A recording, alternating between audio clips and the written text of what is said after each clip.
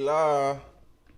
Yes, sir. We got Cmax back in the building for another live, man, today. What's the deal? Talk to the people, Cmax. Where you been at? What's What you the got deal, going, everybody? man? It's your boy Cmax. You know we back. You know what I'm saying? We back being great. You know, it's the break time, so we trying to, you know what I'm saying, make time, do what I gotta do. You know what I'm saying? Yeah, make sure I hit my boy on the mic. Make sure we live and everything is everything. All right, we should be live. Okay, stream going. YouTube, what it do? We're going to start going with live on YouTube more, man. I'm trying to get the YouTube going as much as possible. Make sure y'all like, comment, subscribe. Share the live to all your platforms. I'm about to share the live to mine. Let's see if we can get some people in here, y'all, for y'all to interact with in the chat while we react to some of these videos. We ain't got nothing going today. It's Friday. Yeah, for real. Good Houston Friday. The playoffs start today. Watch a couple games. Oh, the playoffs start today? Yeah. Oh, damn. The first game, 7 o'clock. Bama and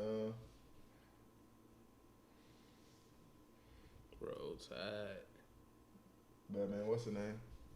They gotta have somebody easy first round. Nah, hell no, they got Oklahoma. Well, I guess Oklahoma. Yeah, I was saying. They down there easy. But shit, I think they beat up Bama. Or was close to it or something. Might be straight. Yeah, let me go ahead and get in here. Let me share.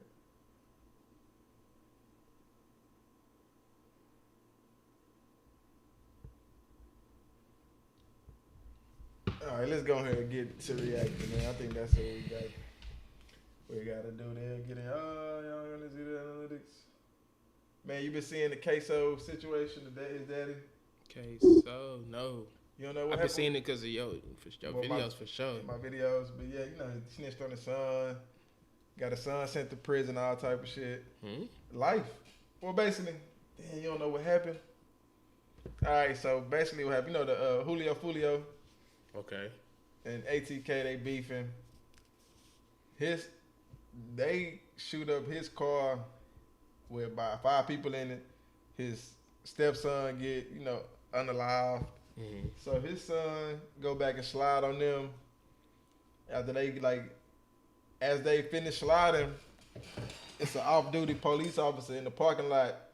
See them running out the parking lot and, like, chase them down. No. So they crash the car, run to the lady house, take her hostage. He come pick him up. Like, you know, he's saying he didn't know what was going on when he came to pick him up. And they just caught him for a ride. And he came and picked him up. Boom, boom, this, wham, wham, bam, happened. You know, they end up getting caught, snitching on each other. He ended up snitching on the whole thing, saying, cooperating. You know, the evidence saying, oh, yeah, I went and picked them up. They told me what happened. This was them. You know, they end up getting life in prison. You said something? Yeah, okay.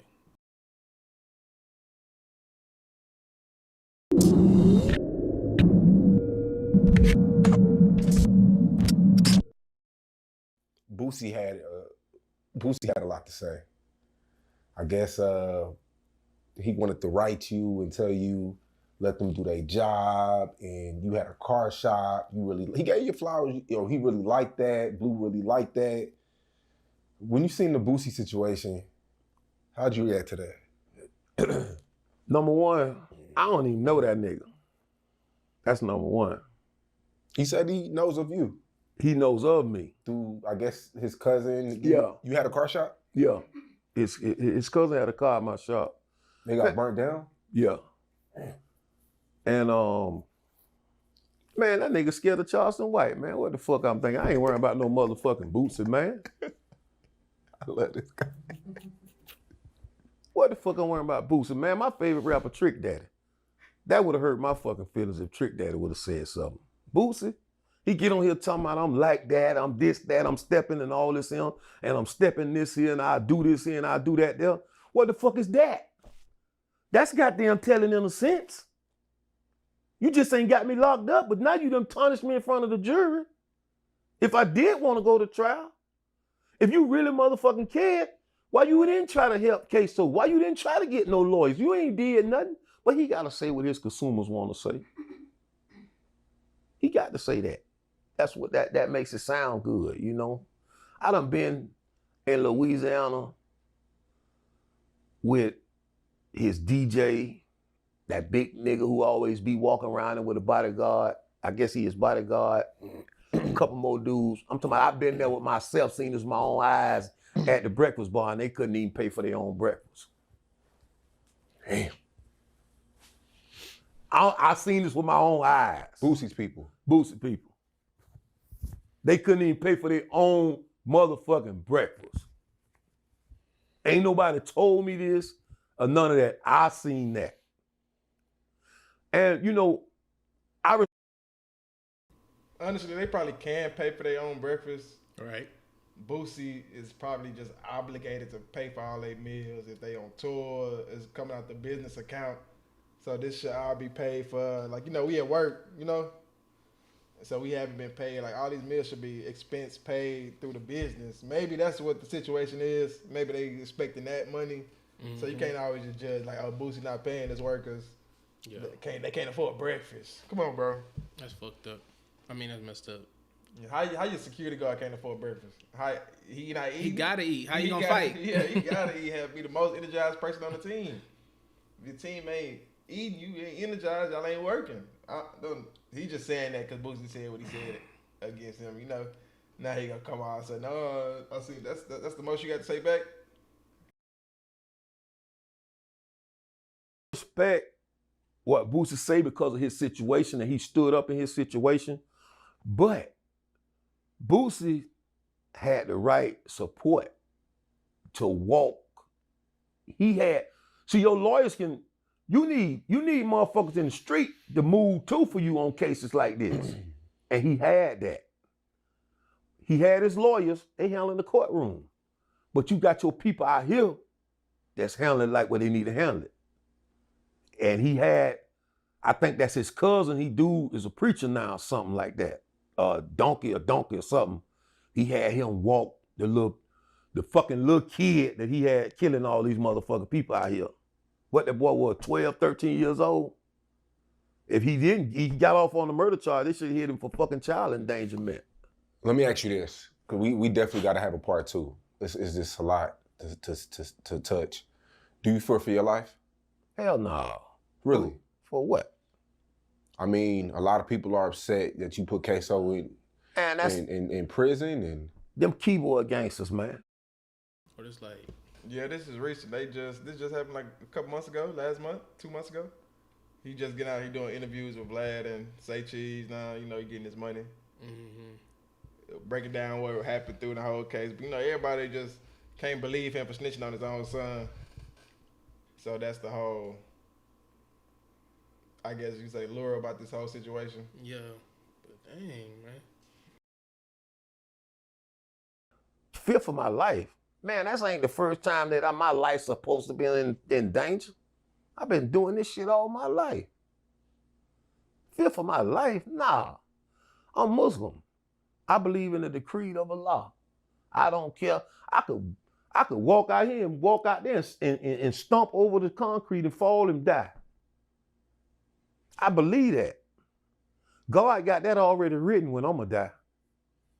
Now I ain't gonna be no fool now. yeah, nobody's untouchable. I'm a motherfucking Ty Mike Campbell. You know what I'm saying? I'm gonna be an eagle. I ain't gonna be no worm. But I ain't finna motherfucking, you know, I ain't gonna go walk around the neighborhoods like that. I ain't gonna give one of these young motherfuckers a chance like that. But man, in any Jacksonville threats though? I don't think so. Really? Fuck no, they don't wanna fuck with me. Oh. I haven't heard nothing. Man, I'm just, listen. you know how the internet can Hey, be. they broke me. They broke me and I got on that stand. They ain't break these. Them bitches still move. They ain't them bitches work. I love me. You know, and like my grandma said, you got to bring ass to get ass. Pause.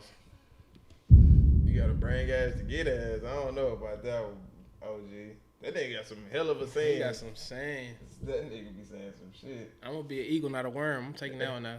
Yeah, nah, he was basically saying, you know, worms not gonna fly up and catch an eagle. The eagles go down and get the worms. You feel me?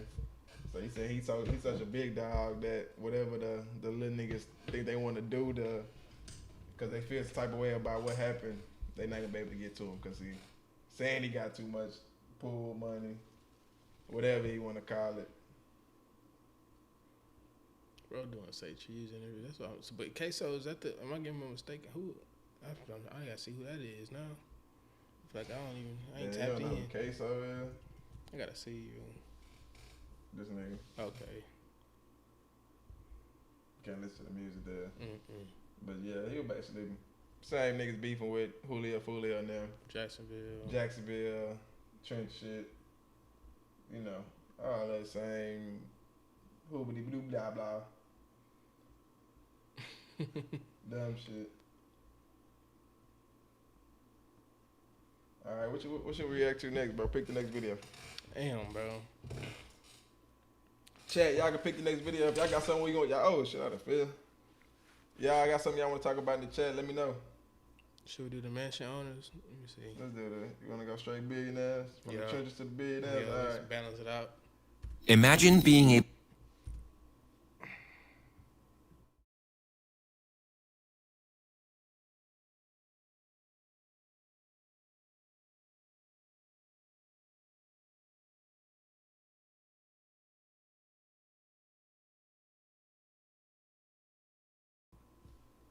Yeah, I was saying, I know everybody seen this dude. He pull up on the millionaires, ask them how they got rich.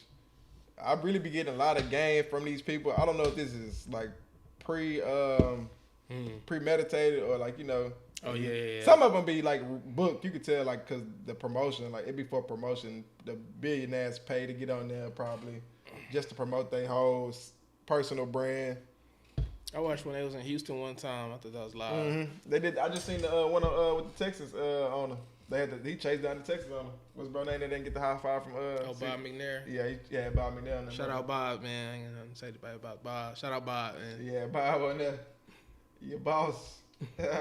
We gonna get into some reaction. See if we get some game from these millionaires. You know, they look like they in LA. Question for you. How did you get rich? What's that? How did you get rich? I don't think you believe me. What did you do? What do you mean? I invented the Are you serious? Yeah. I got my dad like a for Christmas one year. Yeah, that's my company. Sir, question real quick. Wait, is this your Rolls Royce? What are you doing? I'm going all over Beverly Hills interviewing the richest people. Is this your Rolls Royce? Do you want to get ran over here, bro? Is this your Rolls? Is this your Rolls Royce? Yeah, this is one of them. How did you get a Rolls Royce? A plumber, baby. You're not a plumber. Hell yeah. Being a plumber got you a Rolls Royce? Plumbing and air conditioning. So what was the most amount of money you made in a single year? Well, $4 billion are the revenues today. Our company during the dot-com boom was worth $35 billion. Our company did $400 million one year. $400 million. $400 million. 2022, I made a little bit over $100 million. $100 million as a plumber. And see, these the type of people you need to be around. Facts. These are circles, the people you need to be talking to, bro. You are going to be the equivalent of 5 of the most people you talk to the most. So, man, just for bro getting out there and getting into these millionaires, 100 millionaire face, billionaires, basically, it's going to do nothing but traject you to the next level, man. I'm looking at they calm, they breathing, these demeanor, like man, they whole attitude about life. They happy. They like they in a different world for real. Nigga, that is what you Stress-free, no the wrinkles. hundreds of millions of dollars, bro. Your worry level probably go up. Everything funny, But they it's just just laughing. And you To the in LA, bank. bro. The weather is great. You can't ask for nothing more. They probably going through their own personal life shit, probably still, but it's the fact that on top of that, you got hundreds of millions of dollars. Let's start there. $100 million, and it's people that don't even know you. Like you ain't got to deal with the stress of real fame for real. No like, fame. I'm about to say because we don't know none of these people. Yeah. Let's see what they do though. Let's see how they really got the money. air conditioning, and electrical. Did you come from a rich family? Did you come from a lot of money? No. We actually, me and my brother got smuggled into the United States when we were 5 years old. I was 5, he was turning 7 years old. We were smuggled through San Diego. Did you have people that thought that you were crazy when you came over Hell this yes, idea? I did, yeah. I also think that's one of the ingredients. That's kind of means you're on the right track. People said I was absolutely nuts. Why would I leave this amazing job, making lots of money, $3 million of stock option on the table, to go start an unfunded, unproven company with unproven technology 3,000 miles away? People said I was absolutely nuts. What would you get into if you were starting over in today's world? That are about to make money. Why? That are about to make money. Look. Right now, I'm standing in Beverly Hills, one of the richest zip codes on the planet.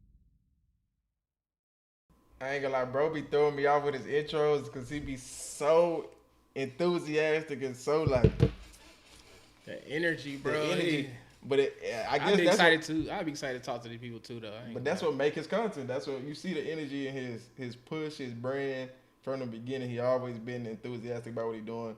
I'm pretty sure this is extremely profitable for him. And today, I am doing something insane. I'm gonna be going door to door in one of the wealthiest neighborhoods in the world to ask millionaire and billionaire homeowners how they got rich. This city is home to more billionaires than almost anywhere else on earth. I mean, look at the bushes at these houses, you guys. You do not see this anywhere else. We're gonna be walking up to $10 million homes, $100 million homes to figure out how the richest people in Beverly Hills made their money. So this video is about to be insane from start to finish, you guys. So stay tuned until the end. With that being said, let's get this video on the way. All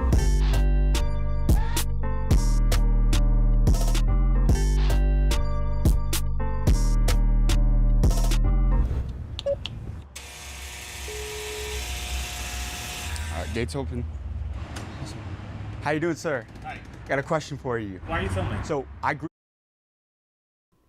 For one, you know you rich. You let two random people, you buzz them in and open the door with your iPad. Then you, why are you filming? Yeah, that's No. crazy. Door probably 10K. He flex on the door. Damn. channel to 17 million followers. I go all over the world interviewing the most successful people to help the younger generation. I think I know who you are. Yeah?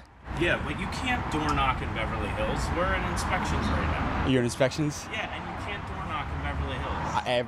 I go all over. No solicitation in Beverly Hills. It's not soliciting, man. It's just to help the younger generation, I man. hear you. Be careful. They call the cops in the flats. Okay, I got you, brother. Thank you. All right. Our next house, you guys. Come on. Hi, ma'am. Quick question for you. I grew a channel to 17 million followers. I've interviewed 30 billionaires in the last 4 years. I'm going all over Beverly Hills, asking successful homeowners how they made it for the younger generation. I wanted to know if I could interview you for 1 minute for the younger gen. No worries. Have a nice day. Hello? Hi, sir. Quick question for you. I grew a social media channel to 17 million followers. I go all over asking people for advice for the younger generation. I've interviewed 30 billionaires in the last 4 years. I'm going door to door asking beautiful homeowners how they built their wealth and became successful. Could I interview you for 1 minute? No, not right now. Sorry. Yeah, his pitch always do sound like door to door sales, and it really, a lot of times it really don't work, especially like through the door, like you know, from at the door. So that's his. I can't knock it only because it's like he trying to get that clip, like the clip where they saying like, oh okay, yeah, like they all the no's. But that's his content. You go through all the no's, but it's real though. You go through a bunch of no's, then you finally get that one yes, and it's the perfect content, the right person you was trying to talk to, it's the right situation. So that's what a lot of people gotta. I don't have the time. I'm not dressed. I'm not nothing. I'm on multiple phone calls, but I watch you all the time. I love what you do. Keep on pushing, brother. Is it possible from the front door that I could just ask you one question? It would mean the world to me. Honestly, I can't. I'm sorry. All right, my man. Have a good one. Good luck. All right, you guys, look, as you can see, man, this video was like impossible to make. I've been out here since like early this morning going door to door, door to door. But I can't get anybody to stop and talk to us, man, let alone do the interview. But I didn't come out here for no reason, you guys. Look, I flew all the way out here to come find and interview the richest people to get their advice for you guys. So you better stay tuned because I'm telling you, I'm not going to stop until I interview some of the craziest and richest people out here in Beverly Hills for you all. So let's go see who we can find. All right, you guys, look, I'm in Beverly Hills right now, right? But look, here's the thing I want you to understand. So it's tough to get volume out here, but we were just talking, my videographer and I, that when you stop at these lights, there's like Cullinans, the Rolls Royces, the Lamborghinis, they're out. And just in the distance, there's several Rolls Royces right here. So we're gonna wait for them to come by and try and stop them and get an interview for you guys. So let's see who we can find out here, you guys. Come on. Hey, you guys can see right out in the distance out there, Look, I'm see the gonna Rolls go with Royce this guy. pulling up from I down really the don't street. care. So we're gonna try and get this I put guy the mic on in the just so ghost. they- In the yeah, ghost. shit like that. Yeah, right here. Hey, sir, how did you get rich? How did you get rich? Ah, my man. Everybody rich in He's lost, Beverly man. Hills, He's lost. bro. He doesn't know the size of the channel, so we can't blame him. But look, I got the Rolls Royce right up there next, right there. So we're gonna try and stop this guy somehow, you guys. Come on. Yo, sir. Question, real quick. Is this your Rolls Royce? What are you doing? I'm going all over Beverly Hills interviewing the richest people. Is this your Rolls Royce? Do you want to get ran over here, bro? Is this your Rolls? Is this your Rolls Royce? Yeah, this is one of them. How did you get a Rolls Royce? He plumber, got a baby. pop. You're not a plumber. Hell yeah, You a plumber got you a Rolls Royce? Plumbing and air conditioning. How long have you been a business owner? The last company I flipped, I was owner for about 7 years. So what was the most amount of money you made in a single year? 2022, I made a little bit over 100 million. $100 million as a Little plumber. bit Plumbing, air conditioning, and electrical. Hey, can we pull up to the side for 1 minute? I'm going No, on. hey, you need to For get 1 minute. Yeah, Help the no. side. This is to help the younger generation out. I'm interviewing the richest people in Beverly Hills. Can we get Bro, 1 you minute? want to get a ticket? Can we Or get you're off to gonna the pay side? for this ticket. Can we get off to the I'm side? telling you right now, you're paying for this ticket. Hey, bro. Hey, he's pulled up, man. He's pulled up, man. Come on. Hey, only at the School of Hard Knocks, bro. You get people to stop in the Rolls Royce, man. Come on. A lot of people think they got to go invent a new tech company. You became a 9-figure entrepreneur. Plumbing, fixing toilets, man. Talk to me about that. Man, it's probably one of the dopest journey, man. You know what the Probably dopest thing fix is? the That right not a lot of building. people know about this, man. And I think it's like our duty as entrepreneurs, you know, to talk to this generation about what's possible in air conditioning, plumbing, and electrical. Why do you like that industry as opposed But you're to, doing it on say, a tech or commercial real level. estate? You Why do you can't like do the it in trades? houses. Dude, we've been through recessions. We've been through the pandemic. You know, in the pandemic, I went from $30 million in revenue to over $100 million in just a 2-year span. What did you do to scale? How'd you grow 3x that quickly? Bro, we hired, honestly, the last company that I exited, we had the best of the best plumbers in California. We had the best of the best people in that industry. It took me about 2 to 3 years to learn that. Once you learn how to pay people and treat them properly, you could build any business. I don't Pay care if it's a people, plumbing, air right? conditioning, a That's tech company, key or number one. whatever it is. As long as you're taking Please care of pay your me. people, that's where the biggest opportunities are. People's everything in business. All day, baby. All day. I would have only been able to fix 2 to 3 toilets a day. I had a little bit over 200 plumbers working for me when we were at our peak. So How did that marketing spread? What did you do to like grow was it word of mouth? Was it ads? I think I took one of the biggest risks in 2022. 2021, we were already doing a little bit over $60 million in revenue. And I went ahead and I got a little bit over 290 billboards all at once, just put my brand Next Gen Air Conditioning and Plumbing on it. And from putting up almost 300 billboards to, you know, having the right marketing mix is what got us to keep those phones ringing all here. Were those billboards expensive? Yeah, they were. so he They were, was but doing what was more home expensive is not making the money. Scare money don't make money. Scare money don't make money, man. Did you come from a rich family? Did you come from a lot of money? No.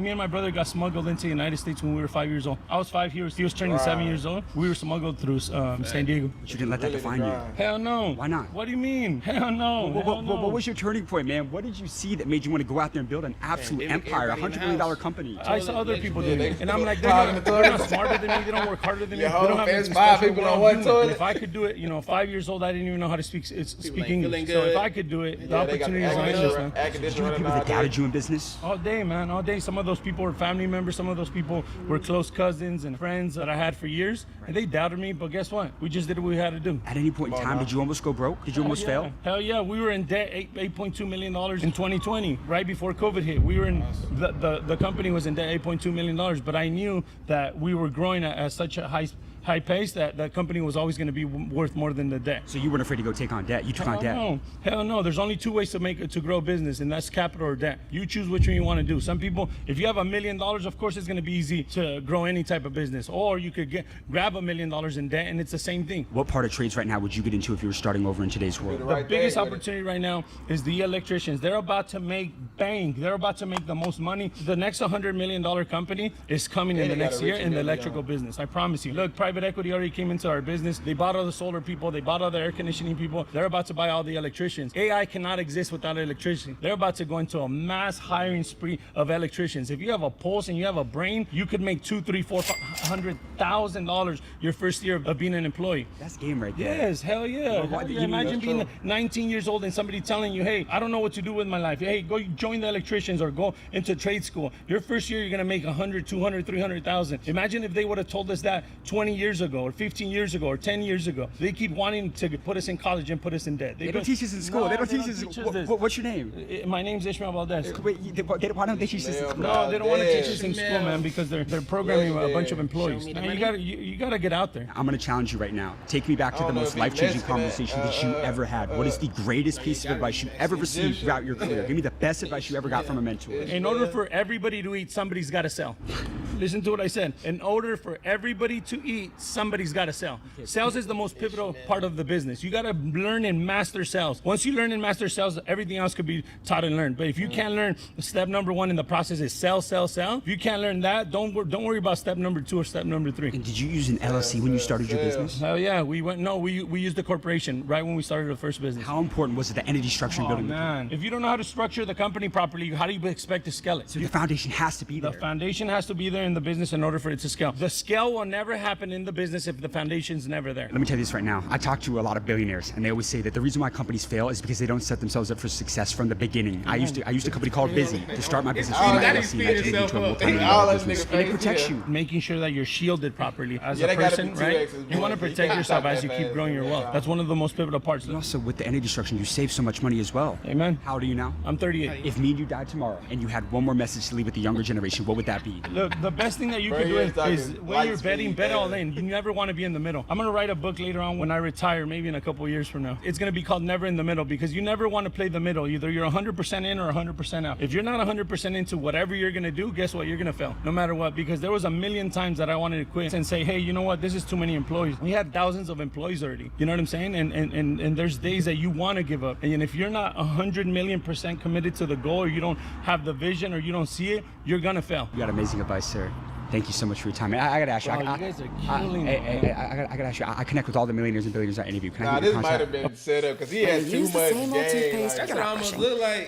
You're sleep brushing. Told bro to go With the rent power of baking soda and he Go rent the rolls for the video. Rent the rolls, put it on the corner. I'm gonna act like I'm on the corner. I'm gonna pop up on $100 million. I mean, that's insane. But did you hear what he said? He said the scale will never happen in the business if the foundation is never there. And he's right. Look, most people will try to grow their business without ever setting it up correctly in the first place. But understand this, your foundation isn't your logo, it isn't your website, it's your entity structure, your LLC, your escrow, your legal protection. And that's what separates a hustle from a real business. Smelling like the one that handled the rolls. $100 million. I can't let you drive this car. You don't need a lawyer like everybody thinks, and you don't need to spend thousands. That's exactly why I tell all brought the car out to clean that motherfucker. Busy is the simplest and most affordable but effective way to form your LLC or S Corp in under 10 minutes. Look, guys, so from today to the videos in Bel Air, California, this thing was listed for $178 million, you guys. So it's worth a shot, man. We at least got to try it out here, you guys. Come on. It looks like a damn jungle, man. It looks like a jungle we're walking up on. A damn jungle, man. It looks like a jungle we're walking up on. I'm pretty sure. Hi, sir. Question for you. My name is James Dumoulin, and I started a social media channel at the University of Texas that I grew to 17 million followers. I go all over the world interviewing successful entrepreneurs and people to give their advice to the younger generation. Would love to ask you a question or two. Is that possible? Sir? He's coming down. No. Hello. How you doing, man? Question for you. Was that you I was talking to? I know who you are. You do? I've seen you on YouTube. Yeah. How you doing, man? So I got bad news. The owner doesn't live here. He doesn't? Yeah. The house is on the market. So. It's on the market. It's like the most expensive house in LA, right? Yeah. Well, one of them, yeah. Okay, nice, man. Is there a lot of money out here? Yeah, there is. There is? Who lived here? I can't say. You can't say. It's cool. Was it like a famous person or? Just a billionaire. Billionaire? Yeah, Okay. architect. Yeah. All right, you guys. So at least we can get the security to talk to us, you man. Like I said, guys, that's the most expensive house that's out here in Beverly Hills, 178 million. And like you said, man, there's so much money out there. Look, a billionaire lived there. So we know that we're in the right place. We just got to keep moving to go find this next pocket out here. Go find where the billionaires are at, you guys. Come on, all right, you guys. So as you can see, look, we're up in Beverly Hills right now, and these are two gated houses. We saw movement up at the top of the driveway from a car that was headed down. I think it was like a Tesla or something like that. But anyways, it's like a 200-foot driveway. They've got like 50-foot bushes out front. So we're gonna wait, see if we can get the car as it's coming out, and go see if we can talk to this mogul out here in Beverly Hills, you guys. Come on. She literally just walking down the street of Beverly Hills. Question for you, sir. Do you live here? I do. And how did you get rich? First of all, how'd you find my house? I'm going all over Beverly Hills asking beautiful homeowners how they got rich for the younger generation. I wanted to know what you did to be able to afford this place. I started a technology company 25 years ago, and we invented a new way to serve web traffic. And today the company serves around 30% of the web traffic, has $4 billion in annual revenue, and has 10,000 employees around the world. And I go all over the world interviewing billionaires and the most successful people to help the younger generation. Can I get a minute with you for the channel real quick? Sure. At your business, what was the most amount of money that you made in a single year? Well, $4 billion are the revenues today. Our company during the dot-com boom was worth $35 billion.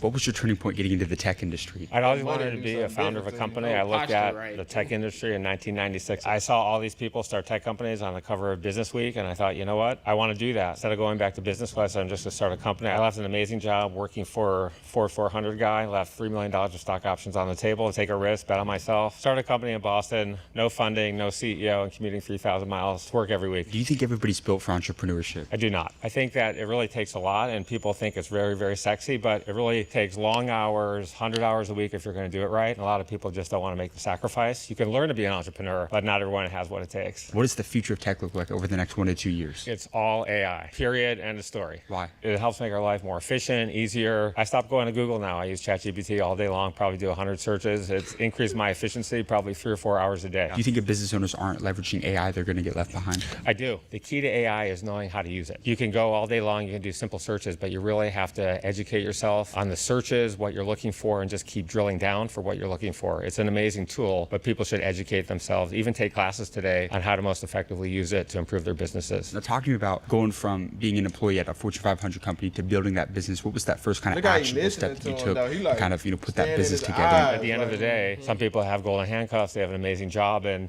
there's no better person in the world to bet on than you. Did you have people that doubted you? Yeah, people said I was absolutely nuts. Why would I leave this amazing job, making lots of money, $3 million of stock option on the table, to go start an unfunded, unproven company with unproven technology 3,000 miles away? People said I was absolutely nuts. When did you start your first business? In college, I sold t-shirts door to door at University of Michigan. I went to every single room, got kicked out of every single dorm, every single hall. Cold calling is one of the best skills, most useful skills anyone can ever have. How old are you now? I'm 57. But you learned how to sell when you were in college. I did learn how to sell when I was in college. There's nothing better at the end of the day than getting rejected to your face over and over and over again. Because the first 100 tries, you get a no. On the 100th yes, you say, okay, I forgot about the first 99 no's. In the tech industry, it's competitive. Like, have you ever hit a big competition? Sure. When you start a company, you look around and say, okay, are these companies going to copy you? And they have all the resources in the world. I mean, Microsoft was a $50 billion company at the time, and we had just raised $12 million right out of the gate. You look at the odds and say, okay, well, screw the odds. We're going to go get it. Can you tell me a crazy business story? I came out to LA, I had $3,000 in the bank, lost my job after 5.5 weeks here, and just said, gosh, this is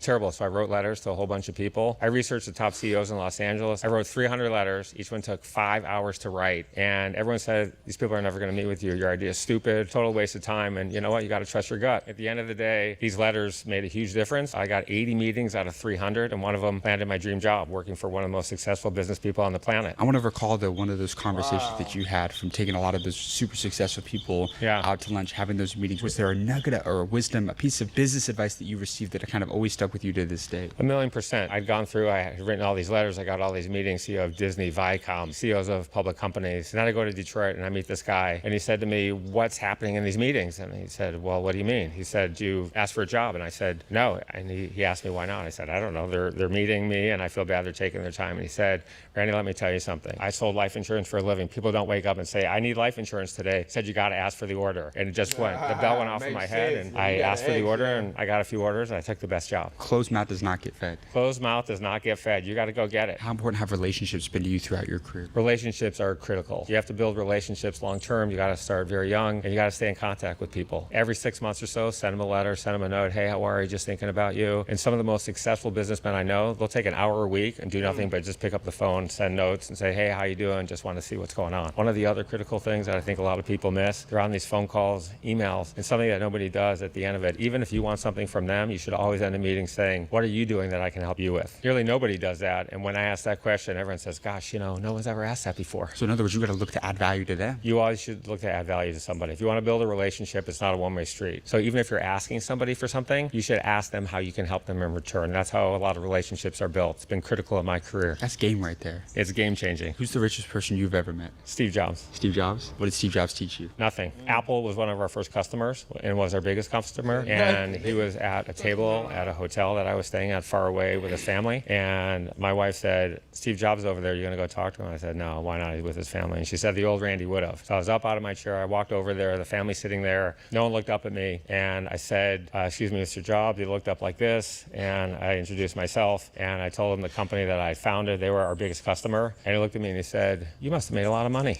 It was one of the most awkward things in the world. And I said, yes, I did okay. Then I said, I loved your graduation speech at Stanford. Very motivating. He nodded. Thank you. He looked away and I was done. I turned around and walked back to my table. At Wells Fargo, you started your business to spend time on the things you Must have made a lot of money. Yeah. It reminded me of the who was that? The Kevin Hart. Why would I not go talk to Jeff Bezos? Yeah. That's exactly why, bro. He having dinner with his family, bro. He don't want to talk right now. What's your superpower in business? My superpower in business is tenacity. They don't teach that, though. They don't teach that in school, no. So you were born with that, though? I was born with, I stuttered, I was bullied as a kid, and I had to learn a new way to speak, and every day I practiced my speech for 2 hours a night, and at the end of the day, I saw the results. And so you had people that doubted you because of that, because of your speaking ability? Oh, they doubted me, they made fun of me, they called me. And at the end of the day, I said, all right, well, I'm none of those things, but one day, we'll see. At the end of the day, you co-founded $1 billion company. $12 billion company.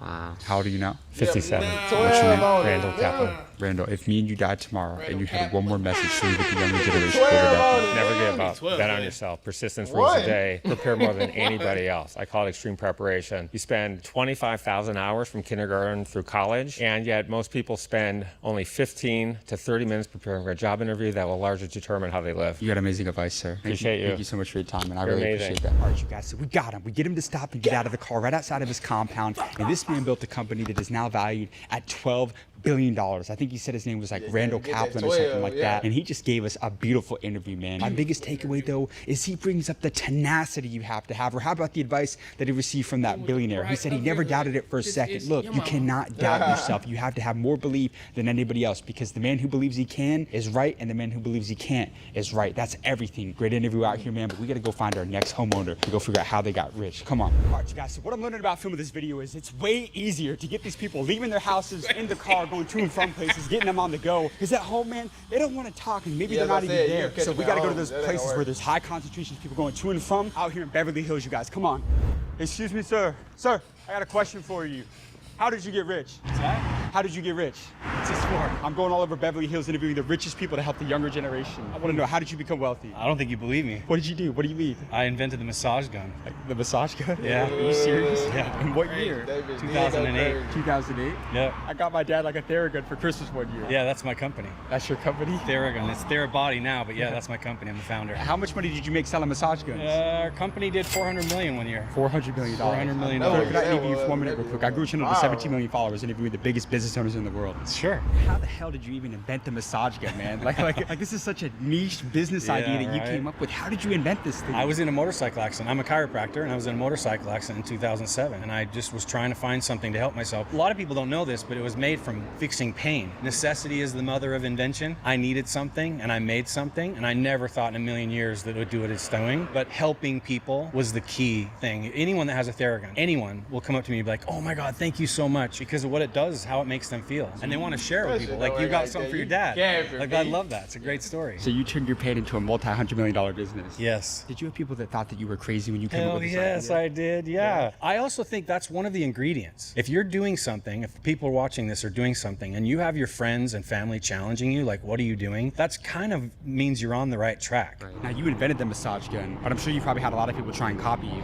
A ton. A ton? Yes. And how do you deal All with over that? the world. How do you deal with that, man? Because I hate copycats more than anything else, man. How do you feel about that? You know, honestly, I've taken the stance. I've had to be noble. You have to be noble. If you take it personal and you get upset, I mean, you look at pieces like, you know, I could name a bunch of different people that have had this happen to them. You have to take it nobly. People will say it's a compliment. It's really not, but it kind of is. I just got back from Europe, and I see it all over the world. It's crazy. Now, do you own the patent on the massage gun? Yes. You do? Yes. So there's some money to be made there as well. Oh, yeah. How does that work? So this is a secret right here, because nobody talks about this. But owning the patent, you can make a lot of money off of that. You have to own the IP. Your intellectual property is so important. And this is in any business. This is in any business. You have to protect that property, but you also have to understand it's an investment to protect that property. We have in-house attorneys that take care of that stuff, and they're managing that all day long. I mean, we have hundreds of copycats on different online sources and things. So literally the triangle that we have of our Theragun is what's patented. So anyone that has a triangle, we can shut them down. As you were, you know, kind of building this company, who was the most important person that you hired? My wife. Your wife? Yeah. So she works with you in the company? She did, yeah. It takes three things. It's kind of this pillar of things. We had to have influencers or athletes. This was kind of the ingredient that I had. Then we had to have a professional, like a massage therapist, a physical therapist, an athletic trainer, someone like that. And then the third thing, which is most important, is if you don't have this, you won't grow. Press, PR. You need people talking about it. You need magazines, articles, Instagram, whatever you can get talking about it. Otherwise, people don't know about it, and that's the piece she filled in. Bill Gates said that if he was down to his last dollar, he'd spend it on PR. Amen. And how important was it to learn how to pivot quick? Oh, it's key. It's key. You've got to be able to move fast, especially in the early days. There's an opportunity that comes, you need to jump on it. I mean, we had an opportunity to go to the Super Bowl or X Games or whatever. We threw the money together and we got there as quick as we could because we knew that that was one of our pillars of our growth. Product is everything. Product's the end game of business. If you don't have a great product, people aren't going to invest in it. People aren't going to buy from you. What's the secret to finding a winning product and generating hundreds of millions of dollars? Have you ever heard of Ikigai? No. It's a Japanese term that talks about how you find what's right for you. Anyone's listening, look it up, Ikigai, and it takes what makes money, what you're good at, what helps the world, and there's another one I don't remember off the top of my head right now, but when you put those things together, that ultimately is success. If you're trying to create a product, and there's a lot of people that have done this, just to make money, you're just going to move on to the next thing. I think what's different about what we were doing is I'm truly committed to this. I'm trying to change people's lives. Do you believe in God? Yeah. Has faith helped you out? 100%. Why? And I've seen it. I'll tell you this. We could talk for half an hour. I've seen in my life where clearly the things that happened to me were out of my control. They were in God's hands. They were things, we call them Theragun angels in the early days. And if we had these people that showed up at the right time and they did the right thing and they provided the right service, all of a sudden it grew. So yeah, there's 100% there's a higher power. You got amazing advice, my friend. Thank you. Thank you so much for your Great time. to meet I you, man. appreciate you, man. Guys, Beverly Hills was absolutely insane. This is every single interview. Good ass little interviews in that one little stretch. Yeah. Bro's hustling.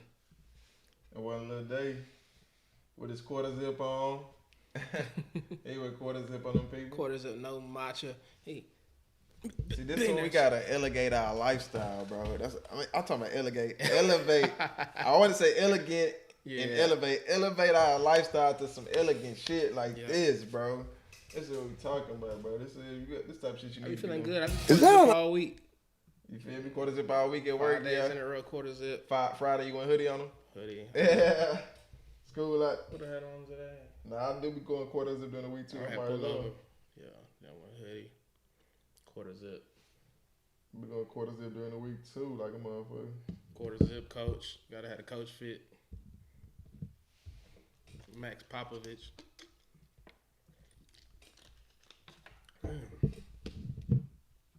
What's up, y'all? This is Phantom, and y'all know I'm a food connoisseur. And today, we're on the 63rd floor here up top at Saga. That's a lot of floors. You ever been on the 63rd floor? And I'm here today to try some fine dining. And you know how to say it twice, because they got not one, but 2 Michelin stars. Their 12-course menu is $300 per person. But you know GQ got me. It's about to get fancy, boy. Let's do it.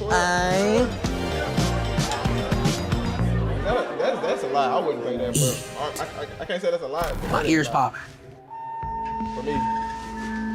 Damn, 2 stars. How you doing? What's happening? I'm welcoming you into Saga with a little kind of aperitivo cocktail. We have a bitter hojicha, which is a roasted green tea, and then we have a jasmine and green grape spritz. Butterfly sorrel on top of there. Is that a real butterfly? No.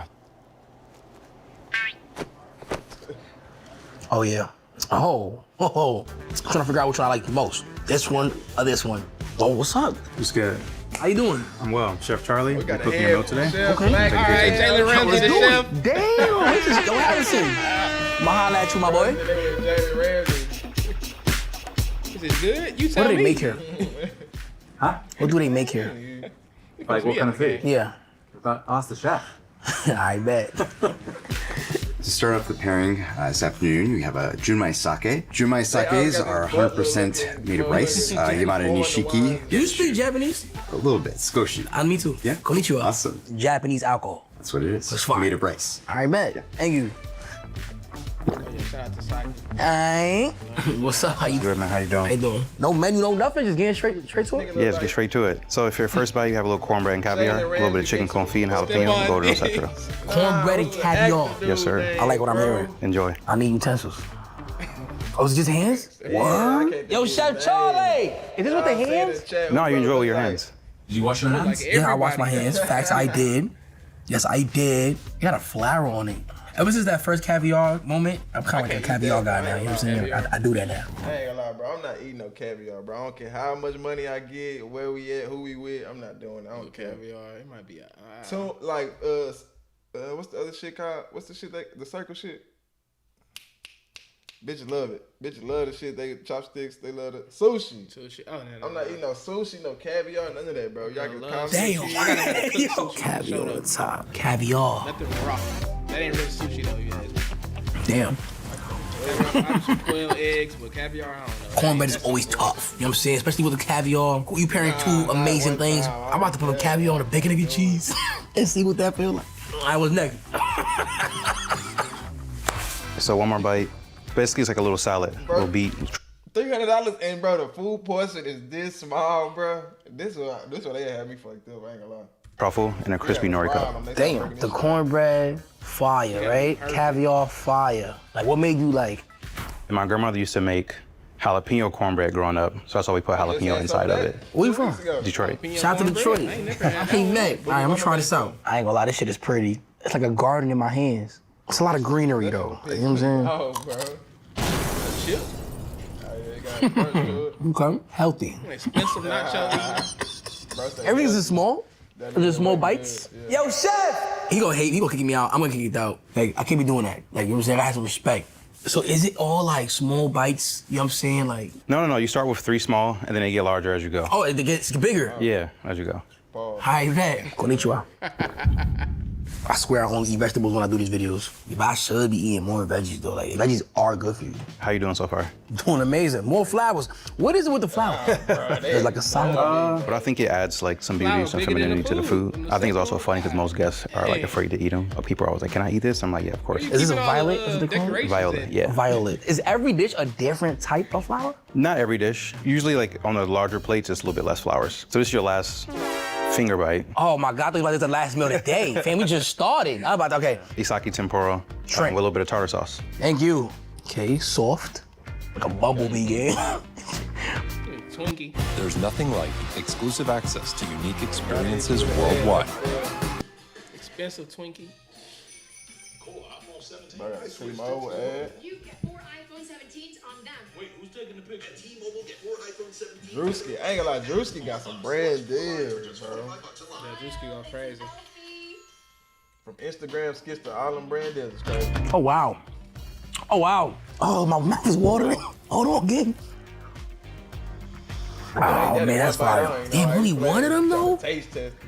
2 of them would have been kind of, 3 of them would have been a little hard, too, chat. I like shrimp a lot. Well, I guess tempura. I like tempura a lot. Chef, like, is there any chance that you have another one? Absolutely. You the best, bro. You heard? Might need more sake, though. Yo, Big Kev. And he right. What do you think so far? I need a little re-up, though. You know real nigga. A little bit goes a long way. W Kevin in the chat. And he know Japanese. Oh. How's the sake? Had to re-up. Yeah. Just like this, had to re-up again. You know what I'm saying? Respectfully. Chef doing it big, but we doing it bigger. Get it. Yeah, don't bring the flour this time. Yeah, keep the flour this time. Hello. Cornbread caviar. I'm a massive fan of anything cornbread. So you gonna get that. Feel me? Explosions all around. Then we moved on to the, I'm gonna call it the Garden of Eden. Once again, I'll be transparent with y'all. I'm not a big fan of greenery, but it was good though. You feel me? That one's more like, wow, cause you shocked me. I'm a little shaken up. I ate that, whoa, hold on. Okay, cool. The shrimp tempura with the sauce though, different. I call that elevation. Each dish has the femininity. That's what I'm feeling right now, you know what I'm saying? Extreme explosions, like all around. I'm not even gonna do the hand motions, because that's how I really feel about this one. It was soft, but also crunchy. The sauce added to it. And that little violet on top was like, I'll fuck with Kev. You fuck with me, bro? Absolutely. Hell yeah. Imagine you in the trenches, and Kev just show up, boom, just spawn in. Like Sake, nigga. Nah, man, right now. What's this? This is silverware. Oh. Nah, it actually has cuts though. Is there use for this? It's like a flower spoon, maybe? Yeah, why don't we put that on? Just to keep it elevated. We elevated it like, exactly. Yeah. We already know. I gotta catch up, because we already eat, you feel me? I'm learning, that's how I go, chat. Cheers. Okay, bigger plates. This is a shimaji, just lightly cured. A little bit of pickled apple, shiso, sorrel, and kama. What is this? I don't know what I'm looking at. It's raw fish and apples. Is it a Japanese fish? It is. A lot of Japanese. I ain't gonna lie, shout out to Japan, bro. Like, I would recommend going with a sauce spoon. sauce spoon. You know what I'm saying? It's fire. Okay. Sauce spoons, you shit different. Look at this, bro. Like, you know what I'm saying? Oh. Matter of fact, I can't do that. Never mind. This is real. This is real. Is that a 3-leaf clover? Shout out to the clover boy. That's how I live. Big that cave. It was almost like jello fish. Yo, don't compare this shit to no fish stick. The transparent fish to me was definitely a movie. It was definitely wow. The broth was amazing though. The broth was like, not that it made it, but it just amplified what already was there. You feel me? Sold out everywhere. You know what I'm saying? I'm gonna keep it a buck. Any more shots of sake, straight motivational speeches, the whole video. Nah, this view is crazy, bro. Our plane shouldn't be flying around here, man. I'm gonna tell you right now. Go over there, man. Wow. What if I was Spider-Man and you didn't know? And it was me. Would you believe you?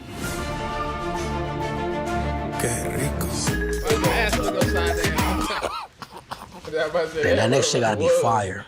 The way he doing that. Taking his time with it, and his time sensitive. Got me walking around, thinking about life. I'm over here doing this. Oh, shit. This is your second serving of caviar. It's a white verjus sabayon on top of a warm potato salad that I call it, and crystal caviar. Enjoy. Let's do it. Wooden spoon. Chef, is there a reason for the wooden spoon though? Well, I'm assuming because of the caviar, probably, right? Yeah, it's for the caviar. It's more gentle on the eggs of caviar. I got caviar knowledge, bro. Oh wow, look at this. It's crazy where life takes you. You know what I'm saying? He called it warm potato salad. He trying to minimize the greatness of this right here. Too humble. And I don't even think the caviar is the reason for it. The whatever this is, which I can't describe it because I don't know exactly what it is, and he might not want to tell me all the way, because you know what I'm saying, the chef want to have his secrets and stuff, and I feel him. I have questions, bro. Chef, whenever you get the chance, please. You keep outdoing yourself. Like, what's up, bro? Can you break this down for me? Like, what does it take to make this? The foam is made from eggs and then more caviar on top. I noticed it was foam. I didn't want to say it, because I was like, wait, let me just make sure I see what I'm seeing. It's really, really good. Thank you. This, another movie, another wow factor, you know what I'm saying? Tough. It's tough for rating. It is now. Tough. Big Kev. Okay. Is that a bigger glass? It's a slightly bigger glass for a slightly bigger wine. So we're gonna go to Greece for this next wine from the producer Ekonomou. This is a guy named Giannis. Giannis Antetokounmpo. Same first name. Right? First name, yeah. Thank you, Kev. That's a common name. I like this. This shit made me a philosopher now, too. Give you some advice? The meaning of life? Well, this thing could be frostomatic. You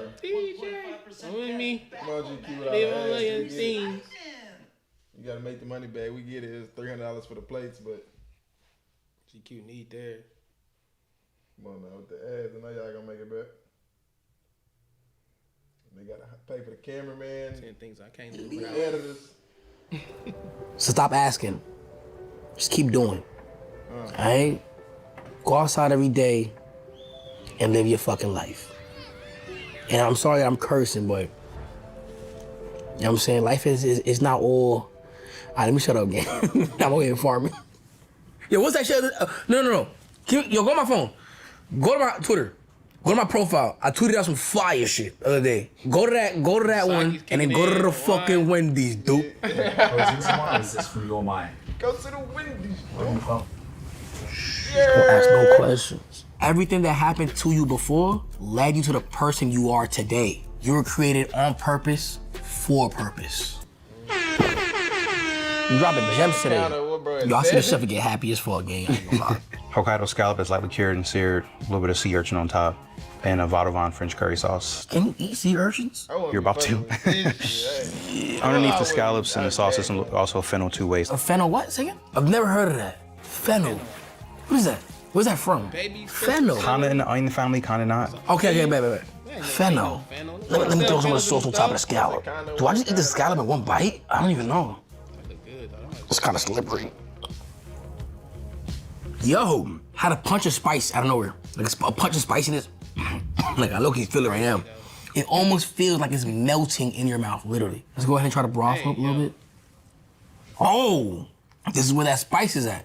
It surprised me. At first, the orange, like look of it was a little, what is that? And then it hit me and I was like, what is that? And then it hit me and I was like, what is that? 3 different types of what is that? It's like somebody knocking on your door, but they cover the eye hole. You know what I'm saying? So you can't see who it is. And then you open it, you're like, oh, what the fuck? Like, what's up, bro? It's kind of like that, you know what I'm saying? I'm jacking this. Okay, should I say I'm jacking this? To me, this is, wow. Chef! Oh, how do you make this? Like, can we see what's going on for real? Yeah, let's go. Let me show you. For real? Yeah. Damn, it's hot in here, like literally, like it's hot. It always is hot. Damn. This is the fennel condiment. Oh, this was what I asked him earlier, the fennel. This is the, okay, cool. Seems like a fennel salad that we put at the bottom. Oh, you eat it like this? Yeah. Tastes like licorice almost. Yeah, okay, yeah. Fresh lemon juice. Do your thing, shake it up. Scallops? Yeah. A little bit less than a minute. Quick shit. Are you looking like a golden look? Yeah. Just cut them in half. So you paint the butter. More butter, more better. Hell yeah. Curry sauce here. You just go right in the middle. Oh. The orange. Yeah. This is how it works. The sea urchin. And that's it. The second dish you brought out. Mm-hmm. The nori cup, right? The nori cup. I called it the Garden of Eden. You call it the nori cup. Can you teach me? I sure can. Let's do it. It's like a little baby kale here. Okay, so so we can kale try is like the base. Then we have our beet salad here. Truffle puree. The Black shaved truffle. truffle. The shaved truffles. Yeah. So we start with a couple flowers, pickled cucumber. Damn. I might fuck this up. First thing we gotta do is the base of kale. Look, oh shit. I already broke it. I already broke the kale. Should I change it? It doesn't matter. You have mistakes. Okay. Next is the beet salad. I have my truffle puree, chat. So do the truffle puree. So now we go ahead and put the truffles. I'm trying to act like it's me really doing this shit, you feel me? Now we go ahead and put the truffles, okay? Add some Elysium. Tucked it in there. Nasturtium. Once? Twice. What you think? We sprayed great. with. You would hire me? Nah. I don't know about that. Oh my God. Yeah, you see? Butter in the bottom. So I'm here to eat, man. Okay, chef. It's a big ass plate. Yeah. That's a big ass plate, word. But you know what? This is a charcoal grilled madai on top of dirty rice. For the brown soup sauce and coconut aromatic cream. And we add a little mango pepper sauce on the side to add for some spice. Just like, It's a little spice, so depending on how much. oh, no, I like spicy food, so I can handle spice. I'll add a little bit and then see. Thank you, chef. Oh my God. The smell is amazing. Get that rice in there. Oh my God. Wow. Oh my God, that crunch. Dominican accent coming out and all that. Wow. The best dish I've had so far is insane. The spices, I love spice.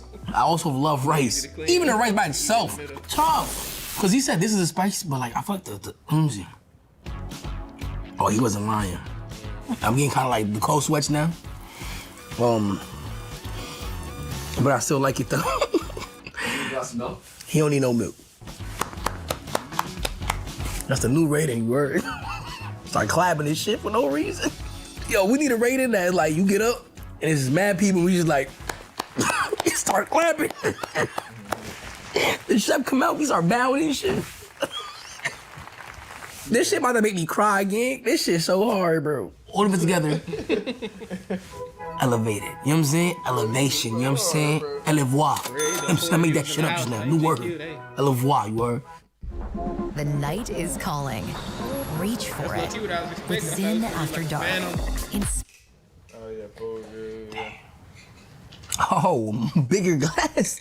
Red wine for the last savory course is a garnacha from the Ser de Gredos region in Spain. It's an area that is a little bit higher in elevation and features wines that have a little bit light. Just like us. Just like Hold us. on. Yeah. So I gotta do this whole part in Spanish. Aquí tenemos un... Nah, I'm stop playing. I try. Okay, chef. The last savory course here, it is venison we get in from New Zealand, marinated in a little bit of epis. We charcoal grill it, hanadanko mushroom, Oh, I see the mushroom. cauliflower, pearl onion, and a sauce au chavoy finished with black currants, which means deer sauce. Deer sauce.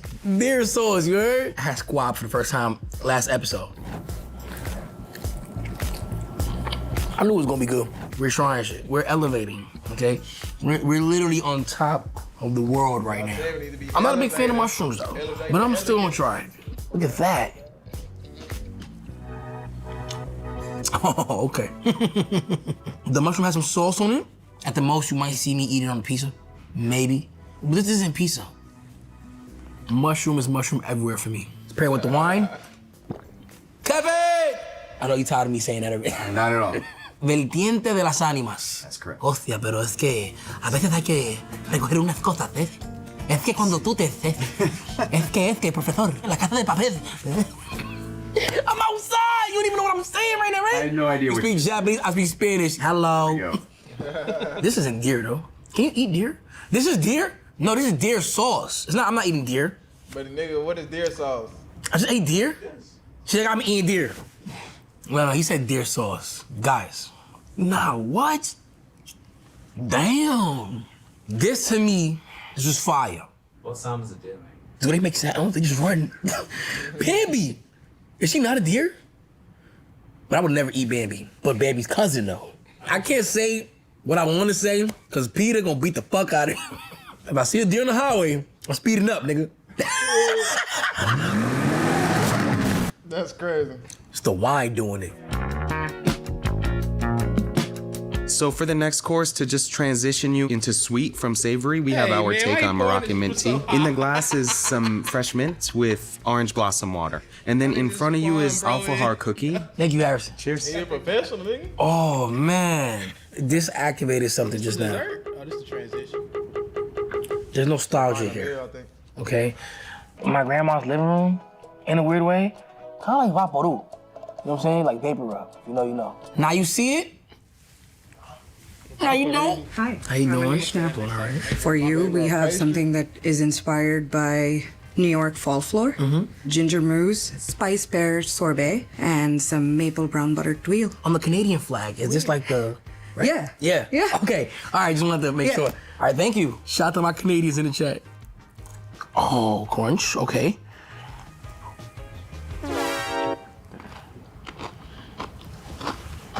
It's cold. Okay, I need some warm.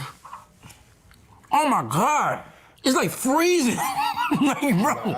Oh my God, dog. It's like flavor and then, you know what I'm saying? Y'all already know what I'm gonna do. Definitely explosion, but a cold explosion though. A cold, brisk, frozen explosion. Like literally shards of glass, but ice glass everywhere. You know what I'm saying? Last bites to finish. Try to invoke some nostalgia. So we have a lychee hibiscus roll-up, sage clementine tart, and then a cherry shiso whoopie pie. Fruit roll-up. Whoopie pie, man.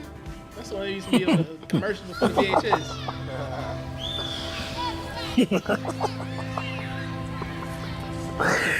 I ain't doing it on purpose, y'all. It's making me do it. Damn, that's crazy. That was tough. That was fire. You have clementine, W Clem, if you know, you know. It has a baby flower. Look, I didn't do it. Oh my God. There was like liquid in the middle. You bite, waterfall flavor out of nowhere. Okay, soft, mushy, mushy, nice. And last but not least, Whoopi Goldberg? Whoopi.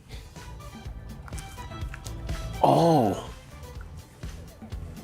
Oh, shit. Super chocolatey, an extreme brownie, covered by like a defense of other brownies, but like harder. First one, out of this world. I couldn't control my smile, I couldn't control my laughter. The second one, a very big wow factor for me, okay? Very wowish. Third one, very chocolatey, but nonetheless, very good though, you heard? My favorite out of the three, I'd have to go roll up. Roll up was like, Kevin! Well, you made it. We have indeed. Well, listen, we have one more surprise for you. Okay. Love to show you upstairs to a bar over Story. Yeah, let's do it. Let's go right this way. Is that an iPhone 17? Switch to T-Mobile in just 15 minutes. You get a new iPhone 17 on them with its awesome camera, and they'll even deliver it the same day. Switch to T-Mobile in just 15 You gonna never forget that. Why would y'all show me the same commercial in one video? They trying to make sure you got T-Mobile. Then you gonna show it to me again. 3 times in one video. It's crazy, y'all. T-Mobile, come on, bro. It's spinning that bread. They just literally took over Phantom whole channel.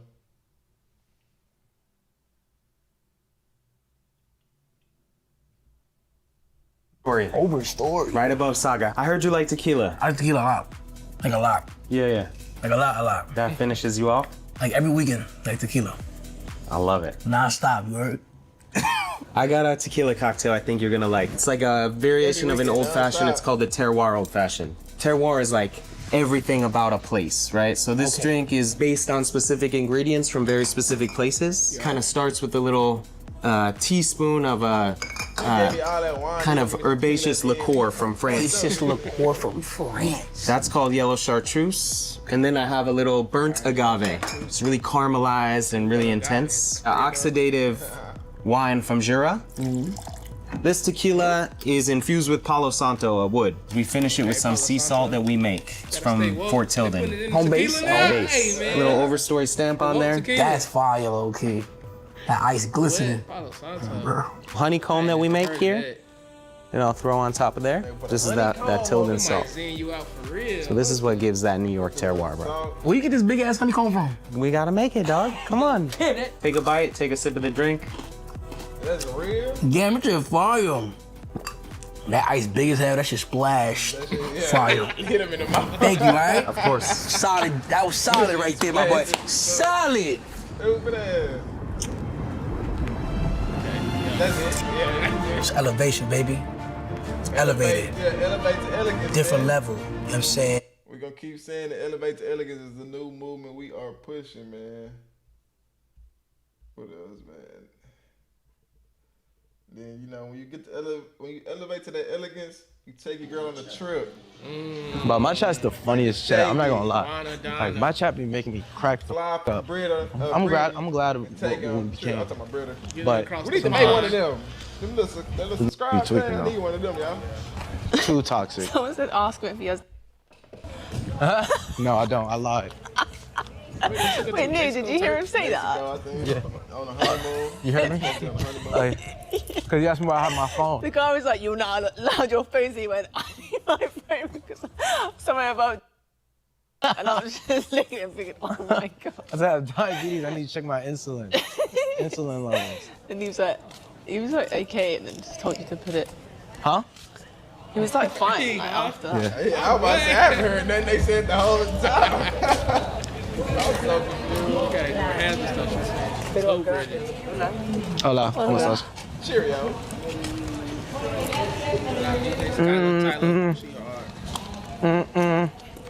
Chat, man. You know what's going on? W12 hour stream. W12 hours. Huh? I need to charge the battery. All right. How much time we got? Back to the room.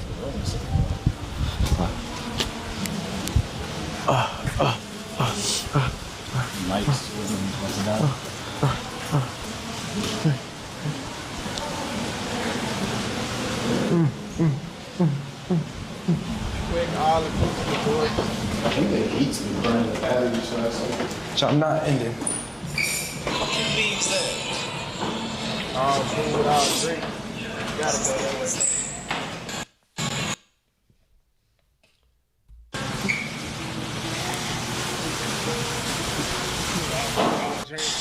You ain't going downstairs. Hola. Fucking downstairs up. You should sit out here. Huh? Might cook the TV. It's gonna be on the cord. I mean, like I said. Cook the TV. How much time we got left? It's probably dead. What? TV?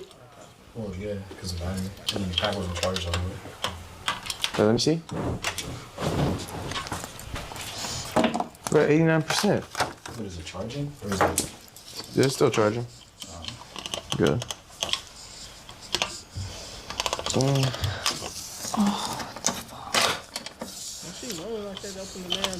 What are you trying to do? Open the door. We have got to the point where literally anybody can build a fully working app without knowing how to code. We have got to the point where literally anybody can build a fully working app without knowing how to code. This is. Look like Snoopy. You can't open the fucking door.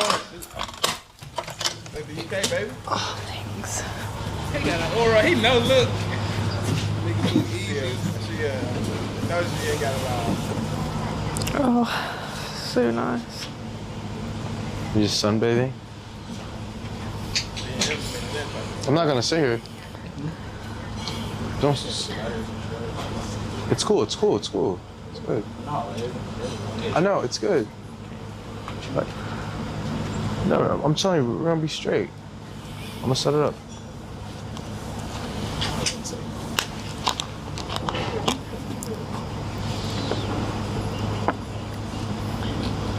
You hungry?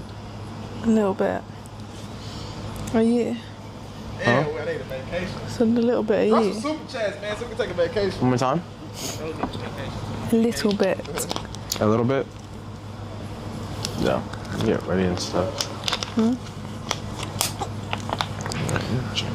You deserve Mexico or somewhere. You good, you good. Yeah. Renee, you're being you can go, you good. Twitch affiliate next stream. You can vámonos. Yeah, off to your next stream then. Yeah, you good, you good, you good. What does that Gracias. mean? No, yeah. Sorry. No, you good. Clean. No clean. Wait, let me see. The bathroom. Baño. Clean that baño. Please, por favor, señora. Yeah. It's okay. Everybody, Towels, let's yeah, go. towels. How do you know that? Gracias. Can you text me on here or not?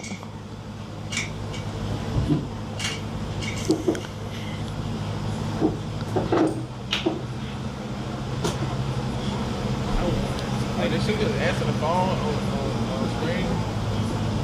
Swipe look this out, man. You know they was trying to set the thing up. Set the thing up. You got some scattered shit. Oh, watch. They're not taking no. No, bro.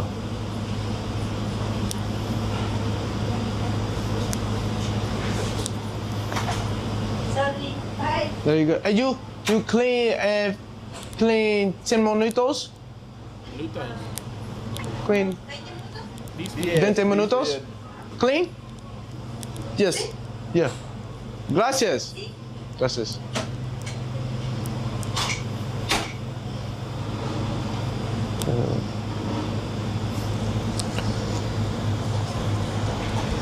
Why are you out here?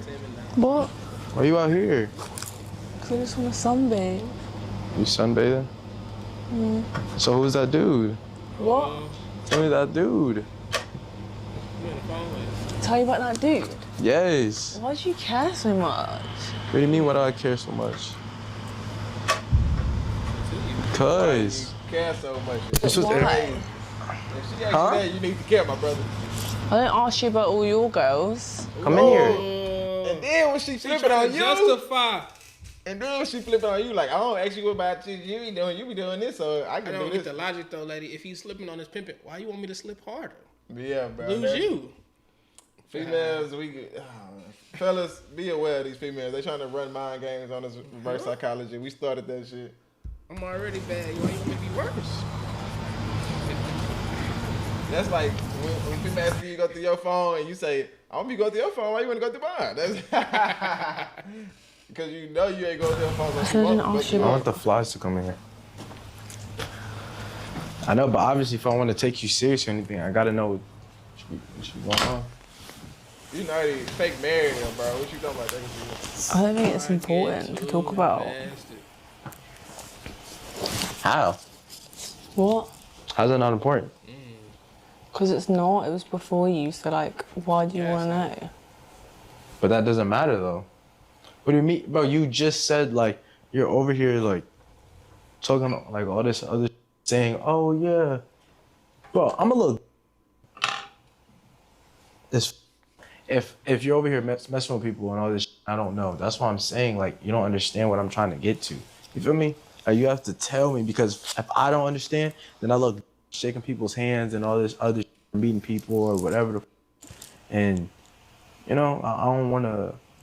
Producers, like this plugin helps you work faster and Yeah, create you know I sounds didn't that have no one British else is Bay. I ain't know creating. she was on tour in the U.S. again. Yeah, British Bay, man. Well, she was back on the prowl. I want to do for you Shay, if Shay. you're gonna be. If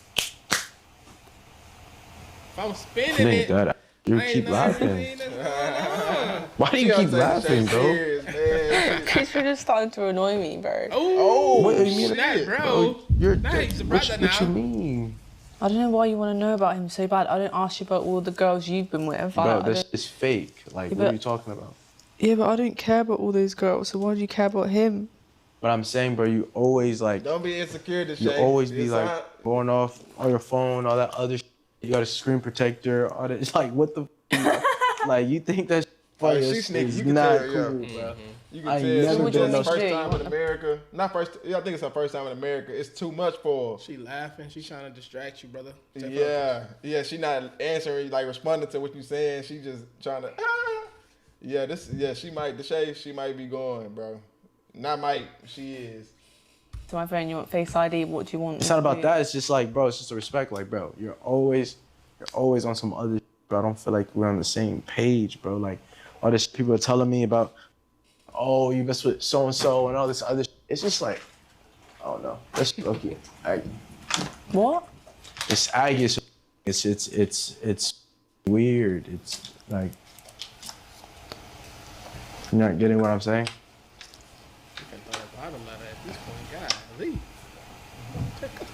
You just me, bro. How am I? Can't be real. Real like cut the camera. You You not annoyed gonna me get yesterday embarrassed on too. Just camera. keep me. I know yesterday right now. Yeah. Bro, I took you out here all this to have fun and you're talking about how am I? Because you keep bringing stuff up that's not important. You always says it's not important. Not important to you, it's important to me. So what's gonna happen if I tell you his name? Oh, what, you know his name, now what? I'm saying though, like, bro, I need to know You know his all name, now what? information, bro, because I'm not gonna be Now looking. he gonna go to his like, Instagram. just out There's here. nothing going on with me and him anymore. But how do I know that? Because I'm telling you. No, I don't believe you. Lying to me. I don't No, believe I do half not the believe shit. her. Why are you being No, I weird do to not believe me? her. In my whole chat, bro, my whole didn't chat get that. tells me, bro. They tell me. You don't think I be knowing? My chat tells me. Tells you what about me? Everything, yes. Bro, you always laughing. You're bad childish. I'm You're childish. bad childish. Bad I'm childish. How Oh, am I shit, childish? she's Because I want to know London that. language. She doing yoga poses and that's What the question. fuck are you talking about? Don't swear at me. Okay, but you're swearing Don't too. swear at me. I swear down. I didn't just swear at you. Okay, but I'm saying though, what's the difference? That's how I talk. What? That's how I talk. You- I'm saying, you actually speak to me like I'm an idiot, bro. bro, sometimes you be acting like that. Like I'll be trying to tell you, you don't listen at all. Don't get it, mud. You don't listen at all. I try to talk to you, you do not listen. And you just laugh like it's say funny. you gotta say, You don't think get it. funny, bro? Like that shit is making me even more mad, bro. Like you're wildin'. Jokey. I just what? About that ass, like on some real shit, like you low key blowing my shit though. What? I don't know what that means. Because you're laughing, What does blowing my shit, making me mad. You're irritating me. Like you're making me mad. Like He don't know what you're bear means. blowing Bad my childish. like you. That ass just like. Really imitate And then you yourself. get on your phone and don't say nothing, like some weird. That's what I'm saying. You don't give a fuck what we're talking about. You think this shit is cool. It's boring. It's boring. This chat is so boring. Chat is so What do you mean it's boring? It's just so pointless and boring. I want to sunbathe. I don't want to talk about boys I've been with. Then go do your own Yeah, shit there be then. so What many the of f- them. And she gonna talk I'm not about paying that. for all this shit. You go do your own shit. Nigga love to pull up that. You yeah. not have to be here. At look, all, bro. say go do your Pay for own. all this shit. You know when he get to saying he paid for this shit, now you know she really mad. Like she like, oh, okay, now he want to throw that in my face. Y'all want these free trips and y'all want all this, but then You want the trip? Don't be tripping. You gotta not trip to get the trip. then when nigga You got not a have to question, be here you at gonna all. laugh and think it's a game. Why you talking about paying for? Because I'm shit? saying, like, you're like, oh, I'm boring. Okay, then go do your own thing, bro. No, I'm not. I'm not Go do saying. your I'm own just, with the people out there. I don't care. why the f- you acting like this, bro? I'm not, bro. I'm not acting like anything, but if it's so boring, then go do your own. Everyone says you can earn a respected bachelor's in business online. Everyone except WGU. They offered. She gotta respect her. You gotta punch to say. She said the shape getting boring. Bro, I dare you to say that to me again. I will do my own. Like, Go do your own. don't Bro, treat me like all these other girls. Like, I'm not one of them. Bro, you acting like one of them. You're dead acting like one of them, bro. We're the You're ones acting like, asking questions about. but I'm saying you're acting like one of them, bro. You don't even listen, bro. I'm saying, bro, if you think this is so boring, then go do your own. Go Or one of them out there. Takes that soccer, whatever the you want to do. Don't do that. Yes, I will do that. Don't do I will go that. for somebody else. How is she sitting right now? Don't do that. You're actually being so Deflated rude pot, right now. deflated stand. With a You bitch, just yeah, ruined this she whole be trip. sitting out right type now. of What's wrong way. with it? I ain't gonna do nothing. I'm being completely It's vulnerable good. with you right now. Go. I'll bring somebody else that actually wants to be here and that can actually talk and not want to be all weird and Why are you sneaky so? with their Are you phone like and shit. insecure? Like because I got Bro, on I'm my not insecure or nothing. Why do you keep saying that? Well, I've never had a guy that gets so upset about me being on my phone. Like you know, socials is my work. I'm always gonna be on my phone. Bro, You ain't never had a guy like me. That's holding out exactly information. You right want there. you say you I'm supposed me all this other. Then you tell me, literally tell me, oh yeah, I'm not your girl. Da da da, whatever. I bet. Say less. Who's off the stream like I'm not your girl. I bet. Say less. When did I say I'm not your girl? Bro, you said that we're not gonna act for the stream. We're not gonna act. Like stop acting. Go do your own. You do not have to be here, bro. I can spend money on somebody that wants to be here, and you're laughing and Go shit. on, That then shit's spend not money on funny. someone else then. Huh? Spend money on someone else. I will. I'm going to. By the time we get back to the crib, I'm telling you, I'm not doing that. Ooh. I don't know why you're still sitting here. Oh, that's how you cover it. Yes, Like, go. she done ripped off the bed. She think it's a game. Yeah. You can't come back on the premises. Actually, move out my way. Move. You said you was hungry a little bit. Bro, You need what? your band. Bro, chill, bro. You not. Open this door for me. She would have dropped for the No, bed. I'm not get my Nigga, shoes. open it up. No, open the Give me door. my. You can't No, Neil, open the door, bro. Open the door, bro. Bro, I got the camera. Bro, you tweaking. open that. Stupid ass. Thank you. You gotta let the Shay hide. Shay. You got bro born. Actually, don't chat to me. Like when I Bro, take shut this. Shut the fuck up, up, bro. bro. Yeah, Shut he like, the door. shut up. Like, you steady talking, shut up. Bro, shut up, bro. Shut Like that up. ass keep talking with your own accent. It's your annoying ass accent. Oh, She leave. You wanna go with somebody? You wanna go with some? Don't ever chat to me again. But you wanna with somebody out there? What? You gonna go with somebody out there? You can whatever you want. I don't want anything to do with you, bro.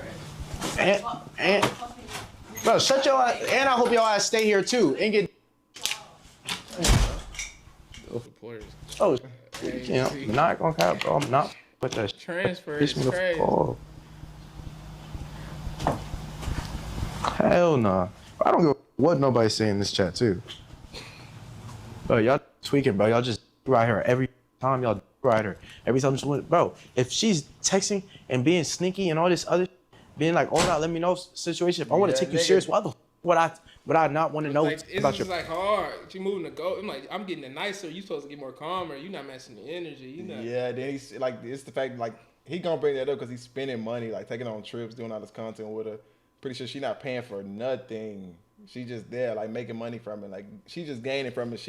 She bringing attention to Deshae, but at the same time, he's starting to catch feelings for her because it is the female he around the most. Mm-hmm. So automatically, you gonna want to, do something with her, have feelings for her a little bit. But like, now it's looking like she just using the nigga. Yeah. Like, ugh. So I can't wait for this to be over with. Yeah, she like, I can't wait. I'm gonna be get so back. up. Yeah, I can't wait to get I ain't back. gonna never talk to him again. He trying to get ahead of him. I can't wait for this contract to be up.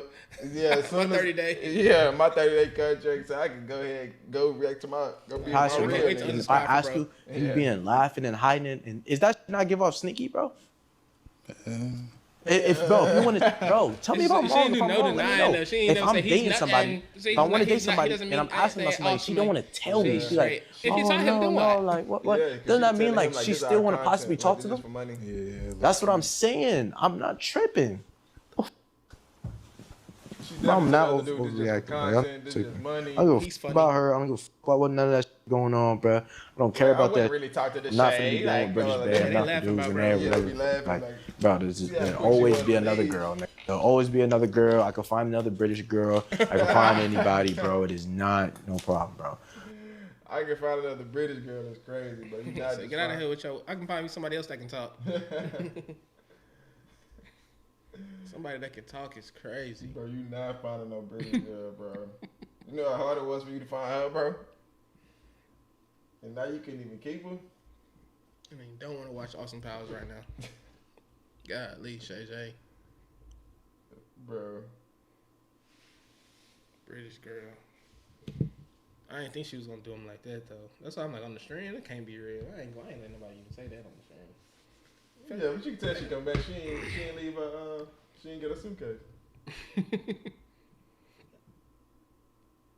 Top down, and keys sitting right on the front seat. The supercar is just begging to be stolen. And this time we have very expensive trackers and hidden security cameras everywhere. We're in Miami. Yeah. The car theft capital of the country right now. This is a place where thefts are up over 50%. You basically have a 1 in 215 chance to get your car stolen here. Genuinely insane, isn't it? It is crazy. We have a simple 3-step plan. Step 1, get the car stolen. Step 2, track down the thief. And Step 3, convince the thief to race us on a professional racetrack to determine if they go to jail or walk away untouched. Oh! Nah, bro, these YouTubers are getting crazy, bro. He's taking a picture of my car. No, he's taking a picture of your sticker. It's not even a good sticker, it's bubbly. I will get a Lambo eventually. I just really wanted to do this video. Sean reached out to everybody in the Western Hemisphere. I have seen our DMs, and only one man responded to him. How many days do you guys need with it? We don't know, so that's the only thing. The last one we did got stolen in 2 days. This is Alex, the super rich Instagram stock trader, and the only guy crazy enough to let us use one of his cars. A Corvette C8. How do you even get all this money, bro? Alright, so what happens if the thieves crash it? How much is the car? Probably get 60, 65, 70. 1,000. I heard 60, by the way. Yeah, I heard 60. I've been robbed, bro, like 4 or 5 times here, bro. Like, these are YNs, bro. These guys don't fuck around, bro. It's an open carry state, too, right? You say YNs, hey! You basically saying the word. Hey, got it. Oh, don't worry about it, dude. Hey, heard that. Yeah. All right, go have fun. All right. Now all we can do is wait. Cue the time lapse. That's basically saying the word, bro. I don't know about that.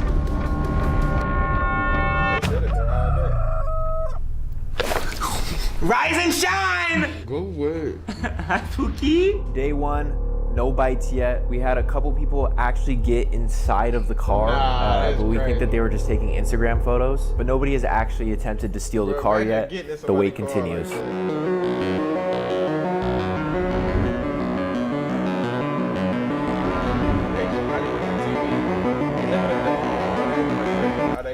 Stop! I'm bored.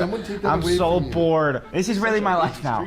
I'm undercover like I'm part of the CIA. If he loses his car, I'm fleeing to Mexico. Why Mexico? Why not Mexico? I came back 2 days ago. Clock it. Oh my gosh, dude. I'm going to bed. Just know that you're a grown ass man saying clock it. I'm calling the damn day. Run for what? 21? Alright, fine.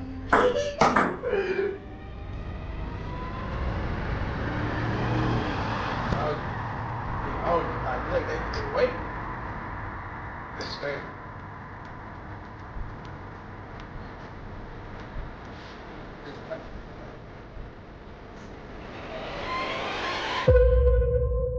Oh my god.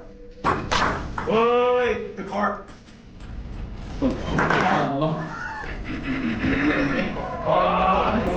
Ready. Call security too. Is that rolling up there? Yeah. Now they gotta scramble to try to get it. No.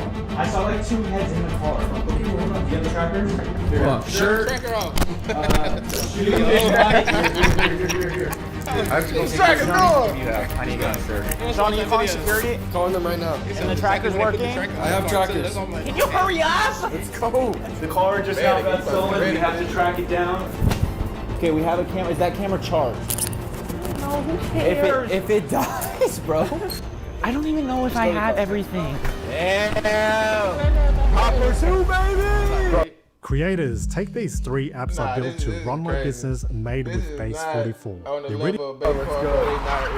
my god, relax. We gotta see. No. Okay, we are on our way to catch the car thief right now. We have 2 trackers on the car that are pinging. We are 1.3 miles away. They're stuck in a light. And remember, when we catch them, we have to, 1, make sure they don't have guns, and 2, ask them if they're down to race us at a racetrack to determine if they go to jail or not. I saw like them in the car. Who's them? How many? There was 2. And then there was a car parked behind our Corvette that drove off. So I'm assuming they dropped each other off. Three at least. There's a minimum of 3 assailants. We encountered a gang. Oh my god. Bro, we are so far. How far now? 5. 5 what? Minutes? God, miles. 5 miles. 5 miles isn't even bad. Bro, they're on the freeway. We are still on the street. Bro, this tracker's just like. Is it laggy? It says they're at the airport right now. Okay. How does that even make sense? I don't know. We encountered the fucking greatest car thieves in the history. Oh my god, bro. Bro, you're flying. Guys, fuck that fucking the one at the airport just turned off. Stopped. That tracker's on. It says switched off. It's not loading or like it's turned off? No, they turned it off. It would load. It would. What does it say? It said switched off. Tracker not moving. Is that the one in the glove compartment? Let me see it. Yeah. You put one in the fucking glove compartment? Well, he did. There wasn't a lot of places to put them. I like the other one. What do you mean there wasn't? We have duct tape. Okay, I'm going off the other app now. Yeah, I mean that was gone. Okay. Is it off or is it just not off. loading? No, it says off. Did you Johnny. refresh? Yes, Johnny.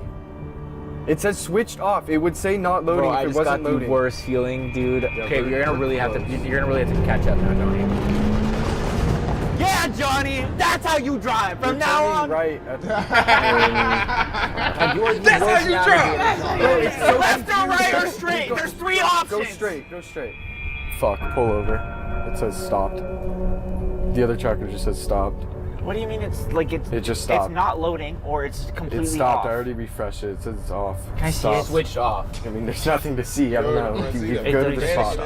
It was refreshing every minute. Let's drive to the location. Well, I already have us going there. This is the last place. I don't know where that is. I know. I'm trying you directions, Johnny. Keep going. Okay. We fear that they found the second tracker. Oh my god. Dude, why can't these ever go smooth? We now have to talk about next steps. If we can't, I mean, we can't find it. Drive to Mexico. At this intersection is where is last let's dude, honestly. Let's flee. But we can't pay him back. How much do we owe? 60K, right? I honestly couldn't even gauge if it was 60 or if it was like 70. I think we call the cops. I think we should call Alex. I know. We're gonna what? We're not telling Alex. Hell no! We lost the car. Okay, so what are we doing? I think we have to go to the police station for one. Well, check this. Dude, I'm gonna feel so stupid talking to the cops. This is where it says it was. Yeah. Dude, they fucking. Okay, they drove the car.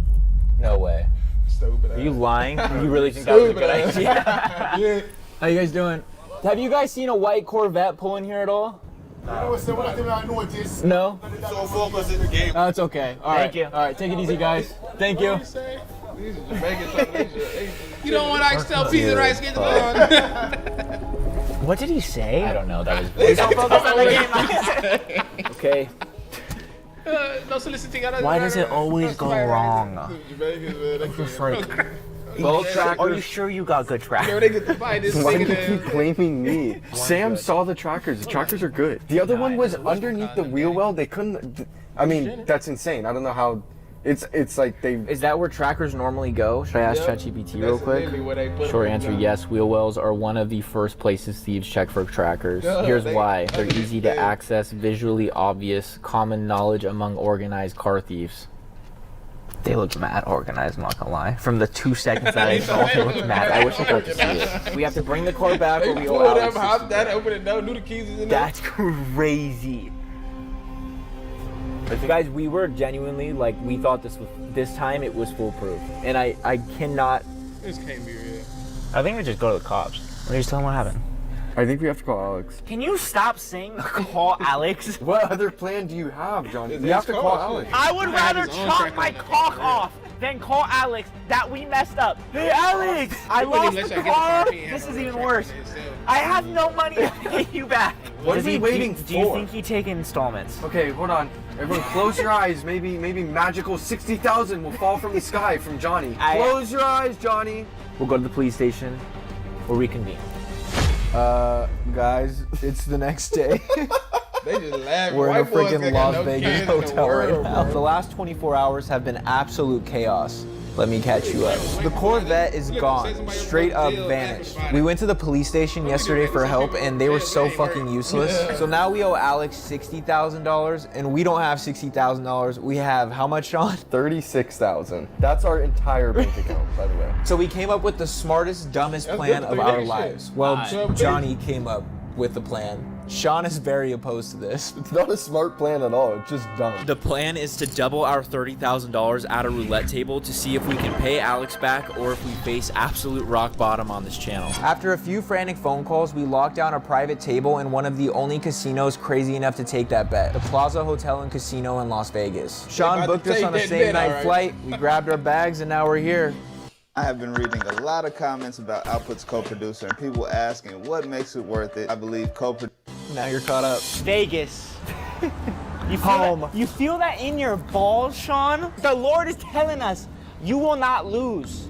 They lost a nigga's I car put this shirt in the Florida. dark. Next day, Red. This is stupid. Oh my God. I have never held this much money in my life. I think this is more than our parents made when we were kids. Bro, lost I'm the just car, like, like, if the we car's lost, gone. we're Alright, fine. we can just get the We money started back. this on our backyard. It's paper. We've bounced back from less. Come on, Sean. How about this? Okay, pulling out the money. If you got $30,000 right to your Me name, and Sam will bet. Take your team. and you take it to Vegas to gamble it, you still got 60. So basically, you're gonna be at zero once you pay the nigga his car. Okay. Do whatever you Do what want. you want with it. What do you want me to get a job? How the fuck am I supposed to pay this? Hop on Indeed, bro. We bought you out of the bet, basically. That makes no sense. And you gotta turn that doesn't 10 into make 20. any sense. What do you want me to do with this? If you put it back in the bag, though, you can't. No more bad vibes. You lions. Yes! No bad vibes. Dead ass. 3, 2, 1. Red. Yes! Let's go, baby. Red. So Red. Okay, I'm red. So nervous. Red. How you feeling, bro? Black. This is still so dumb. Hi, Sam. Nice to meet you. Nice to meet you. Okay, the casino has us all set up at a reserve table. They're letting us bet 30K. Oh my gosh. This is insane. Do I have time to go to the restroom? Oh, yeah. Okay. Oh my God, are you serious? It's right over there. Bathroom break done, bro? Yeah, I threw up a little. Yes. Legend, thank you. I think they're doing this on purpose. They know we're gonna lose. This is crazy. Why would you say that? Bro, what is this mojo? Okay, no. I didn't say anything. Are you dead ass? No, dude, what a piece of shit thing to say, genuinely. Oh my. Okay. 30K.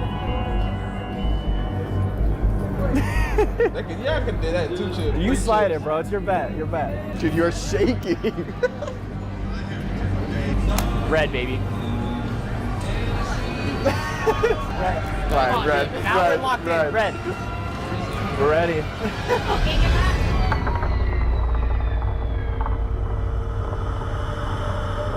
Bro, holy shit. Oh my God. Bro. Red. Bro, it's spinning forever.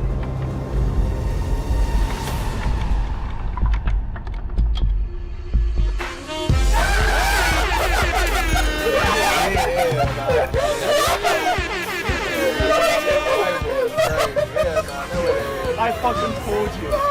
I told you. Oh my God. Yeah, thank you. I can't do that. Dude, I can't. A lot of people can't do that. Love you guys. I love you guys. All I know, Sean, is that's why you never doubt the kid. We never doubt the kid, baby. Never doubt the kid. Never. We still lost 30 grand. Yeah, you still down. Hey, but it was fun. But we had a good time. We had a great time. Wait, how did we lose 30 grand? We paid 30 We for had the to pay bet. 30 We didn't for the win bet. 60 profit, dickhead. Only one thing. They did what I said from the beginning. Like, they got the car back, obviously. It's Brittany, bitch. and we got the car back. Okay, quick little story time. We called Alex and told him what happened, and he ended up telling us that the thieves likely used a signal jammer, which basically turns off every tracker within a 100-yard radius. But built into the Corvette was a kill switch, which is something we've never heard of because we don't drive supercars. A kill switch is something that can turn the car off from anywhere in the world. So after Alex hit the kill switch, the thieves likely had to abandon the car wherever it was. And sure enough, a day later, a tow truck company gave Alex a call and told him they found the Corvette on the side of the road in Pembroke Pines, an hour away from his house. Yeah. Brother. That's good, dude. Brother. What up, bro? Brothers, bro. You motherfuckers, bro. So you get the keys. So what happened? Hell nah, they get the keys pretty dirty. It was pretty smooth, bro. Thank God you had a kill switch. It's what I'm telling you, bro. It's like these guys, bro, they know what the fuck they're doing. They'll pull up with this whole box thing that they just put it in the car. Right. As soon as they put it in the car, literally all the signal just turns off. And That's pretty much what happened. Non-existent. Yeah. We've been going back and forth on it. I'm just out of curiosity, if we lost the car and it was never returned, would you have made us pay? I would have made you guys do what you guys felt that was right and comfortable, and taking your time. I would not have been like, yo, I need the money right now. Right? I would have spread it in like a period of like 2 weeks. Totally. Kidding. But yeah, do we appreciate you? I mean, bro, if you guys want to run back a part 2, bro, like, dude, for sure. No. What's the like count? What's the like count? All right, 200,000 likes. No, like, I'm not even kidding. If you guys are genuinely like serious, if your audience is serious, bro, we could do something like set up a whole logistics. I will put money into your guys' video. Bro, let's do it. Because bro, I'm saying like that's just fun. Like, I'll actually buy like a nice car where we could pretty much just like burn it after, do some crazy shit. Yeah. All right, 200,000 likes. We'll run it back. Yeah, we could do like a Lamborghini or Rolls Royce to do something. Yeah. Oh my God. Okay. Yeah. All right, shit. That sounds good. That sounds good. He bombed Savage from auction, so like he probably just gonna buy a cheap, super cheap one and figure out how to, you feel me? Yeah. But damn, bro, that was crazy. That was insane. We had the Gideon video. I knew it wasn't no way, bro. Just was like unable to get his car back. Like, nah. Yeah, like you said, yeah, you got something. You spend that much on the car, you gonna have kids with something on it. You gonna have. It ain't gonna just be that sweet.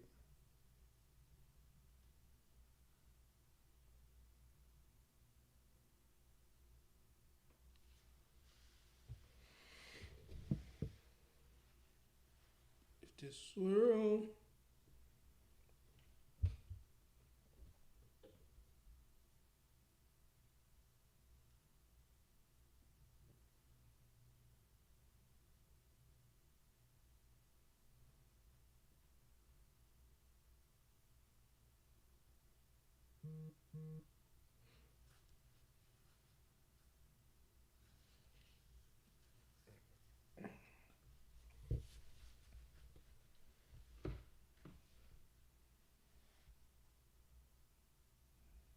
I think that might be it for reactions. I don't feel like reacting to Gideon. I ain't gonna lie. I don't feel like seeing that fucking. Yeah, that shit. Yeah, call them chomos. Fucking chomos, man. The chomos.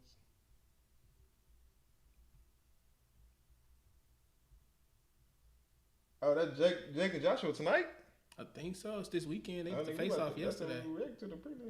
Yeah. I get excited about the Subaru Share the Love event because Subaru retailers nationwide are giving back. Giving back makes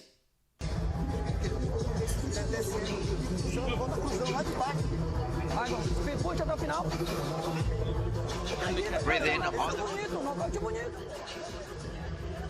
And again, it's just making sure that he gets his head off the line. He was caught with that left hand after, slipping onto the second one.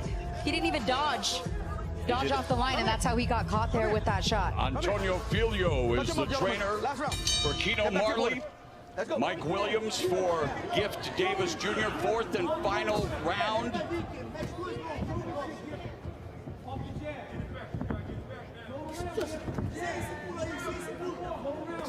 What's impressed you the most about Marley's debut thus far, David? I like the calmness. Although it's a 4-round fight and he should be putting his head on.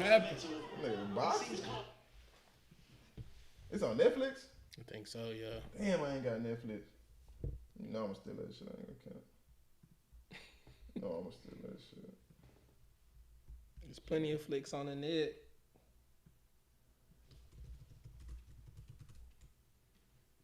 Jake Paul. Man, he can't just keep walking away. Anthony Joshua, he found the biggest person he could fight. Oh, he got it.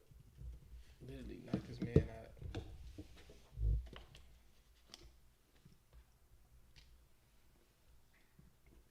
Someone Jake Paul's supposed to be retiring after that. He seems like a 10-round. Again, landing that right hand at so will. bad he retired. Setting it up off the jab. Let's go. All right, stop. Let him go, Rick. Let him go, Rick. Stay back, gentlemen. Let's go. The jab has been an instrumental weapon, outlanding Davis 33-6 in that department, destroying him in power punches, 68-18 total, and it's been one-way traffic for 25-year-old Keno Marley. Scored a knockdown in the first round, has shown some composure, has shown some ring IQ, and has shown where there can still be obviously plenty of improvement. No doubt about it. He's landed so many clean shots, but I would like to see more of a reaction in his opponent. Maybe he needs to put 3 or 4 together. He's looking for one shot. He's not he's not a one-punch knockout specialist, so put 3 or 4 together. Marley confident doing a bit of a Roy Jones Jr. impression there with his hands, but Marley should be getting the shutout win here with the 3 judges at ringside. I'm sure our unofficial score sees it the same way, but we will find out who is officially victorious here at Kaseya Center in Miami.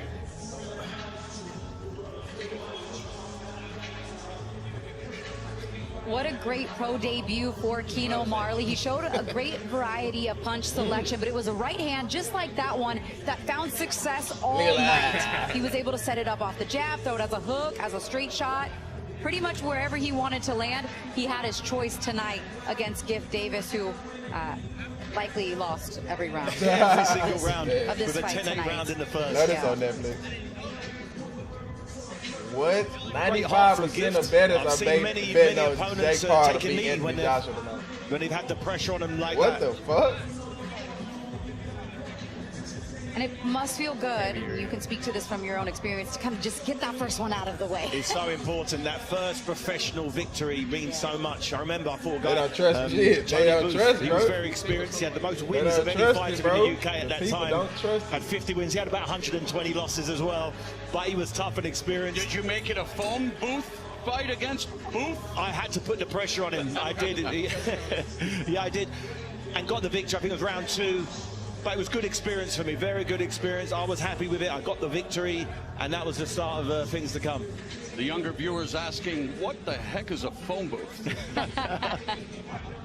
Well, the youngster, Keno Marley, seemed to be money in his debut, but boxing is always surprising us with the scoring. Like I say, the numbers seem to tell the story. We're telling the story, but it's up to the 3 judges here in Florida to tell the only official story.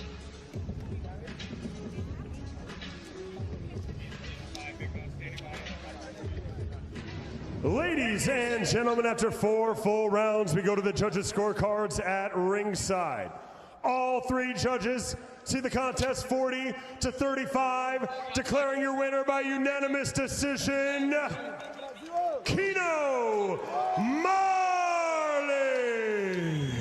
1-0 as Keno Marley puts on a bit of a show. His professional debut, gets the knockdown and then outpoints the game. Gift Davis Jr., who is definitely respectful in defeat. And for Marley, the future is bright. You can see what Most Valuable Promotion saw in this youngster, Christina. Absolutely. Did not look like a fighter fighting in his pro debut tonight. I was impressed with what I saw. And an impressively great performance on the defensive side to only allow your opponent to land 17% of his shots. And to land 46% of your own is dynamite. It really is. It lets us know he's got the arsenal. All right, well, we'll find out what Marley has to say in victory with our Ariel Helwani. Thank you very much, Moro. Keno, congratulations, parabéns, on a brilliant pro debut. Are you happy with your performance here tonight? Parabéns, você está feliz com a sua performance essa noite? Com certeza, foi uma estreia, apesar de eu ter muitas lutas, a primeira no boxe profissional, e eu tive a felicidade de ser aqui em Miami, e eu posso estar errado, mas talvez um dos maiores eventos do mundo. Então, para mim, é muito feliz, não só para mim, mas como toda a minha equipe que aqui está, e todos os brasileiros também. Of course, I'm very happy. This is my debut in the professional boxing. I have fought a lot before, and I'm very happy that my first pro fight has been here in Miami, a great city. And I would like to thank my team and all the Brazilians that are rooting for me. I hear them cheering you on here. We talked earlier in the week about your extensive amateur career. I'm wondering, in the back, before fighting on such a big stage alongside a Brazilian idol like Anderson Silva later tonight, were you feeling a little extra nervous? You didn't look it in the ring, but I'm wondering, what were you feeling in the back? Eu estava me questionando como você estava se sentindo, apesar da sua longa carreira enquanto amador, e você vai lutar na mesma noite de Anderson Silva. É uma pressãozinha extra aí? É a realização de um sonho. Uma realização de um sonho, tá em um grande palco como esse, ao lado de grandes nomes como Anderson Silva, Anthony Joshua e, claro, Jake Paul. Então, entre os outros atletas também de grandes nomes que aqui estarão lutando hoje. Então, com certeza foi algo atípico para mim. Of course, that's an extra motivation for me to share the same stage with great fighters such as Anderson Silva, Joshua, of course, Jake Paul, among others boxers today. Again, congratulations. Miami, your winner, Keno Marley. We ran out of time, sorry. Don't worry about a thing, because every little thing is going to be all right if you're Keno Marley in your professional debut. Plenty of action still to come, including 3 consecutive female championship fights here on the prelims. And that's how the ladies are representing tonight. They're the ones bringing all the belts in the building. Yokasta Valle looking to defend her WBC strawweight championship. The U.S. debut of Caroline Dubois defending her 135-pound WBC belt. And then my favorite fight on the prelim card for Undisputed. You know I like when all the belts are on the line. Shernika Johnson versus Amanda Gale. All right, next up, we are set for action in the men's welterweight division as Avius Griffin looks to bounce back from his first loss against the 10-1 Justin Cardona. Cardona, well, he'll have to try to solve the height and reach disadvantage that Griffin gives him.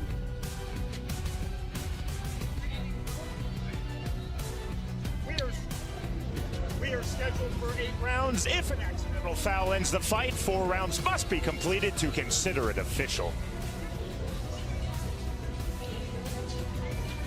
And now, ladies and gentlemen, our next contest is in the welterweight division of our prelim card tonight for Judgment Day.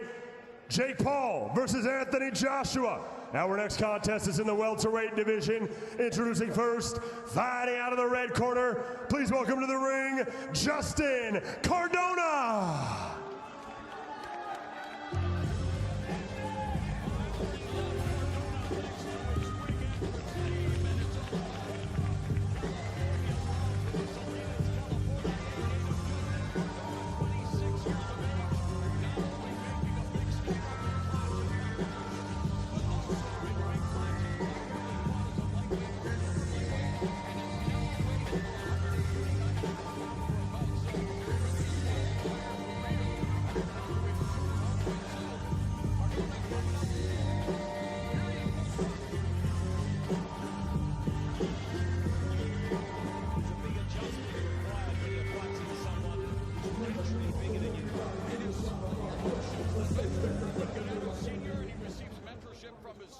Former 2-division world champion Robert the Ghost Guerrero.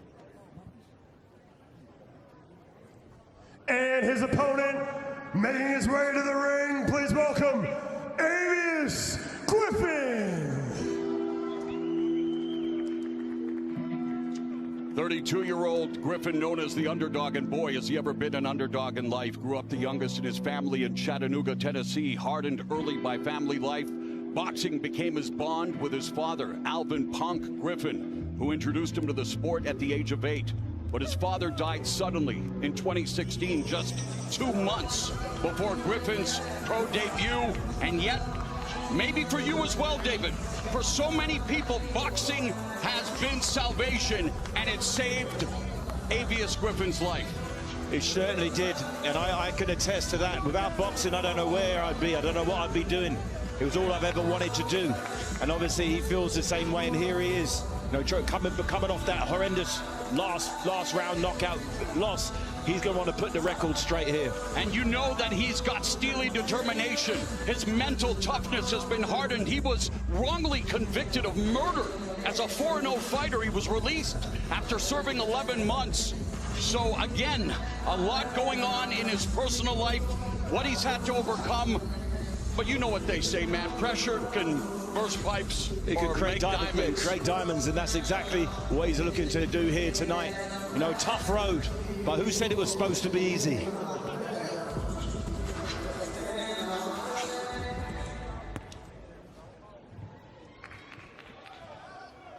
And now, ladies and gentlemen, our next bout on our prelim card is scheduled for 8 3-minute rounds in the welterweight division.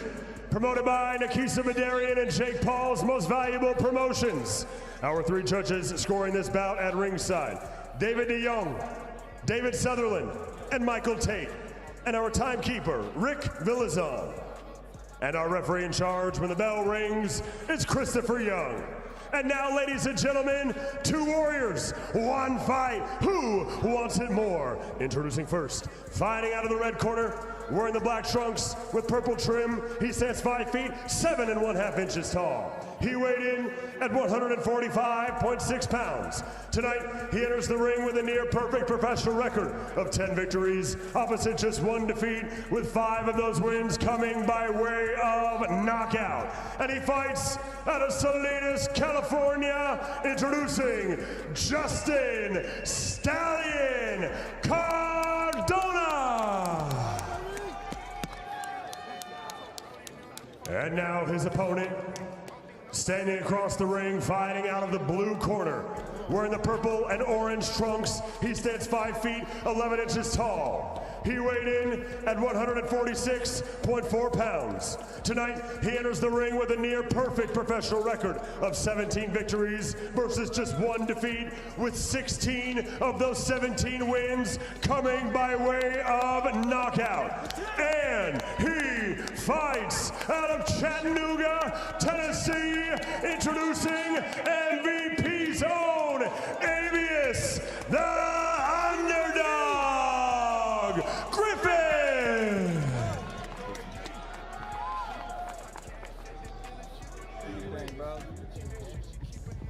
Blue corner.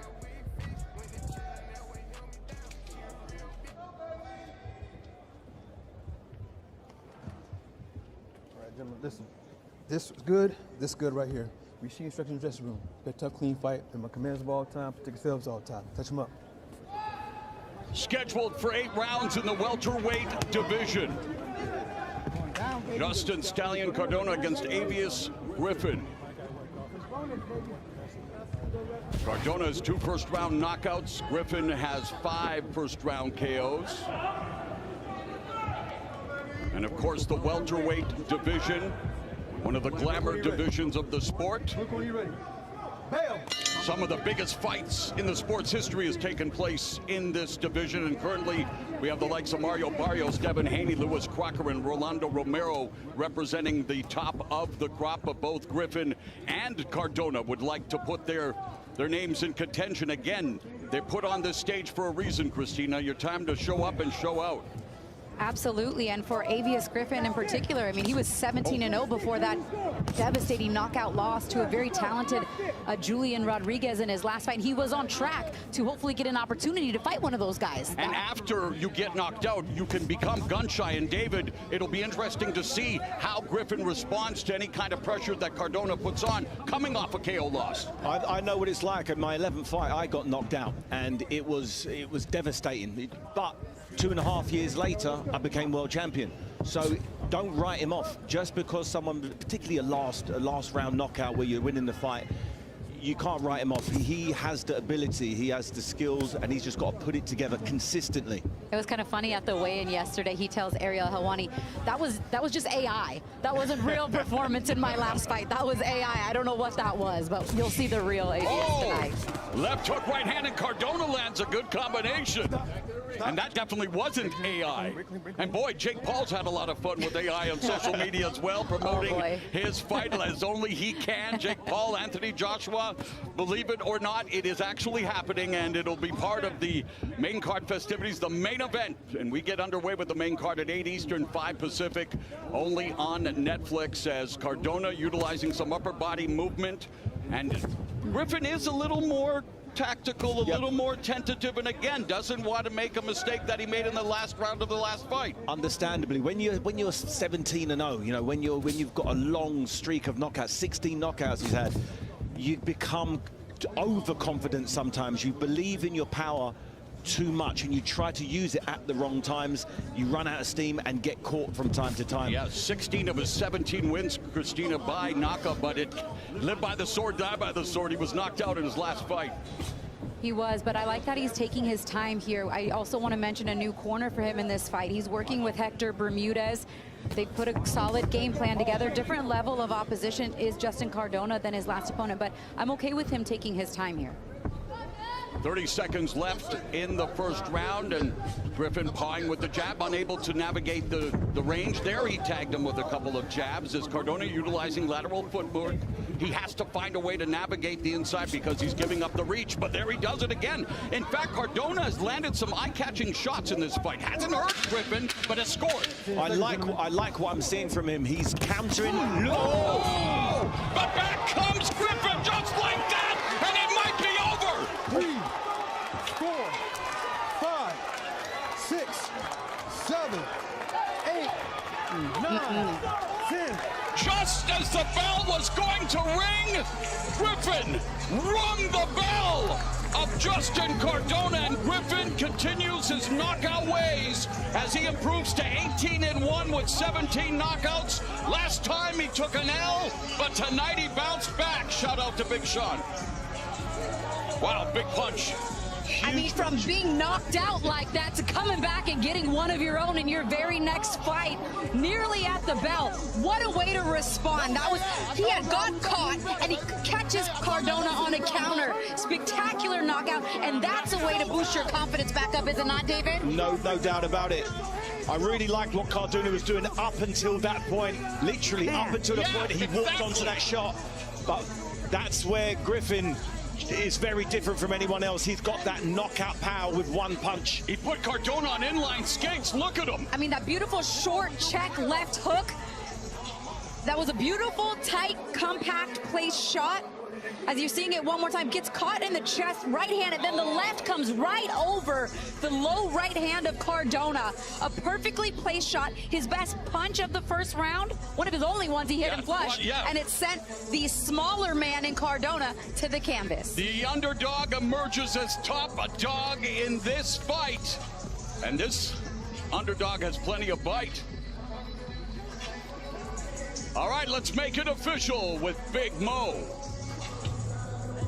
Ladies and gentlemen, referee Christopher Young calls a stop to this contest at 2 minutes, 59 seconds at the end of the very first round, declaring your winner by knockout, the underdog, Amius Griffin.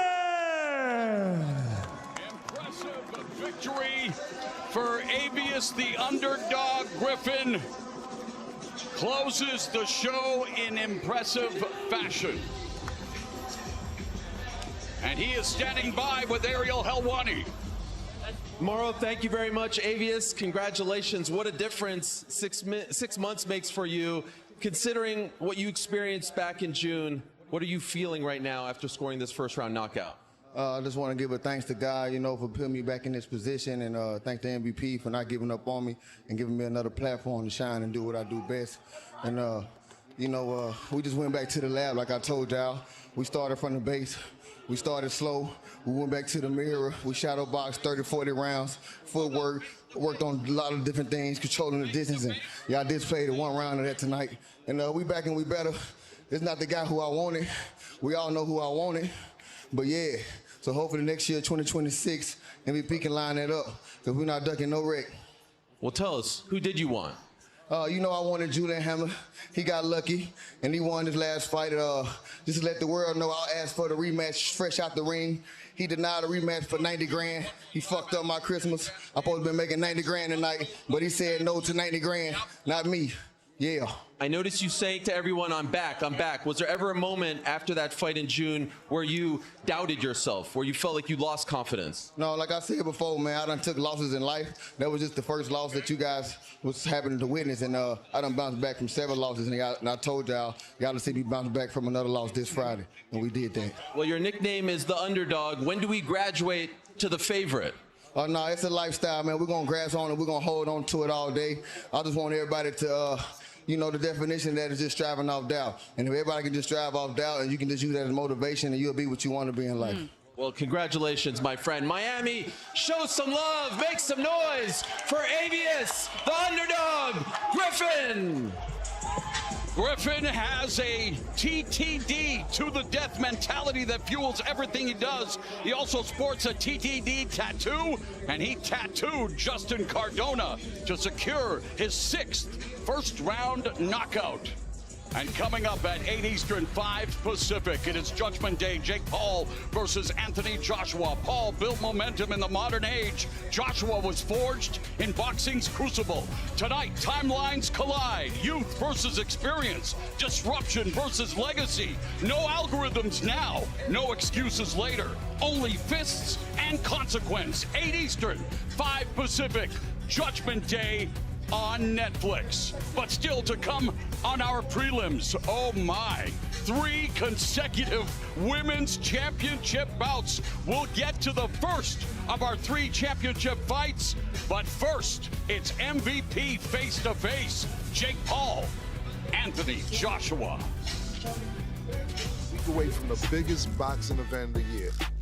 Jake Paul versus Anthony Joshua, live globally, only on Netflix, Friday, December 19th. He comes to Miami with everything to lose, with expectations that he will end Jake Paul's boxing career to a much bigger, lethal Anthony Joshua in this sanctioned professional heavyweight fight. Jake believes this is the fight that's going to silence his critics. Jake Paul versus Anthony Joshua is the main event on Friday. We're here off Biscayne Bay right here in Miami. And for the first time since the announcement at the press conference, Jake Paul, Anthony Joshua, they're meeting on face-to-face. What's going on, gentlemen? It's popping. How you doing? You all right? Yes, sir. Good to see everybody. Now look, according to FanDuel, you're coming into this fight as the underdog. Yeah, that's to be assumed, right? This is like, an Olympic gold medalist over right here, 2-time heavyweight champion of the world.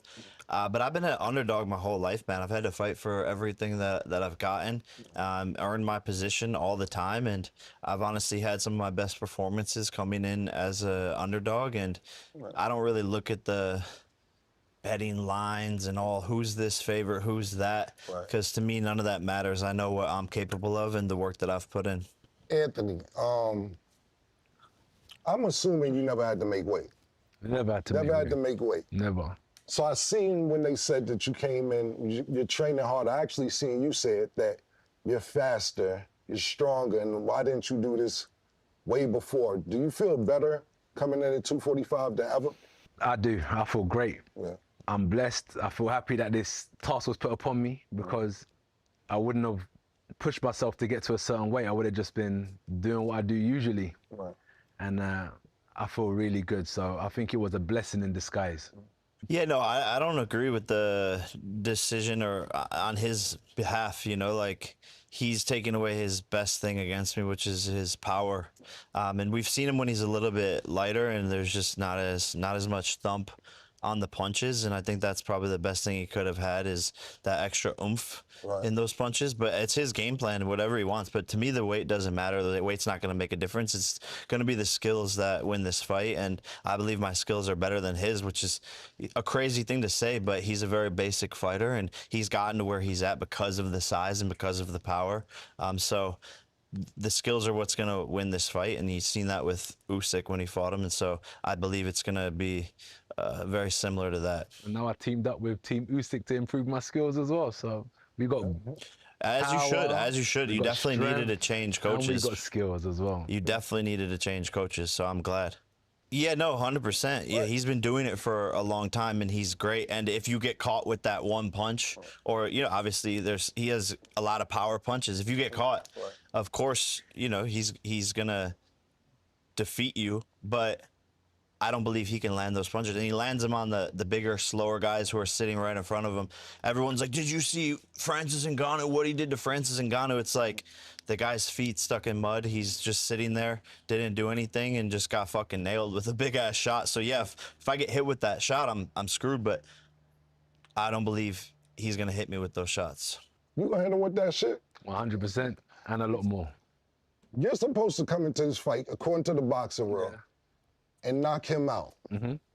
A lot of people are saying even if he goes the distance, that's not a win for you. I understand where they're coming from. Right. So do you think that you have to knock him out early to prove to people this is what I do and this is what he doesn't do? To a degree, yeah. All right. If I'm going to answer short, straight to the point, 100% I agree with what the people are saying. I have to go in there, stomp all over him, inflict pain, and land that right hand that he says is my only weapon. Just that electricity, that fight electricity. I mean, we're two of the biggest boxers in the world going toe-to-toe in a war, a heavyweight bout. I don't think it's going all 8 rounds. Someone's going to get put to sleep. And so fans got to see that live. I think, well, I know, not even think, I know the energy in that building. When you've got 15,000 people calling out for entertainment, calling out for power punches, I know I'm going to deliver. I know Jake's going to deliver. Also, the ring walk's going to be epic. The ring walk's going to be legendary. They're going to be fire, smoke. I've even seen some of his ring walks, epic ring walks.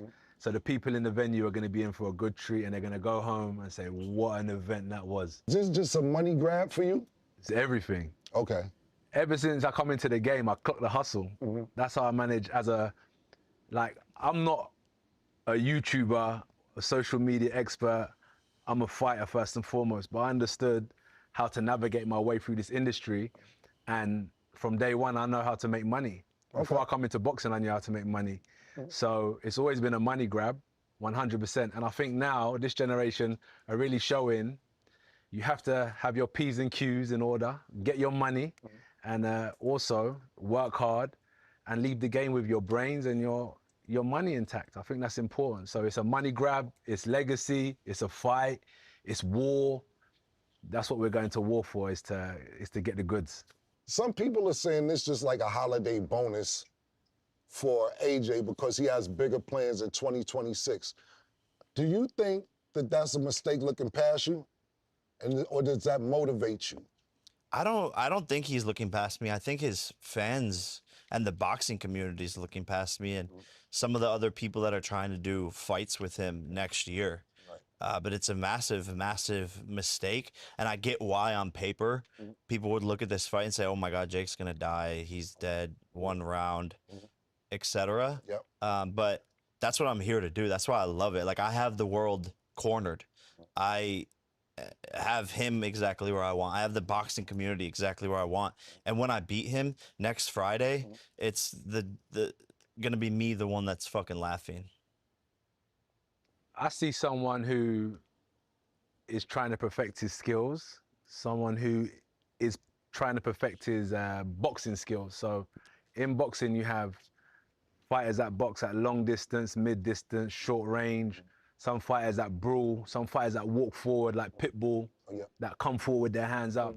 Jake's trying to become a boxer, and I respect it. I think that's probably one of the hardest styles to perfect. Right. You know, hit, be slick, not get hit, look for that knockout punch. And he's taking the hard road doing it that way, because most people will go into a gym and just try fight. But Jake's taking that road to try and be a good boxer, and I respect it. Now he's gonna come up against someone who took that road as well when I first went in the gym, tried to perfect my boxing skills, and still standing on that today. Right. So I'm maybe 17, 18 years as a fighter now, that's been trying to perfect my boxing skills. So he's gonna come against someone who's been doing exactly what he's doing for a lot longer. AJ, do you think Jake is on your level whatsoever? No. No. No, okay. Respectfully. Because it's clear. If I say yes, I'm gonna be lying to myself, and I can't lie to myself. It's not that he can't compete, right. But when you talk about, for example, music, how many albums I've put out, how many mixtapes I've put out, he just hasn't got the body of work I've got in boxing. Got you. You said AJ was always on your list. Why do you seem so confident about him? I know you talked about a little bit about it earlier, but why him? Yeah, look, I see, obviously he's an amazing fighter, but styles make fights. And I think simply the way that our styles match up and what I know I can do to him and the shots that I know I can land on him, I know that I'm going to be able to go in there and shock the world. And that's why I called him up and made this fight happen, because I believe in myself and believe in my style matching up with his. AJ, we seen Jake sparring some really, really big dudes in preparation for this fight. Yeah. How would that differ from when you fight him on Fight Night on Netflix this Friday, December 19th? It won't be much different. I think he done well bringing in the right sparring partners. It shows his intent, his focus, his team, what they're trying to do, and getting ready for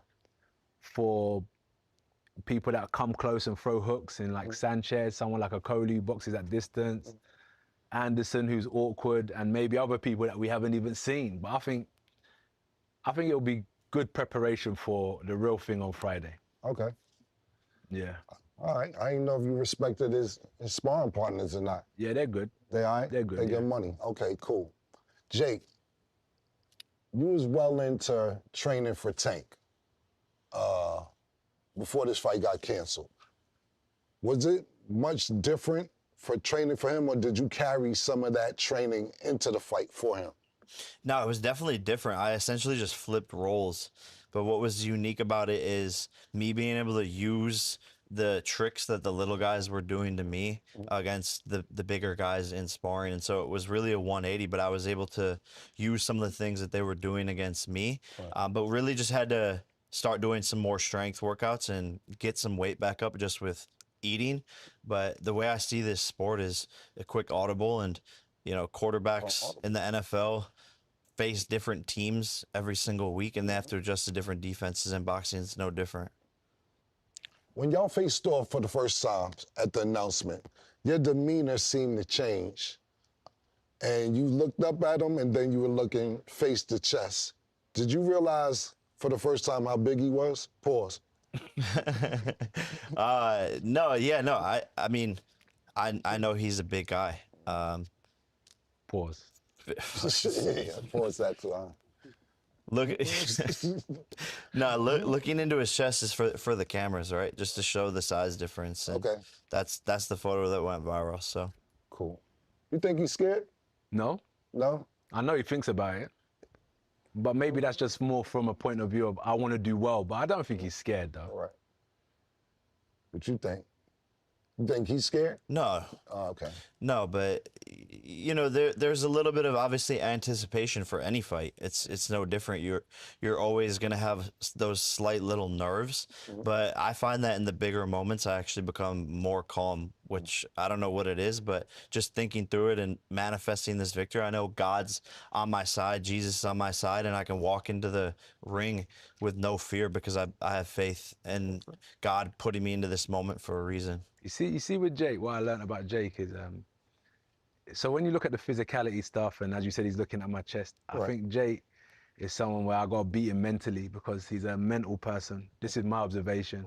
A lot of what Jake's preparation is based around is not only the physical aspects of training, but the way he thinks, meditation, breath work.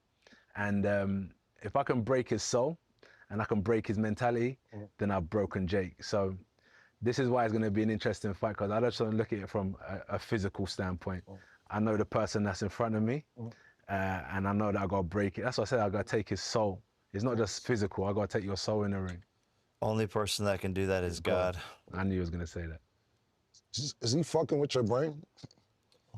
No, I don't know. That's what I was gonna ask. Is how do you plan on doing that? Like, when is it gonna start? Because everything. I mean, obviously in the fights different. Yeah. You know, but I mean, when are you gonna start taking it? I've just seen in fights when I can see someone's, let's call it energy, frequency leaving their body, and that's what my goal is to do the same to you.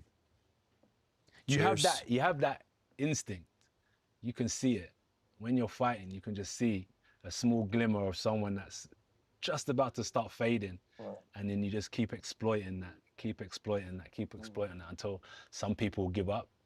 Some people get knocked out. We'll figure out. But as I said, for me, it's not just going in there and being dominating physically. I want to break him down spiritually and mentally. That's some deep boxing shit you just broke down. Yeah. Now, yeah, except that it's funny because the pressure's on you. And like when I win the first round and the second round, and I think it's gonna be you that starts to crumble because all the pressure's on you. I'm fighting free. The weight, there's no weight on my shoulders. I don't have to do anything. I don't have to prove anything. You have so much to prove. The whole boxing world's like, oh, here's 2 rounds or AJ sucks. The pressure's on you, brother. You know what it is? I'm free. Like I already took over this whole game, did everything I want. I'm playing on house money, so I think it's gonna be you that starts to be like, oh fuck it, one round, two round, 3 round, and then I live up to the expectation of what people have. I believe you're ready, yeah. But I'm just thinking, like once the pressure's the crowd is like, oh boo boo. Do you think he's gonna get booed? I think so. Bring it on. Okay. Bring it on. Whatever it is, I'm there to fight. I'm not there for the crowd. It's just me and you. Your team, it's only Jake Paul's name that gets mentioned, not your coaches. None of my coaches, just me. So I'm not worried about my dad there, my mom there, my cousin, my auntie, my uncle.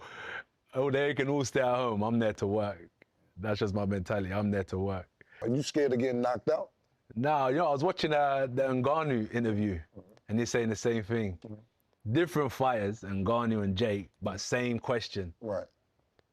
You got a chance to test it, and I'm going to test his as well. Okay. Do you think you're going to knock him out? I know it, yeah. It's already written. Where? In the history books, brother. It's destiny. In yours, not mine. No, it is. Not You'll mine. see. I don't need to go into detail, brother. That doesn't cross my mind. It's already written. It doesn't cross my I'm mind. certain at of all. it. It doesn't cross my I'm mind. certain of at it. all. There's only one God, and God wrote it, so. It doesn't cross my mind. It's in your book too, whether you like it or not. We'll see. The final chapter. We'll see. Now, Jake, look, we know you was in Call of Duty, Black Ops 7 trailer this year. Now, when you going for that sniper shot on AJ's chin, is that tactical timing or just pure instinct or everything all in one? Yeah, it's everything all in one. You obviously have to set up the knockout shot, the sniper shot. I did that in laser tag against him, so now I'm about to do it in the boxing ring. But it's intuition, setting him up, and just being ready to fucking commit to the shot. You didn't do that in laser tag. I smoked him in laser tag. Bro, I literally beat your ass. Cap. Bro, Cap. Bro, you have no idea how many times I got you out. I was camping at the top. You didn't even know I was getting you out. I see you. I was camping up top, I see bro. you. Don't worry. Real sniper shit. Real sniper shit. Listen, let's put boxing aside, right? Yes. How do you feel Jake, or what Jake has done for the sport of boxing, for young boxers and women as well? So what Jake has done for the sport, not much, because the sport is a sport. Okay. Fighters like Jake and myself are going to come and go. Okay. There's been great fighters, Muhammad Ali's of the world, Jack Johnson's, the list goes on, Mike Tyson's of the world. So what we do for the sport, we kind of put ourselves on a pedestal. Kids, I think he's inspired a lot of kids. So it's like a thing where parents are now taking their kids to boxing gyms. So for grassroots boxing gyms that were struggling to pay bills are now full because of people like Jake Paul, because of his YouTube audience that are now looking at what he was doing on YouTube and saying, wow, you know, he can box as well. I want to box as well. Right. And for women's boxing, he's done amazing because, you know, it's women's rights to stand up and fight for equal right. And Jake's a pioneer of that. So he's done well on those two fronts, but I can't say he's changed boxing because boxing's always been big. What do you feel about that comment? Do you agree with it? Which part of it? Well, he says basically for women's boxing, you've been great, but for the sport of boxing, you really haven't done anything. I mean, I would say, I just look at the facts. You know, I had the biggest fight in the world and brought boxing to Netflix, the biggest streaming platform in the world. So, I mean, he's entitled to his opinion, but I would just look at the numbers and where we are today. What's your relationship going to be with Jake Paul after this fight is over, though? Cool. Like, I don't dislike Jake Paul. I'm just a competitor, and we could talk about the fight, what he learned, what I learned. And as I said, and I stand on it, I think there's room for us to do some good business because we're crossing over from USA to the UK. Okay. We're here to take over, not take part. And I think he's doing some good things in business. First and foremost, I'm a fighter, but we understand that career can never go on for forever. So if I look at life after boxing, someone like him, we could definitely break some bread. All right. Prediction for the fight this Friday, live globally on Netflix. Yeah. What's your prediction? You're going to be looking for the right, and I'm going to hit him with the left. That's what you're going to be looking for, the right. That's what they're training for the right hand. I'm going to be hitting him with the left. Does this go longer than one round? It's a great question. It's a great question. Only God knows. What's your prediction? I'm going to knock him out 5th or 6th round. 5th or 6th round. There we have it, everybody. Jake Paul, Anthony Joshua, this Friday, December 19th, only on Netflix. Hey, Ma, it's Cameron face-to-face with Jake Paul and Anthony Joshua. Judgment Day coming up at 8 Eastern, 5 Pacific, only on Netflix. But coming up right now, the first of 3 consecutive championship fights. Yokasta Valle defends her title against Yadira Bustillos. Bustillos younger, Bustillos taller. Bustillos has the longer wingspan. But Valle's the one with the gold. It is set for 10 two-minute rounds as we bring in our rules expert and unofficial scorer, Sean Wheelock. We are scheduled for 10 rounds for this world title fight using the female standard 2-minute rounds. There is no 3 knockdown rule. And we're getting a look there at Yadira Bustillos, rocking a beautiful crown tonight, and she's getting an opportunity to take the crown for only the 2nd time in her pro career, her 2nd world title fight. Here's a little bit more on Yadira Bustillos. She's won 4 fights since her only loss. Not too many fights as an amateur, just 24 total, but she was 3rd in 2019 in the U.S. Olympic qualifiers. Welcome back, ladies and gentlemen, to South Florida for the biggest boxing event of the year, Jake Paul versus Anthony Joshua. But before we get to our massive main card live on Netflix, we move along with our prelim card, and we arrive at our first world title bout, 10 two-minute rounds for the WBC Strawweight Championship of the World. Introducing first to the ring, the challenger. Please welcome Yadira Bustillos. 25 years of age, Yadira Bustillos,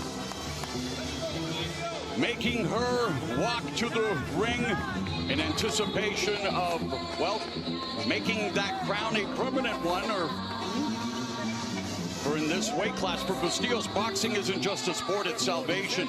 She walked into the gym carrying depression and walked out carrying purpose. In her words, the ring became her refuge, her second home, the place where shyness dissolved and focus cleared every storm. Boxing didn't just change her life, and yes, this is a recording, it saved it.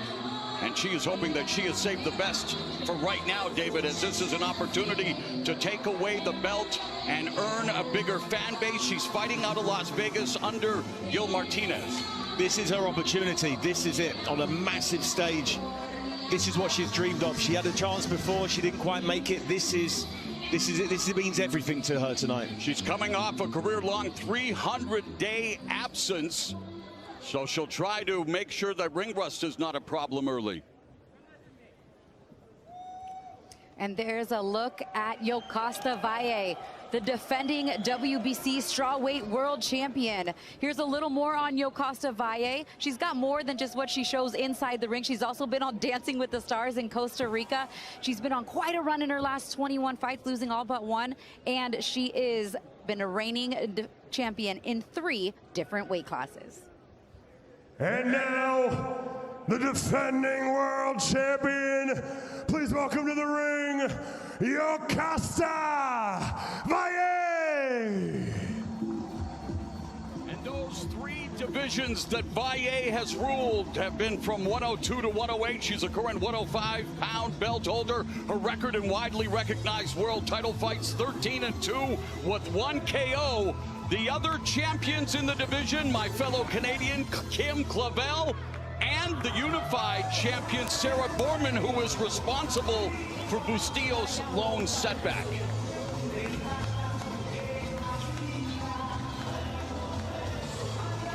What a great opportunity on a big stage for Yokasta Valle. This is the reason that she signed with MVP, to be put on big cards like this. She has been a storied champion for many, many years in the pro ranks, and she's one of the fighters I truly believe, when it's all said and done, will be in the Women's International Boxing Hall of Fame. Valle stood on the brink of becoming Costa Rica's first undisputed champion, but her 16-fight streak ended in a fierce Fight of the Year war with the unbeaten Senyesa Estrada in March of last year. Valle pushed Superbad every second of the way, but guess what?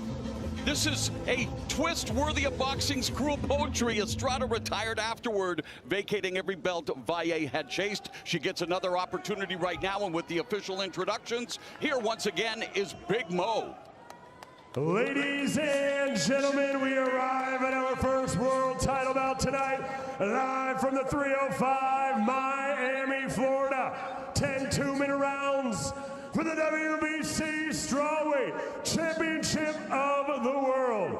Promoted by Nikisa Badarian and Jake Paul's Most Valuable Promotions. Our 3 judges scoring this bout at ringside: David DeYoung, Benoit Roussel, and Jose Torres. And our timekeeper, Rick Villazon. And our supervisor in charge from the WBC, Jill Diamond.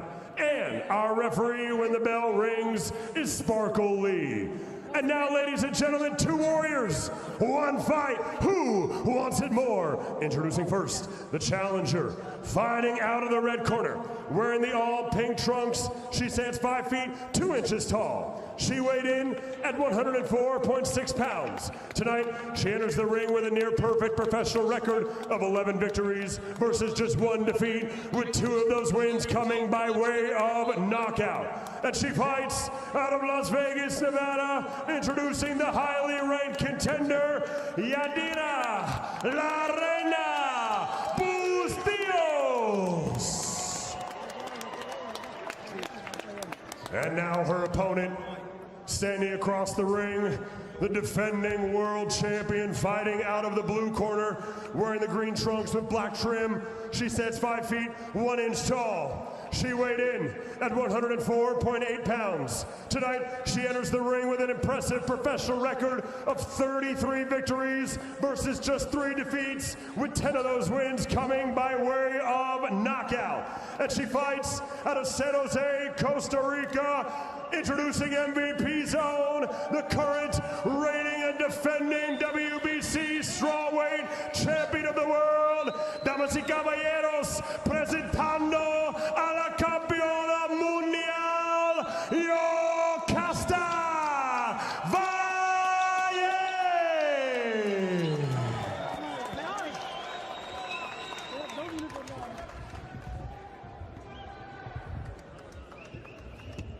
You already received your instructions. Obey my commands. Protect yourself at all times. Touch gloves. Good luck, ladies. How great is it to see all three principals in the ring being female? Sparkle Lee officiating this championship fight. 10 2-minute rounds. Bustillos, just 2 stoppages in 12 pro fights, but both came in her last 3 appearances. And Valle, she became the champion in November of 2024. And she is now looking to continue her rule.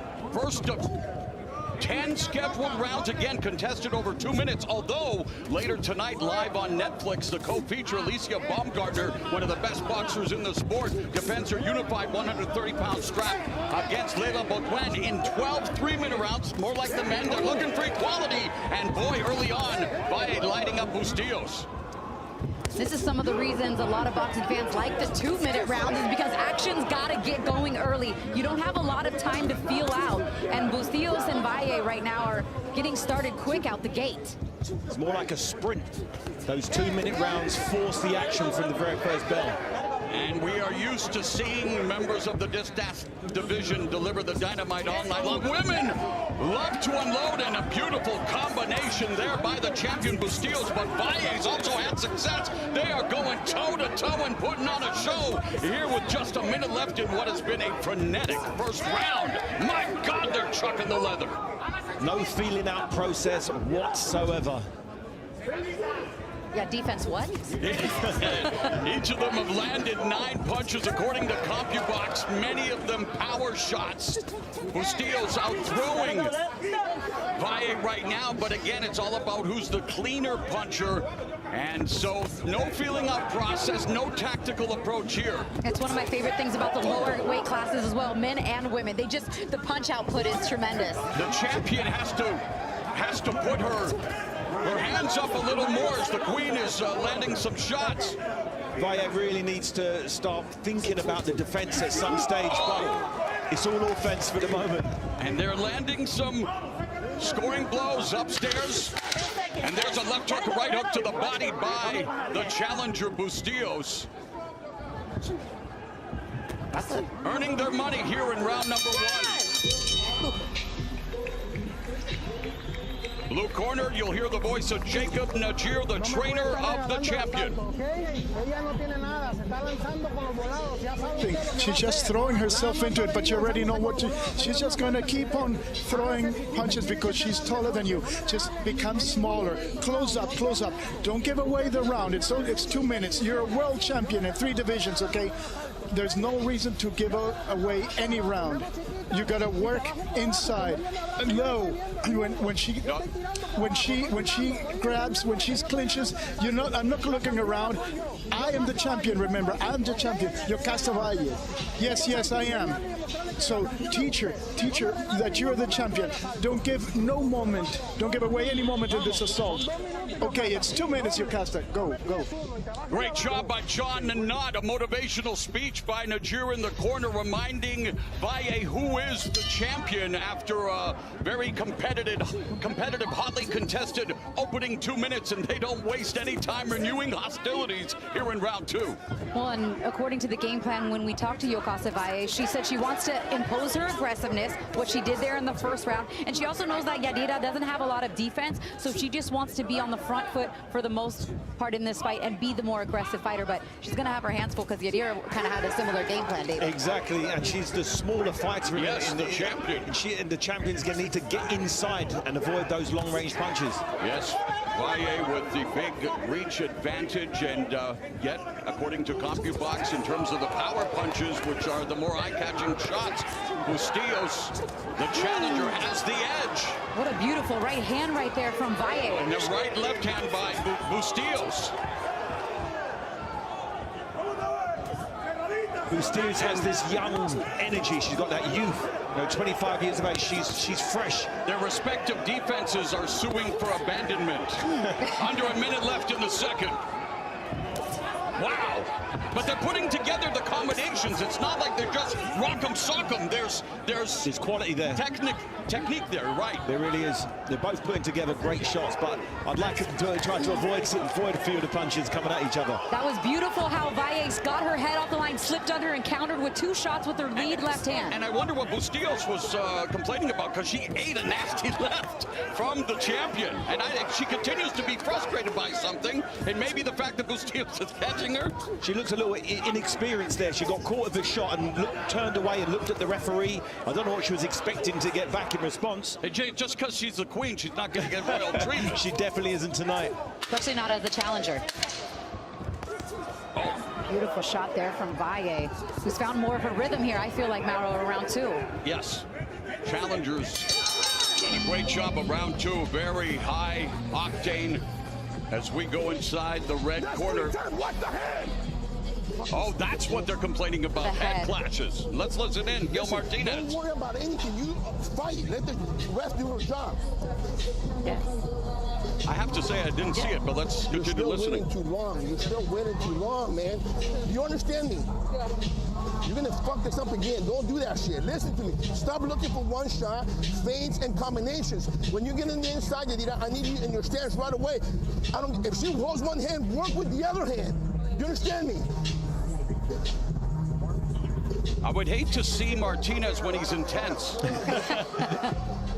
Stop fucking looking. But he's really got that sense of urgency. They were visibly frustrated by the way Yokasta Valle comes through with her head, but that was coming through with a clean right hand right there on that. There's nothing to complain about there. Not at all. Not enough time either in the round for Yadira to be worried about what she needs to tell the referee. Her coach gave her great instructions right there. Let me worry about it. You work. Round number 3, and Valle was the more effective puncher in round 2, 15 of 45 according to CompuBox, compared to just 8 of 51 for Bustillos. Bustillos punching and leaving her head right up in the air. Possibly getting open for a big counter-attack. Man, they are not using the jab to set up the shots. They're leading with a lot of power punches and just looking to land that eraser. Nice right cross by Valle, and there's a check right hook by Valle. But again, their hands are low. They're swinging wildly. Someone's going to get clipped. No doubt, it's a 50-50 exchange most of the time. Oh, beautiful shot by Yokasta Valle. She leads right into that shot, doesn't she? Yes.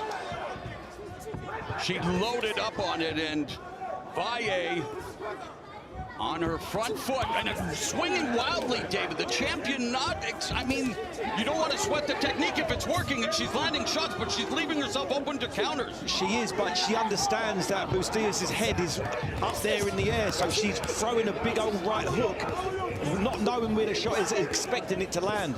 And it does 50% of the time at the moment.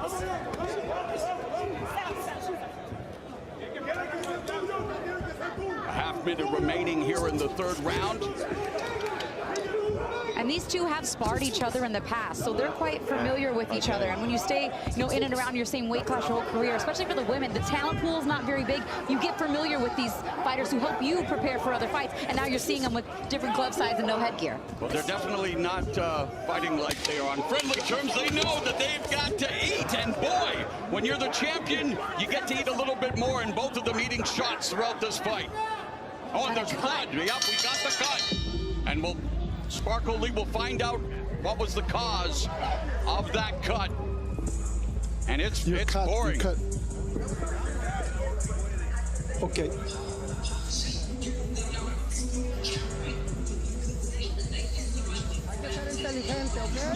We have to be intelligent, right?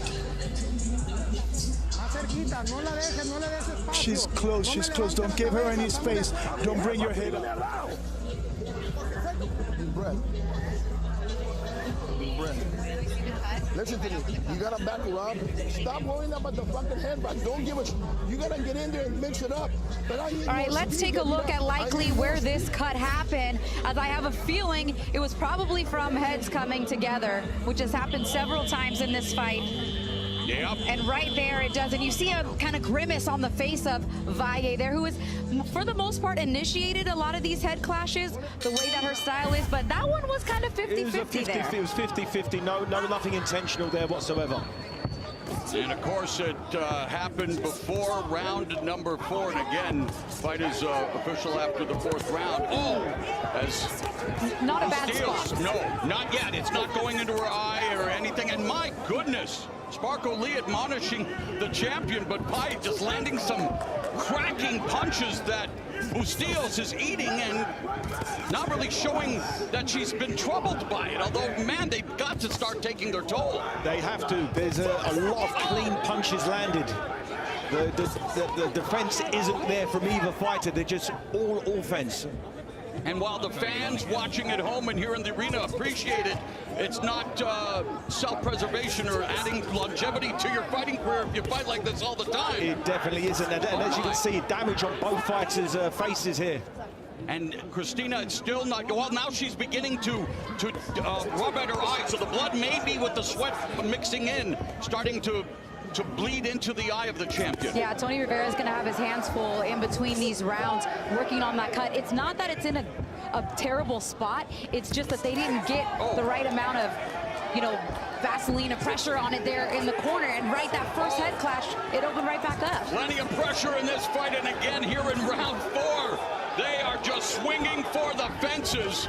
Now, Valle coming forward, Bustillos trying to land a shot, but it's the champion, the smaller fighter in the fight, who's landing the more punishing, eye-catching shots, the clean punches. Bustillos looks like she's got some damage as well on the right side of her face, so I think they're both possibly cut here. Valle connecting with 24 punches in this 2-minute round. Bustillos landed 15. It's a firefight for the championship.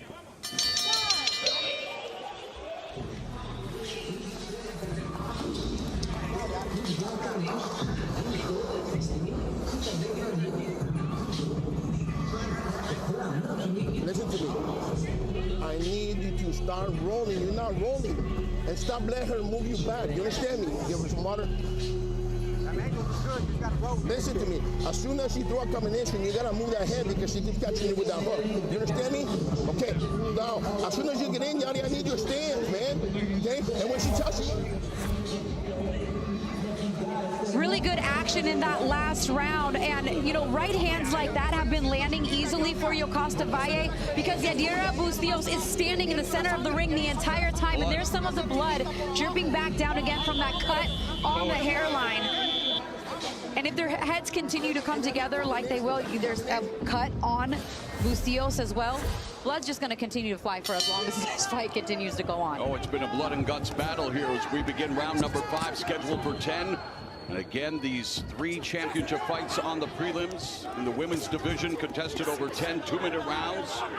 And they have just flown by here, David. It sure has. Both got one cut apiece, but if they continue to fight at this pace, I wouldn't be surprised if another cut opens up on the other side of each other's faces. Unofficial score, Sean Wheelock has the champion up by 2 points. Beautiful shot, headshots landing from Valle there, and then she takes one right back. Yes, Bustillos, their hands are low, both of them. They are definitely susceptible to counter headshots.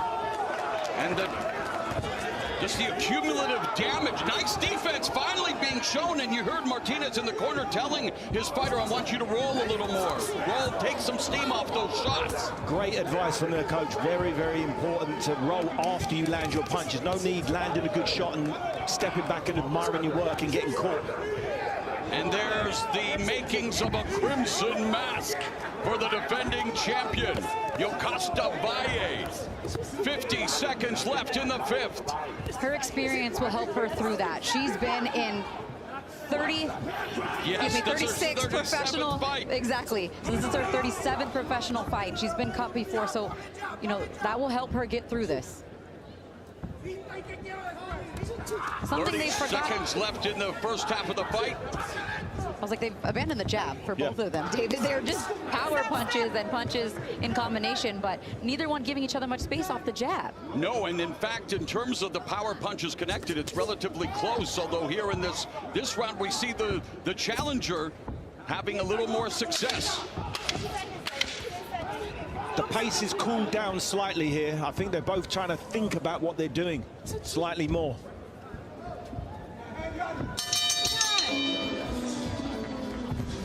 again, that cut is just continuing to stream down the face of Valle as you're getting a good look at it right there.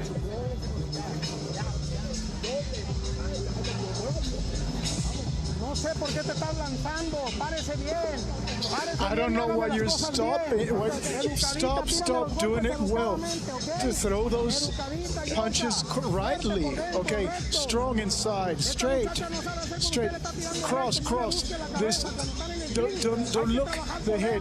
When she clinches you, fight inside, work inside, body work. Okay.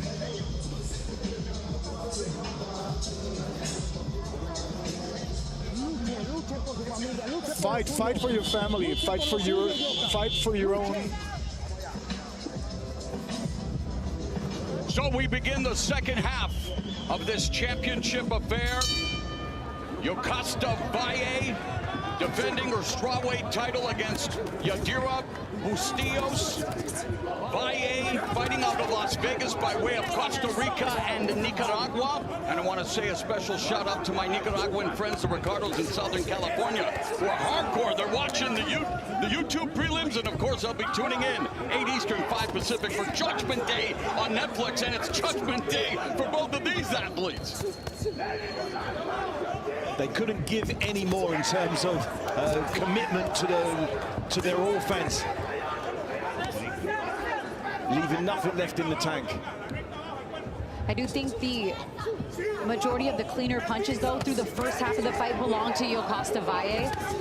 I think she's connected with the more solid, perfectly placed shots. I agree, and through 110 of their 150 combined landed punches are power shots. You talk about abandoning the jab. Not a setup here. They're going for the kill. That's one of the first jabs I've seen so far, and it looked beautiful. It looked really nice. You'd like to see a few more. Yeah, maybe 5 or 6 around, maybe. 45 seconds left in the 6th. It's been a bloody affair between the champion Valle, who's been a champion in 3 divisions, and the challenger Bustillos, who's looking to make it 5 straight wins since her lone loss by 10-round unanimous decision to the 2-belt unified champion Sarah Borman. That was back in 2023. Some good punches right there from Bustillos. She went down to the body, then brought it back up top. There's not much on the shots, but those were some of the best. That was the best probably combination I saw her land of the fight right there. In the trenches now. Those body shots are important. Bustillos has a slight edge in terms of body shots landed, but in that round it was 18 of 51 for Valle, 12 of 51 for Bustillos. Deep breath, deep breath. In terms of total punches landed. Deep breath, deep breath. Okay, listen to me. That was a much better round, but listen to me. You're still not listening. When you're inside, I need you to roll after your combination. You understand me? Because she keeps throwing the same point, the left hook after you when you start tying up.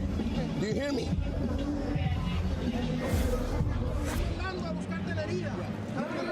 And it didn't take long for the blood to continue to stream right back down the face of Yokasta Valle there as they got to work on it quickly. But I mean, David, you could speak to this a little bit more about how much of a distraction that can be in her eyes. She's still landing some solid shots, but I feel like, you know, Yadira might be able to take advantage of some of that, especially with that lead left hand. Fortunately, the blood isn't streaming directly into the eye. It's sort of splashing into it a little bit. I've had it where it's completely blinded one eye. Fortunately, that's not the case here, but it's very distracting. You're very aware during that moment that there's blood stopping your vision and view. And Valle, explosive start to the 7th round as we bring in our rules expert and unofficial scorer, Sean Weedlock. How do you have it after 6 rounds, Sean? 58-56, 4 rounds to 2, the champion Yokasta Valle. In modern boxing judging, there are 3 types of 10-9 rounds: close, moderate, and decisive. Thus far, we have seen 6 very close 10-9 rounds. And they are very close now, literally.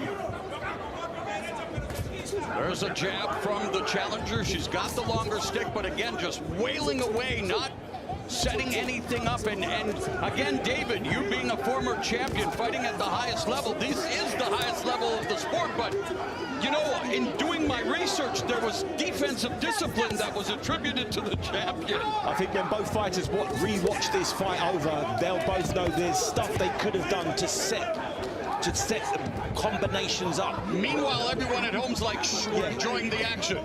Exactly.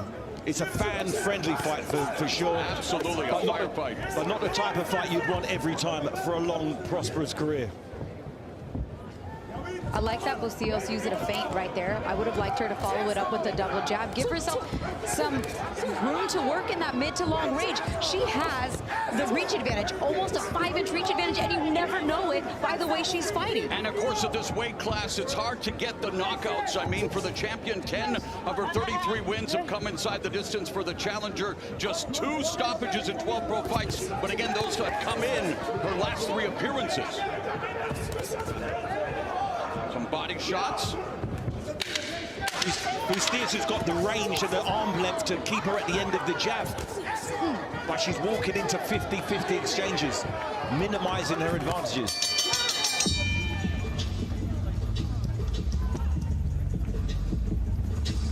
We will hear from Valle's corner.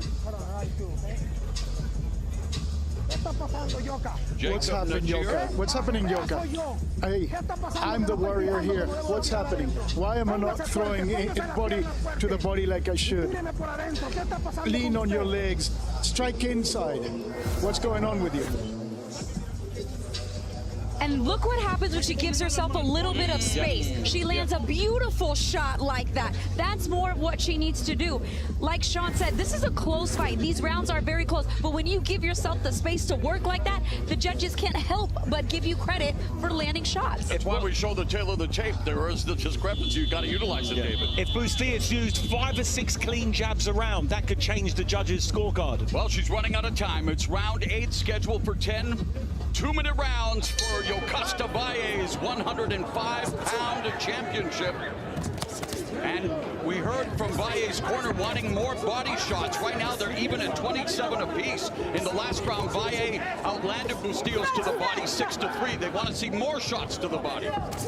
The body shots are working and not being defended against, so the opposite, the body's there. Let's let some shots land. I guess it's an exercise in futility to keep talking about defense in this fight. We're not going to get it.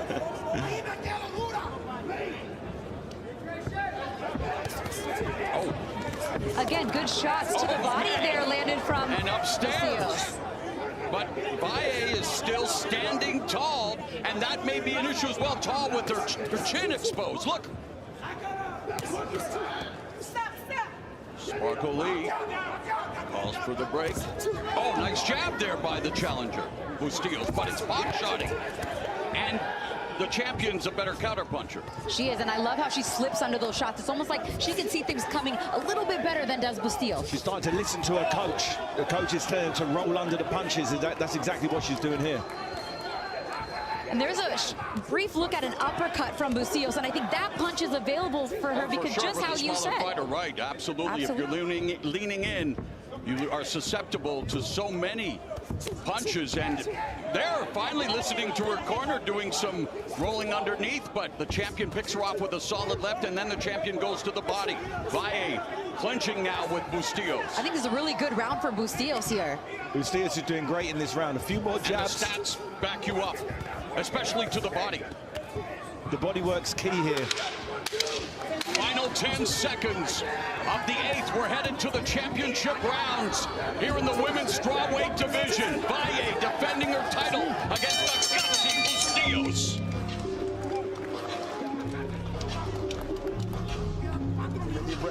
Yelida, when you get into the inside, I need you to push her back. Stop leaning back.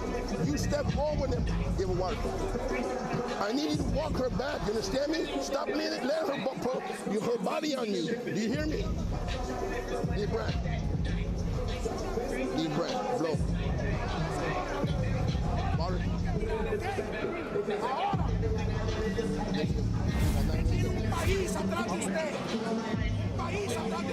I mean, I think that was a really good round for Bustillos, giving herself a little bit more distance. Here's a clean shot landed by Valle there on that replay, but the reason why she's getting caught is because she came back to close range against Valle. I feel like she was more effective in that round when she fought in that mid to long distance. CompuBox stats back you up. Bustillos outlanding the champion 16-14 in that round, 10-4 in body shots. As we begin round number 9, the championship rounds here in the women's title fight, and they continue to just swing away, looking to catch, push that button that will drop their opponent. But it's so, as we mentioned, these fights in the women's divisions can be these firefights, but knockouts are hard to come by. They're very few and far between at this weight division. And yet they're going for it. They want to score the knockout. And if you're Bustillos, you haven't seen a round 9 since May of 2023. These are the championship rounds. You've had one opportunity before, came out on the short end of the stick. You got 2 rounds to give yourself a chance to walk out of here the new champion. So she's really got to get to work, even though she hasn't been this late in a fight in quite some time. Huge edge and experience for the champion, and yet the challenger standing right in front of her, going toe-to-toe. Just over a minute left here in the 9th. Champion unloading, but missing now with some of the shots. Bustillos on the inside, a short right uppercut. And she is showing some defense now, some bob and weaving from the challenger. Yeah, she just made Valle miss there in that combination just by simply using her footwork and stepping around. She's been planted there the entire fight in the center of the ring. And every time Bustillos lands the jab, it does stop the champion in her tracks momentarily, but it's just too far and few between. It really does. She's got a beautiful jab, but when she uses it, she's going to kick herself after this. When she re-watches this fight and realizes how comfortable she's fighting the champion's fight right now. She's coming down to the champion's level in terms of height.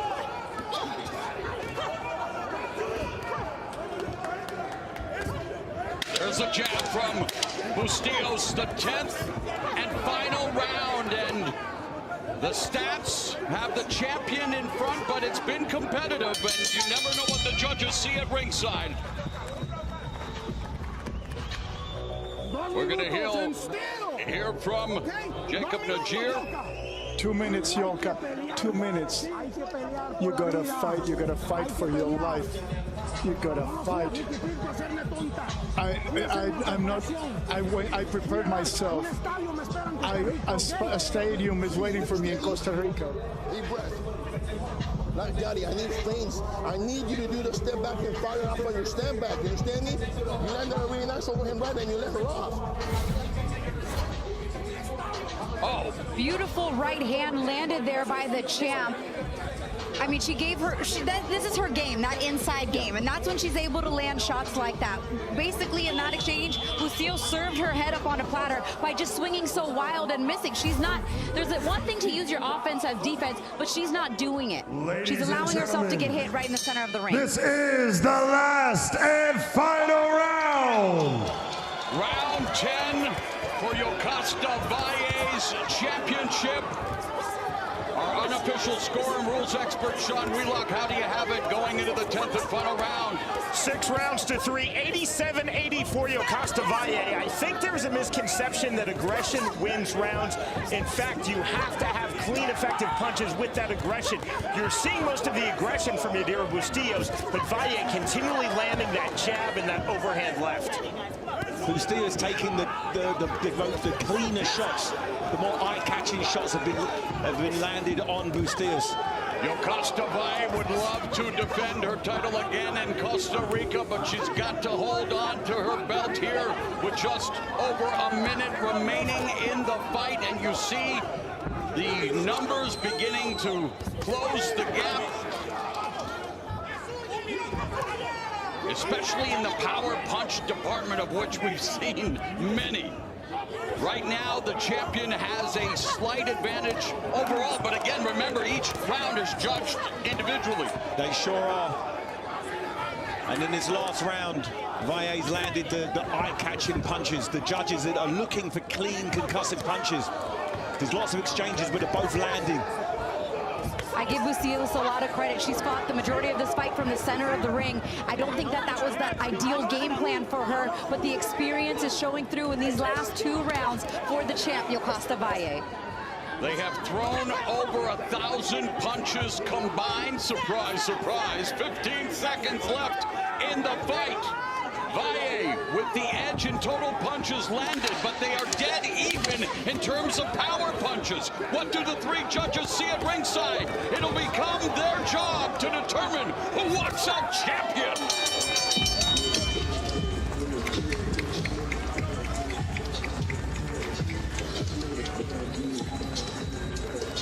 And a round of applause deserved for both athletes as they go 20 tough minutes. Win. Shout out to the MVP matchmakers on this one. I mean, what a dance partner they were for one another. It's funny that you said that because Valle competed on the Costa Rica version of Dancing with the Stars. All right, Sean Wheelock, how do you have it after the full 10 rounds? 97-93, 7 rounds to 3 to the champion Yokasta Valle. But Mauro, as we talked about earlier in our commentary during this fight, we saw basically 10 close 10-9 rounds. Easily, I could see one of our three judges seeing it 97-93 the other way.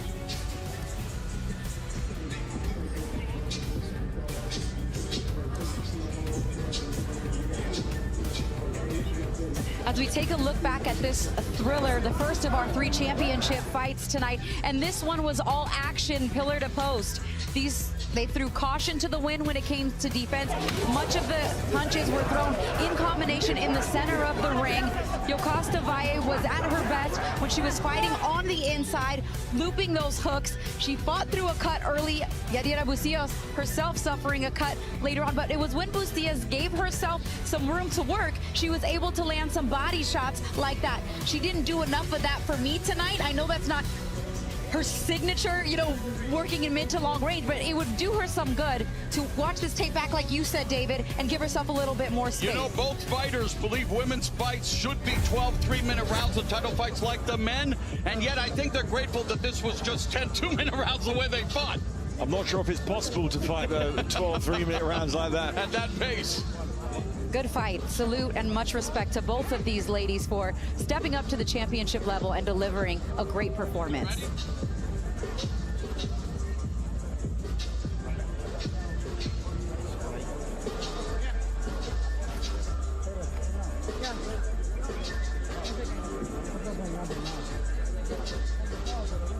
All right, let's get the official decision. Once again, here is Big Mo. Ladies and gentlemen, after 10 full rounds, we go to the judges' scorecards for the official decision. Judge Benoit Roussel sees the contest 95-95. While judges David de Jong sees it 98-92, and Judge Jose Torres sees it 96-94, declaring your winner by majority decision. And still, the WBC Strawweight Champion of the World, Yokasta Valle! The champion putting the yay in her surname, Valle, but man, hard-fought majority decision scorecards all over the place, but the champion maintains her hold on her gold, but I'll tell you, Yadira Bustillos, she gave her all she could handle. And she still did, even after the bell. They were jawing back and forth until the decision was read, but you know, what a great performance. I didn't expect anything less from these two top class fighters, but I agree with Sean and with the judges. They got it right here with Yokasta Valle. They did for sure. I definitely thought she won the majority of the rounds, landed the cleaner punches, and controlled the action. So a hard-fought title defense for the champion Yokasta Valle as we look at the final punch stats. And again, over 1,000 punches combined. They threw for Yokasta Valle, landing up 154 compared to 136 for Bustillos. But again, round by round, not a lot of separation. And let's now hear from the champion with Ariel Helwani. Mauro, thank you very much. Here with the champion, Yokasta Valle. Congratulations on an incredible fight. First, I do have to ask, were you surprised one judge had scored a draw? Que si estaba, te asustaste que un juez la tenía como empate. Sí, pero sabía el gran trabajo que hicimos en la esquina, en la pelea. La verdad que primero mis respetos a Yadira, una gran peleadora, pero bueno, primera defensa exitosa de mi título mundial. First and most, I want to give all the respect to Yadira. She's a great fighter, and she was surprised, but now she managed to make her first defense. And congratulations on that as well. You did suffer a cut. You were bleeding a lot, but you overcame that. How much did it bother you throughout the fight? ¿Cómo te molestó el golpe, el cortado? No, sí, el cabezazo, la verdad que sí me molestó porque no podía ver del ojo derecho, pero bueno, yo ya tengo un ojo y con el otro voy a resolver la pelea. Yeah, it bothered me a lot. I couldn't see from the right eye, but I have the other eye, so I pushed through it and make it happen. Well, fantastic job once again, Miami. Please give it up for the champion, Yokasta Valle. And they are cheering in Costa Rica and Nicaragua for Yokasta Valle, remaining strawweight champion. Coming up 8 Eastern, 5 Pacific on Netflix. It's Judgment Day. 28-year-old Jake Paul brings youth and momentum. Active, last fought in June, extending his winning streak to 6. Power doesn't need polish, it needs one opening, one clean connection, one fraction of a second. Anthony Joshua, he's 36, coming off the longest layoff of his career and a brutal September 2024 knockout loss. Timing fades faster than power, and timing is the first thing Rust steals. Still to come on our prelims, and boy, what a tough act to follow in terms of championship action. 2 more title fights. And we are set now for our championship bout in the bantamweight, or the lightweight division. It'll be Caroline Dubois against Camila Panada. Sweet Caroline, dun, dun, dun, as we look at the tail of the tape. And she will give up the size to the challenger from Italia. Let's bring in our rules expert and unofficial scorer, Sean Wheelock. We are scheduled for 10 2-minute rounds for this women's world title fight. If an accidental foul ends the fight, 4 rounds must be completed to consider it official. Welcome back, ladies and gentlemen, from Miami, Florida, here at the Kaseya Center for the biggest boxing event of the year. Jake Paul versus Anthony Joshua, live on Netflix. But before we get to that main card, we move along with our preliminary card, and we arrive at another world title bout, 10 2-minute rounds for the WBC Lightweight Championship of the World. Introducing first, the challenger, making her way down the ramp. Please welcome Camila Panada. From Latina Lazio, Italia, Camila Panada making her USA debut, fighting for a title for the first time in her professional career. Her boxing journey, well, it wasn't destiny, it was an accident. A former ballet and rhythmic gymnastics kid, she walked into a gym at 22 just to lose weight and stumbled into a new career. Commuting hours to train and working restaurant jobs to fund the dream, she rose from the small seaside city south of Rome to become a national contender, and now a world title challenger. And in her corner, Javier Centeno, one of the best trainers in all of boxing today.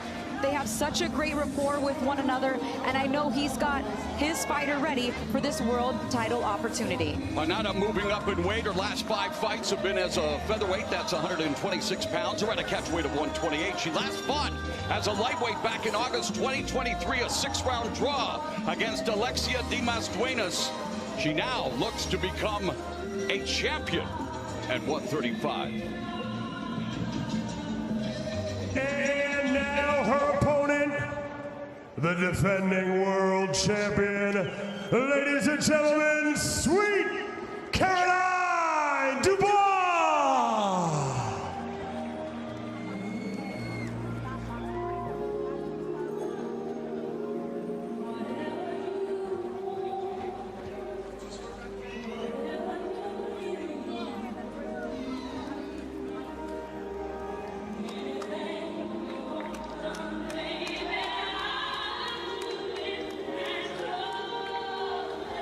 24 years of age, a southpaw from London, England, Sweet Caroline Dubois. who's fought as a lightweight her entire pro career. She was elevated to full champion status, or status, as they say it across the pond, in December 2024 after Katie Taylor relinquished the title. Other current belt holders in this weight class, Stephanie Han, Elif Nur Turan, and Terry Harper. And we are getting ready for this championship bout in the lightweight division. She is also coming off a career-long 247-day layoff, which was that majority win over Bomi Shin back in March of this year. She said it was rough and tough. She feels like she needs to learn how to fight on the inside. And I love that she's coming out to Whitney Houston's I'm Every Woman, the same song she walked out to in January 2025 when she made her very first ring walk as a world champion. She was inspired by watching Nicole Adams, Katie Taylor, and Clarissa Shields compete at the 2012 Olympics, the first Olympics to involve female boxing. She turned pro in February 2022 at the age of 20. 4 years later, she is a ruling champion. She's the younger sister of a former heavyweight champion, Danielle Dubois, the last man to fight Anthony Joshua, the last man to knock out Anthony Joshua. All right, with the official championship introductions here once again, it's Big Mo. And now, ladies and gentlemen, live from the Kaseya Center, we arrive at our next world title bout tonight on the biggest night of boxing of 2025, Jake Paul versus Anthony Joshua. This contest is scheduled for 10 2-minute rounds, and it is for the WBC Lightweight Championship of the World. Promoted by Nikisa Badarian and Jake Paul's Most Valuable Promotions. Our 3 judges scoring this bout at ringside: Efrain LeBron, David Sutherland, and Michael Tate, with our timekeeper, Rick Villazon, and our supervisor from the WBC, Seymour Zivic. And our referee in charge, when the bell rings, Alicia Collins. And now, ladies and gentlemen, 2 warriors, 1 fight. Who wants it more? Introducing first, the challenger. Fighting out of the red corner, wearing the white trunks with red trim. She stands 5 feet, 7 inches tall. She weighed in at 134.2 pounds. Tonight, she enters the ring with a professional record of 8 victories versus 2 defeats and 1 draw, with one of those wins coming by way of knockout. And she fights out of West Palm Beach, right here in Florida, by way of Latina, Italy. Introducing Camila Panatta. And now her opponent, standing across the ring, fighting out of the blue corner, wearing the purple trunks with gold trim, tonight making her highly anticipated U.S. debut. She stands 5 feet, 6 inches tall. She weighed in at 134.2 pounds. Tonight, she enters the ring undefeated as a professional. 11 victories, opposite no defeats, and 1 draw, with 5 of those wins coming by way of knockout. And she fights out of London, England. Introducing MVP's newest signee, introducing the former Olympian and member of Team GB, and introducing the current reigning, defending WBC lightweight champion of the world.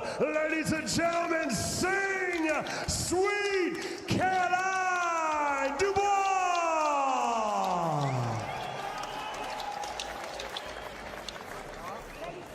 2 seconds.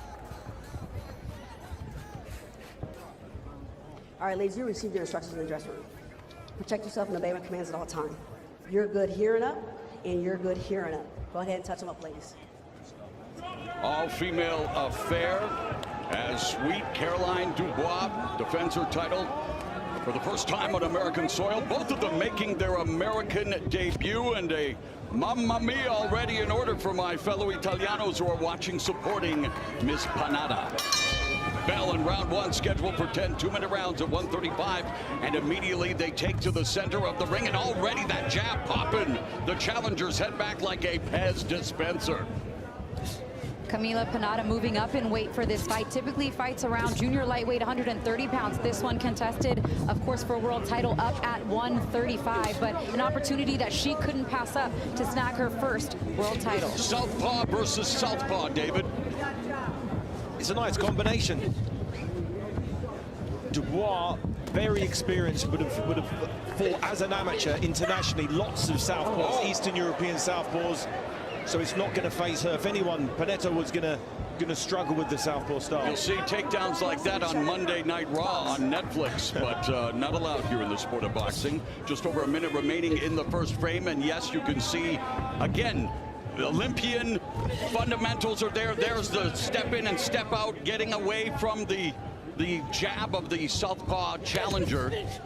And beautiful duck underneath. So again, you're seeing class already from the champion. She was well schooled as an amateur, and as a professional, her coach, Shane McGuigan, he actually trained me for 3 of my professional fights. Very, very good coach, the son of Barry McGuigan. Yes, and he's got quite the gym. He trains unified junior featherweight champ Ali Scotney and former cruiserweight title holder Chris Billum-Smith. 30 seconds left here in the opening round. And again, a good start for the champion, although the challenger's thrown more punches. She's been right there.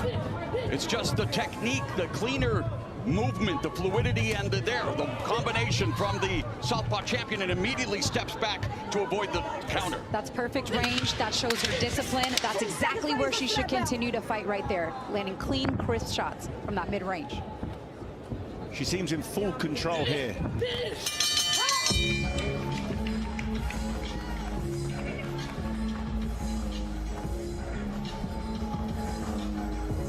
Feel?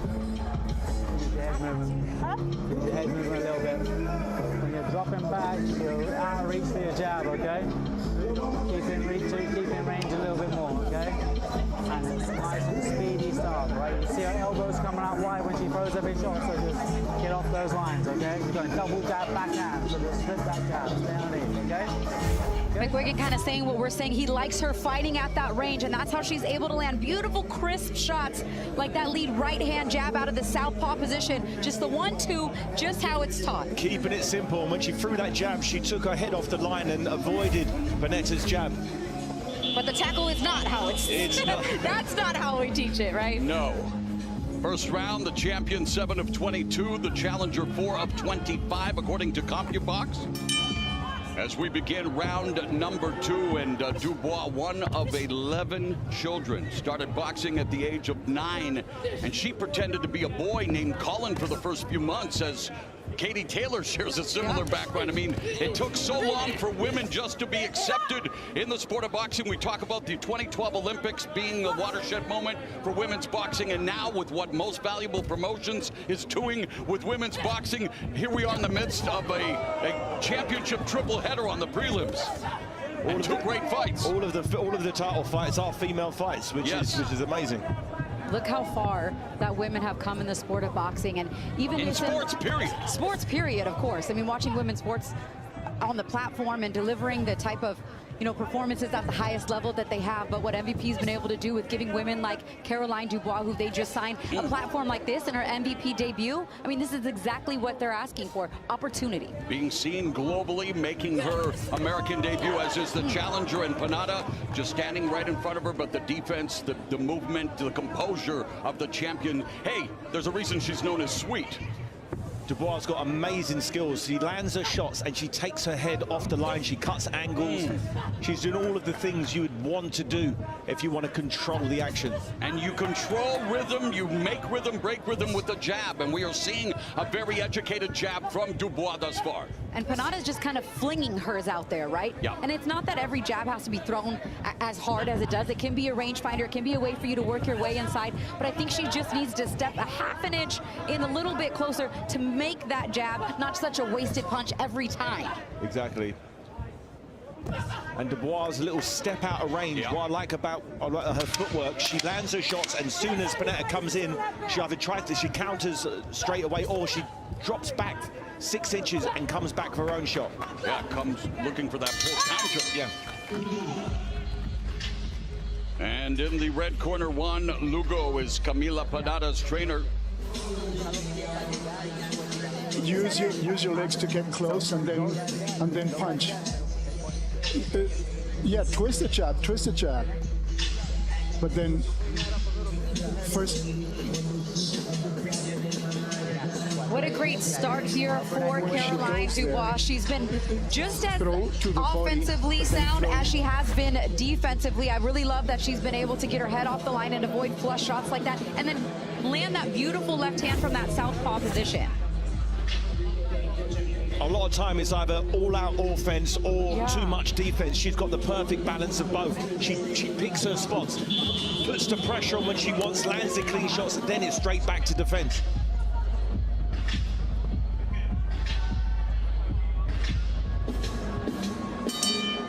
The bell in round number 3, which is the 75th round as a pro for the challenger Camila Pannata. It's round 73 for the champion, so they have experience that's similar, but not the same level of experience that the champion has fighting at a championship level. Pannata did exactly what I wanted her to do in the last round. She took that extra step forward to close that distance, and she landed her best right-hand jab so far of the fight. Perhaps Javier Santino telling her the same thing in the corner.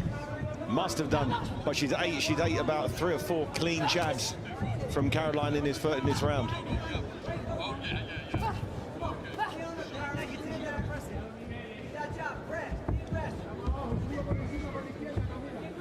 Man, her instincts and her reflexes are so sharp. The champion Dubois is able to pick up on the timing of Pannata, and Pannata's nose now beginning to show some wear and tear after eating a succession of jabs. Minute left here in round 3. Caroline's really turning up the heat here. You can see she's putting a little bit more intensity in everything she does. Oh, wow. Check right hook there by the champion.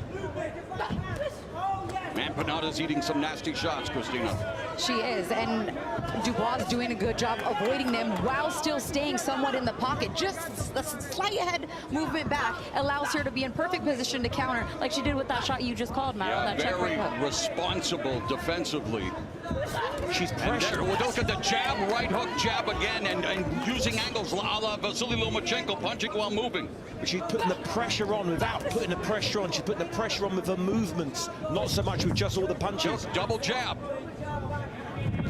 And Pannata trying to get her to bite, but instead she eats another solid punch from the champion as the champion from England is taking it to the challenger from Italia.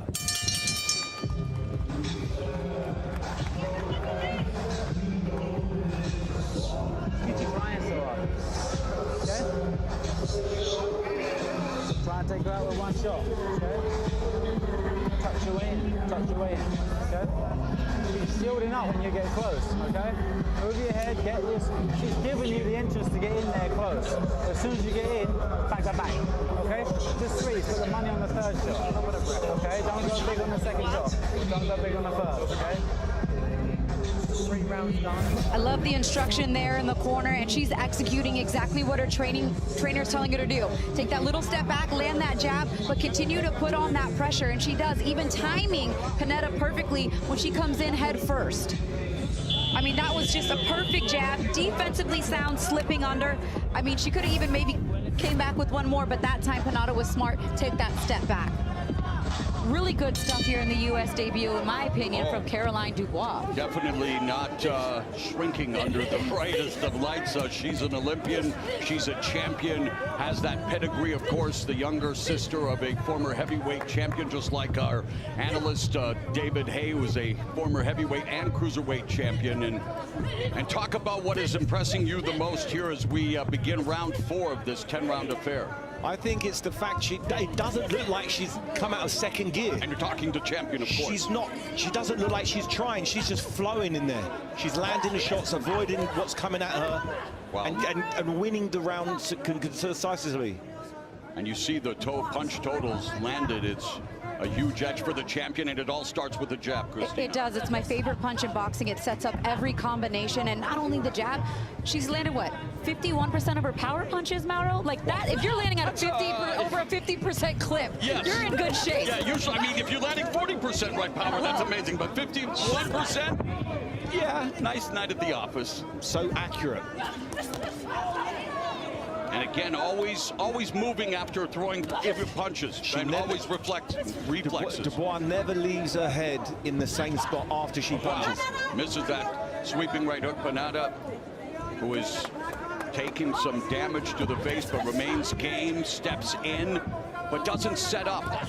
There's a jab from the challenger. Doesn't follow up with the left hand. Again, a battle of southpaws here in Miami. Under 30 seconds left in the fourth. Panada trying to come forward, trying to get her offense going. No. Let her go. But the edge belongs to the reigning champion, Sweet Caroline Dubois. Oh, just missed with that chopping left. And Panada's hands are down.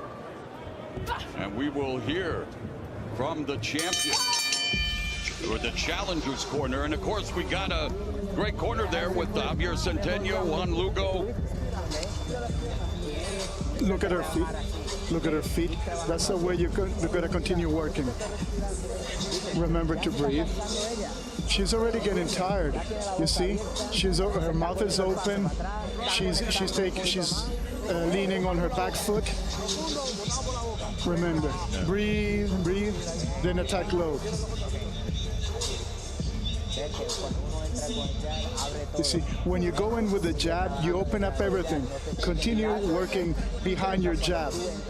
No, when you go in with a jab, you open her up. The jab opens everything up.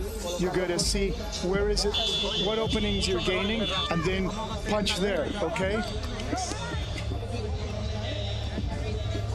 The champion.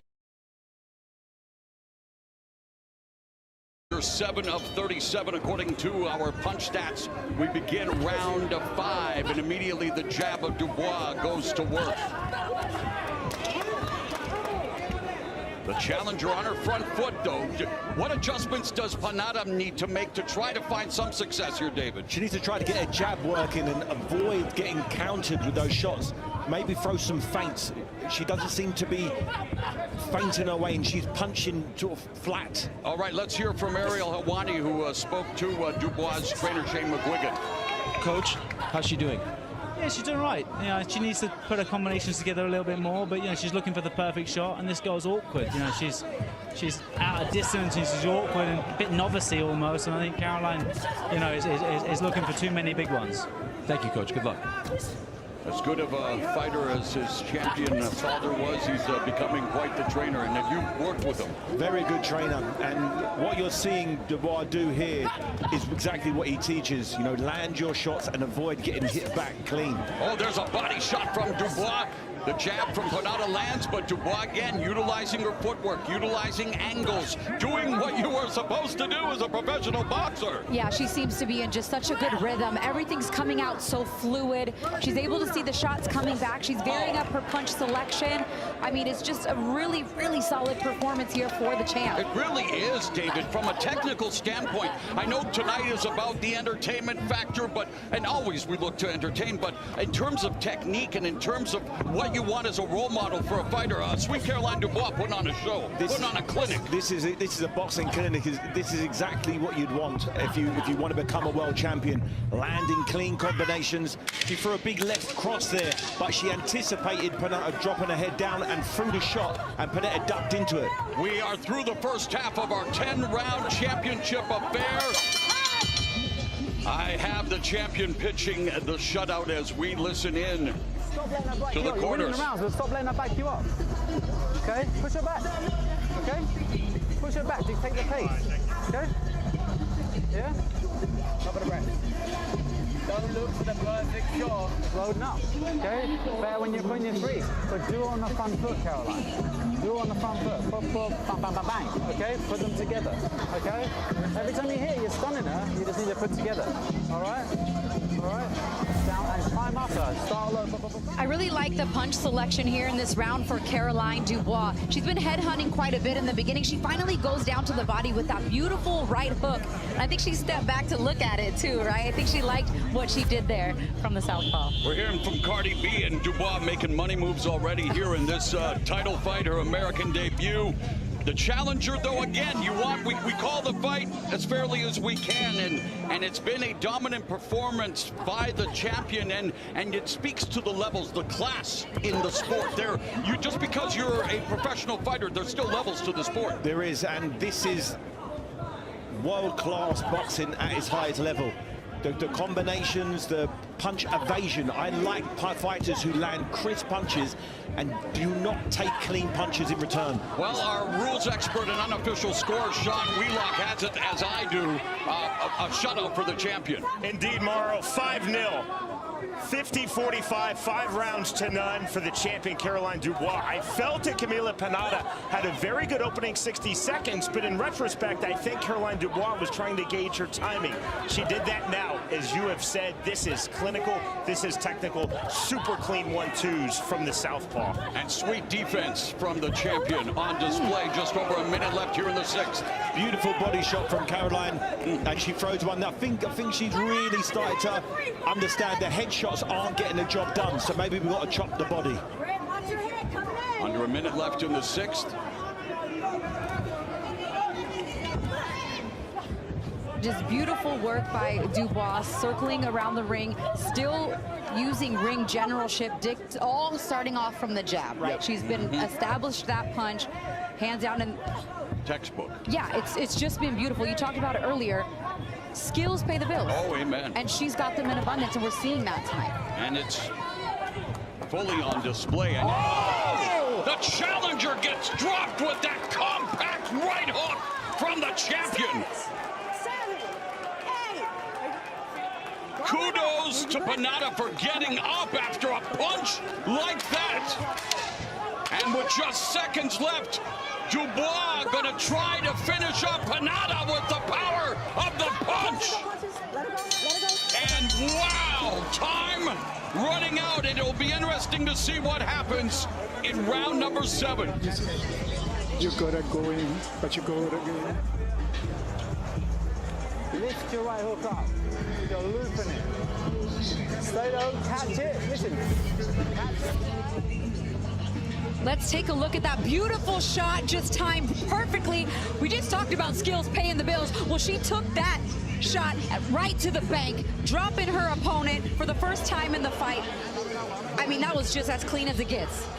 As clean as a washing machine, David Hay. That's how you do it. When you get someone launching in at you, having the timing and speed and practicing those shots on the mitts. I know she's done that 1,000 times in training.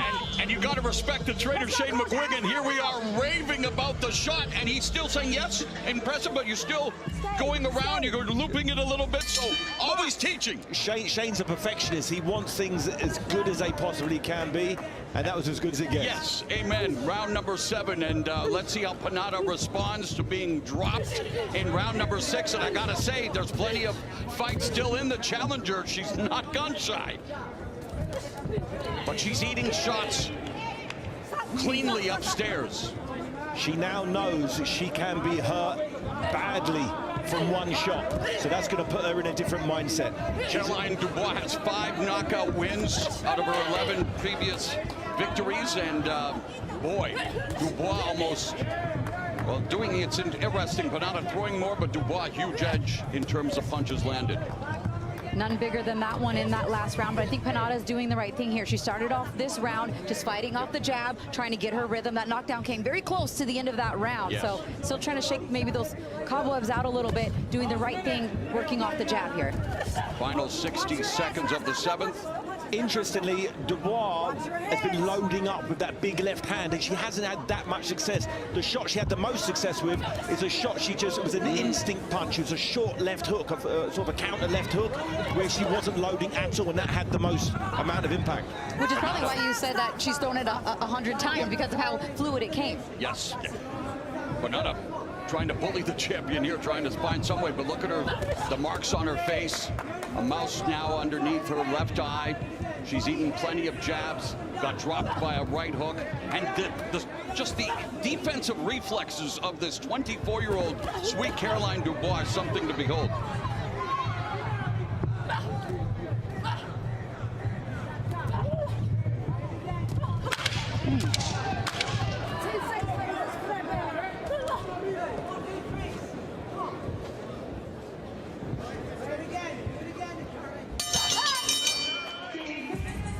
7 in the books. As we get ready for Judgment Day, Jake Paul versus Anthony Joshua. The main event no one saw coming.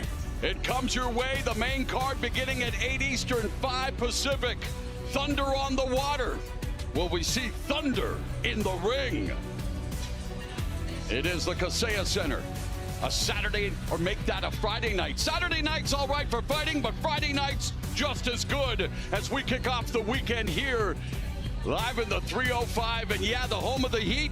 Boy, these athletes are cooking with grease. And we are set for round number 8 of this title fight between the defending lightweight champion, Sweet Caroline Dubois, the challenger, Camila Panada.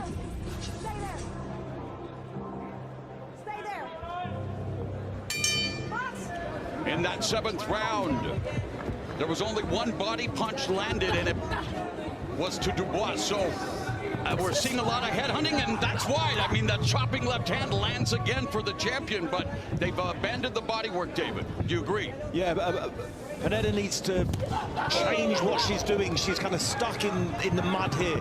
She needs to try to double her jab up and try to put a body assault together. But everything she seems to try up until this point, she's countered. And Dubois is a sniper right now, Christina. She really is, and it's only in exchanges like this where she stays in really close that she gives Panada a chance. And yet her reflexes make sure that none of that works for Panada. It's the professional way. It's not going all the way back. It's just out of range. That's ring IQ. Fraction of inches, just sliding back, understanding how long your opponent's arms are, where their feet are, and what shot's going to land and what shot's going to just barely miss. Final minute of round 8. Panada putting up a strong effort here, being more aggressive and actually outlanding the champion at the moment. And she needs to put together rounds. In fact, even though it's round 8, we don't know how the 3 judges at ringside have it. But again, like our unofficial scorer and rules expert, Sean Wheelock, I have the champion pitching a shutout. So in essence, Panada needs a knockout, and she has only 1 KO in 11 previous fights. She needs something that I'm not sure she has, but she's showing great heart, great grit, great determination, great chin. She's doing all she can physically do in there. It takes 2 to tango, and yes, Panada trying to put up a valiant challenge, but her work is just allowing Dubois to shine that much more. For sure, and if you're in Panada's corner, you just got to tell her to continue to get busier. She's got to let her hands go, because she's down in a deep hole right now.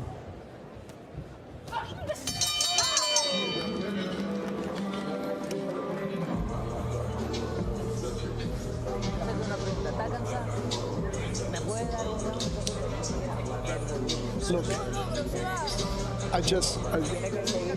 you have to follow her. You have to follow her. You have to advance your foot to get to her. No, I'm good, thank you. You have to move your feet so you can get to her, okay? You get me? And don't throw a single punch, because that's when she gets you. You have to throw 3 punches, and when she walks, don't let her. And the defense of Dubois on display. The offense, Shane McGuigan continues to administer instructions. A successful relationship thus far, as Dubois defending her title on American soil for the first time, thus far impressing everyone who is watching, and we hope you're enjoying it wherever you may be watching. The second of 3 consecutive title fights to wrap up the prelims before Judgment Day. Jake Paul versus Anthony Joshua gets underway at 8 Eastern, 5 Pacific, live on Netflix. Championship rounds have begun.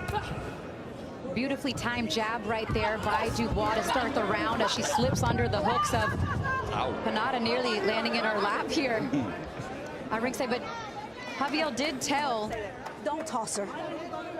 I was trying to listen to the instructions there from the referee, but they did tell her to get busier. Yeah, not toss her though. Don't toss her. Toss the salad, don't toss her though. 9th round here, and the jab and the defense of Dubois, David, remains a popular refrain. And clipped her with that left hand.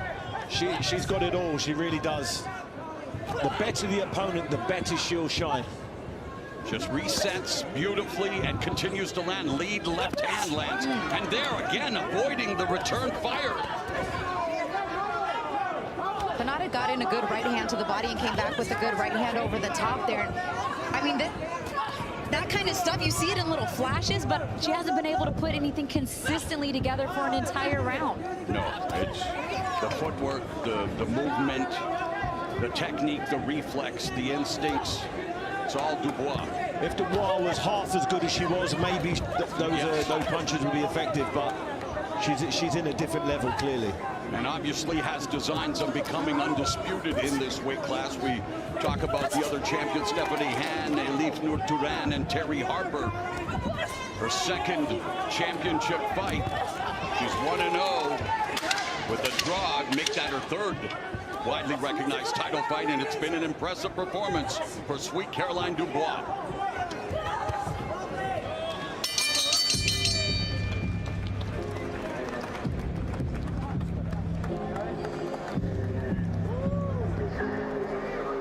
Icing on the cake now.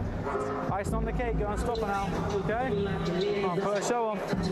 Much better when you put them together and you stay sharp. Okay? Don't load up when you stay sharp. Ba ba boom, ba ba boom. Okay? Okay? Caroline, this is the last time. Give us another. You can touch it up, okay? Drink. Okay. When Caroline Dubois is at that mid-range, she does her best work. She flicks the jab out there and then lands a beautiful left hand timed perfectly. Boxing is at its best when you can set up those combinations off the jab, and she kind of put everything behind that left hand. Kudos to Pennada for staying upright on that shot. Ladies and gentlemen, this is the last and final round. In case you didn't hear, it's the last and final round. Big Mo doing his thing, 10th and final round right here. And guys, you heard from Shane McGuigan in the Champions Corner saying, put some icing on the cake. I'm looking forward to eating some birthday cake on Sunday, but no candles because at my age it would be a fire hazard. We're seeing a firefight right here, but it's been one-sided. It's been brutally one-sided. Dubois just too classy, too skillful, too much pedigree. Coaching teams too. She's just a different level. And this is world class. Unofficial scorecard of Sean Wheelock reflects that. Pennada remains active, trying to acquit herself in some kind of fashion to deliver a Hail Mary shot, but it just doesn't seem possible. Although this is one sport where the impossible becomes possible pretty fast. It's never 100% no way.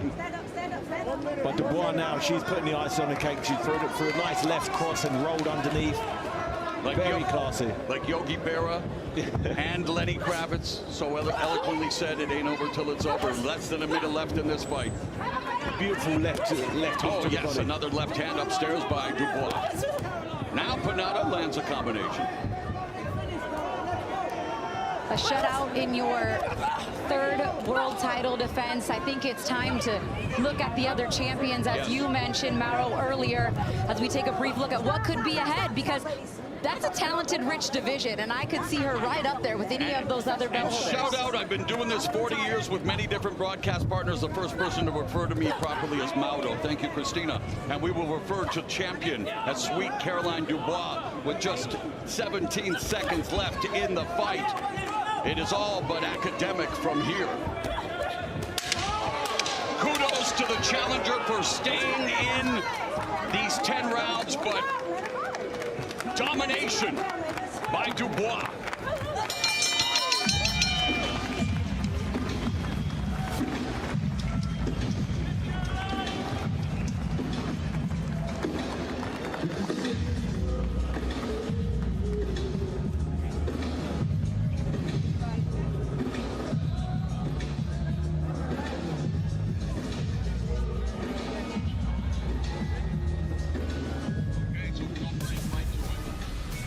And, well, again, the numbers, nightmare for the challenger. And it didn't even seem like there was that big of a disparity, and the numbers show that in terms of the punches thrown, but it's how much cleaner they were by Dubois. Landed at nearly double the clip as Pennada. And if you land over 30% of your punches total, that's good. It's very good. And even better, the unofficial scorecard of Sean Wheelock. Very clear. Very, very clear. It's as conclusive as can be there, outside of a knockout.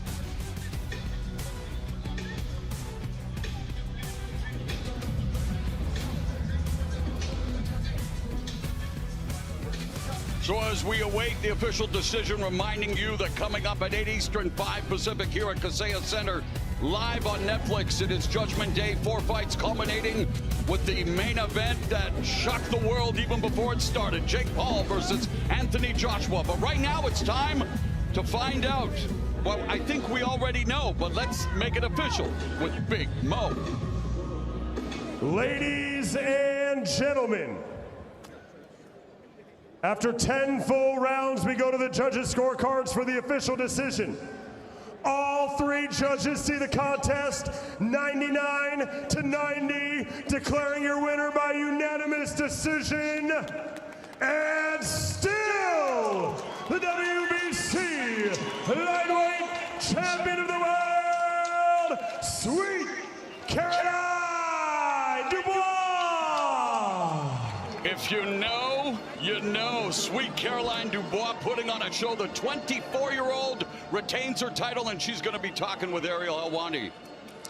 Thank you very much, Mauro. Caroline, congratulations on an incredible MVP debut, American debut. Much was made of this all week long. Are you pleased with your performance here tonight? I feel like I could have done more. I'll give it like a B. But it's my first time fighting in America, first time being in front of Miami, and I want to say a massive thank you to everybody in this arena, everybody who's paid their hard-earned money, especially so close to Christmas. So I'm happy that I could entertain. Well, I'd say you're being a little hard on yourself. Probably a little better than a B, but I appreciate that very much. You and Alicia Baumgartner stole the show at the presser. She's fighting later tonight. Is that who you have your eye on next? Not next, but definitely down the line. I feel like we're still a little bit away from each other, not in terms of skill, but just in terms of growth and what that fight can be.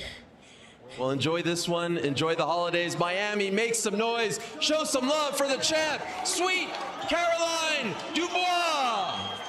Undefeated lightweight champion, Sweet Caroline Dubois, putting on a sweet performance in her American debut. And we will continue now with the 3rd of our World Championship fights here on the preliminary portion of MVP's Judgment Day, which, of course, the main card will get underway at 8 Eastern, 5 Pacific, live on Netflix. Shane McGuigan successful as his charge defends her title, and will Shernika Johnson defend her undisputed bantamweight championship against Amanda Gale. We are about to find out. Gale 6 years older, an inch shorter, and Johnson will try to utilize that reach advantage.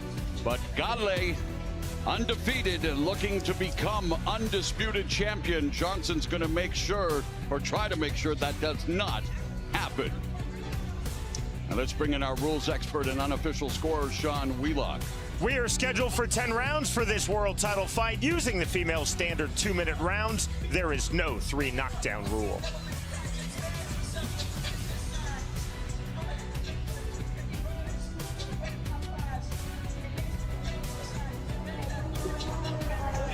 And now, ladies and gentlemen, we arrive at the main event of our prelim card. 10 rounds, and it is for the undisputed Bantamweight Championship of the world. Introducing first, the challenger, the pride of Canada, Amanda Gale. And here I thought I might be the pride of Canada, but okay, Amanda Gale. She's a much better athlete than I am. 36 years of age. She's undefeated at 12-0-1 with just 1 knockout. But she is an ambassador for Fight to End Cancer in honor of her mother, Nicolina, who died in 2022. 9 years after being diagnosed with stage 3 breast cancer, Gale won the Super Bantamweight title 2 weeks before her mother died. I just buried my cousin, Hall of Fame chef Claudio, losing his battle to cancer recently, and I know his family watching and supporting me, and man, I cannot wait for the day we KO cancer permanently. Amanda Gale, a tragic story, but she fights each and every fight and each and every day for her mother, Nicolina. And as you mentioned, I mean, it was just a lot of depression, a lot of struggle going through that, but it's got her through, and now she's on boxing's biggest stage, under the biggest lights, fighting for all the belts in her division. She has won 5 straight since a draw with Mexico's Jacqueline Musillo Munoz in July of 2022. That's her only blemish in 13 professional fights. Her nickname, Bambola, is Italiano for doll.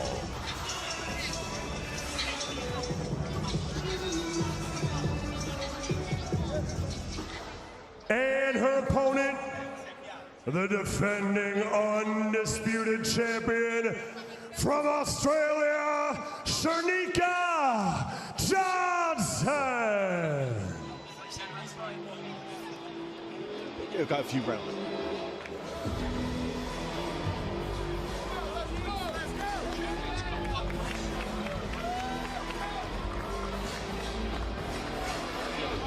Undisputed 118-pound champion, former 122-pound belt holder. This past July at Madison Square Garden, Shanika Johnson dominated Sharetta Metcalf, dropping her in the 4th, overwhelming her with right hands and left hooks, and forcing a 9th round stoppage to become the first Australian boxer ever to claim undisputed status in the 4-belt era. She's also on a career best 2-fight knockout streak. Once again, gets the opportunity on short notice, but takes the chance, steps in here to defend all of her belts. It's really been impressive what she's been able to do in her last fight. This is the first defense of that undisputed status. Here is, once again, Big Mo.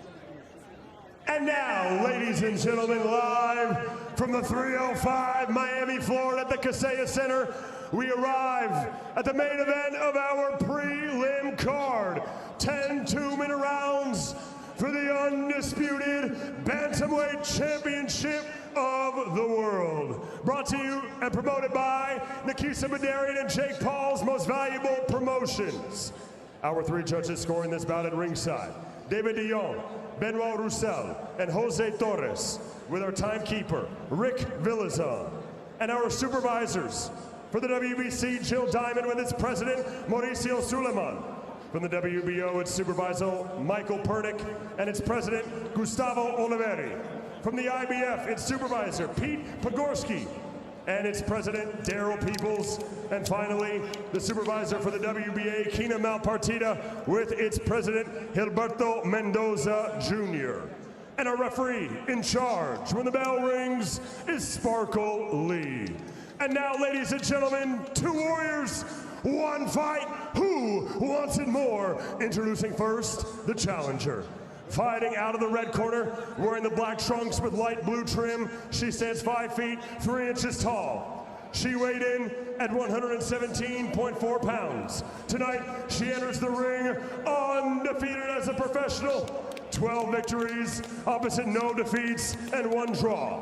And she fights out of Mississauga, Ontario, Canada, introducing MVP's own highly ranked contender, ladies and gentlemen, Amanda Bambola Gale. And now her opponent, the defending world champion, fighting out of the blue corner, wearing the black trunks with silver trim. She stands 5 feet 4 inches tall. She weighed in at 117 pounds even. Tonight, she enters the ring with a professional record of 18 victories, opposite just 2 defeats, with 8 of those wins coming by way of knockout.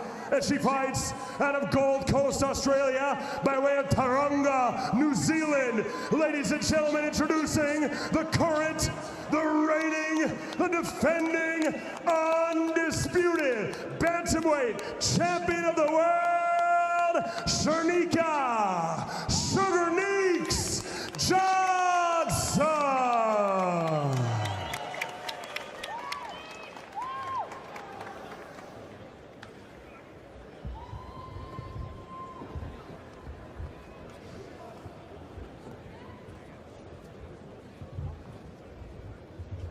All right, ladies, you're already receiving instructions. Obey my commands and protect yourself at all times. Good luck. So set for this championship bout, and coming into this fight, the champion Johnson lands 37% of her power punches. Amanda Gale Well, she made her boxing debut in 2019. Here we are in 2025 with a chance to become undisputed bantamweight champion, representing the true North, strong and free. Oh, Canada getting it on with Australia by way of New Zealand's Shanika Johnson. And by the way, Gale averaging a whopping 80 punches thrown per 2-minute rounds in her 2 fights tracked by CompuBox. So expect a lot of leather to be thrown in this one as well. And Mauro, that's why when I looked at this bout sheet, I said this is the fight I'm most excited to see. Not only because all the belts are on the line, but these two ladies are going to throw a lot of punches. They're both very skilled. This is my fight to watch here. The third of actually 4 women's title fights on this card. The co-feature coming up for Judgment Day at 8 Eastern, 5 Pacific on Netflix. We'll see the former undisputed 130-pound champion. She's now just unified, and that's because she surrendered her WBC title because they won't let women fight like men. 12 3-minute rounds. So Alicia Baumgartner defending against another Canadian, Leila Baudouin. So 2 Canadians have a chance to become champions tonight. Johnson really putting on the heat here. She really put the pressure on. She's steamrolling forward.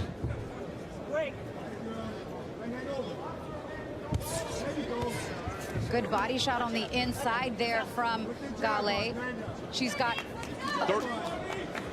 got a great build, a great stature. She's strong in her base and has a background in mixed martial arts. So she's been in the fight game like 20 years. Yeah, 31% of Gale's landed punches are body shots. Yes. So look to her making an investment early and often. 27% for the champion Johnson. And man, Johnson and Gale throwing a lot of punches here in round 1 with 20 seconds left. The champion actually trailing the challenger right now in terms of total punches connected.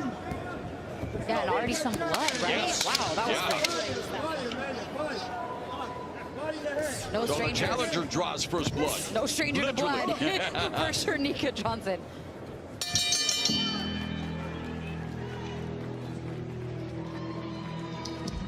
All right, sit down, sit down. Big breaths, there we go. Let's get some wind in. All right, you good? Take the mouthpiece out. Let's stay on that stick, all right? We got to double it up. Let's bring this right hand behind it. All right, she's already trying to diffuse it. Stay on the system. All right, very important right now. Stay on that system. Okay? Hit that body. Well, no stranger to cuts and blood, but unfortunately for the champ, she suffers an early cut here by this headbutt. Great job by the team finding that. A clash of heads, that little nick underneath the left eye, not as gruesome as that cut that she suffered against Ramadan, that gash above. And you see Cutman Russ Amber. I want to give a shout out to another fellow Canadian. Russ Amber will be inducted into the International Boxing Hall of Fame in 2026. Well deserved. He's done it all, including doing a lot of commentary work in the native Canada. So congratulations to Russ Amber and the entire class of 2026. But here we go with round number 2, and they immediately start going at it once again, toe-to-toe, champion and challenger. And I think this behooves the challenger more than the champion, this slugfest. I would have to agree. And also now a cut open up on the challenger. Wow. Well, they're leading. She's leading with her head, so she has to be careful.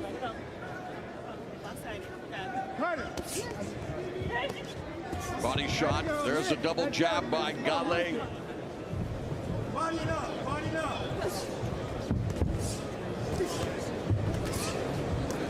Gale trying to establish her jab, but the champion coming in, and there's a lot of clinching here, and referee Sparkle Lee separating them. Just a minute now left in round 2. Yeah, what a shame for these two skilled fighters to have to now do both battle cuts from the very beginning of a undisputed championship fight. Very frustrating, but both in the same situation. Evens the playing field a little bit. Yeah, another definition for the sport of boxing is adversity. It is. And how you overcome it. And I know it's cliche, David, but it's about what you become as a human being as much as a professional fighter, the character that you develop, the tests that you have to overcome. The lessons you learn in the fight game is second to none. Left uppercut lands for the challenger. Gale.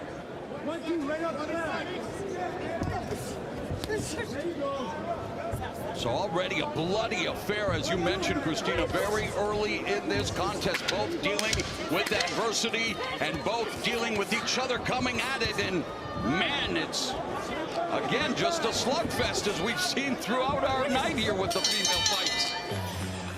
Heads continually coming very close to clashing.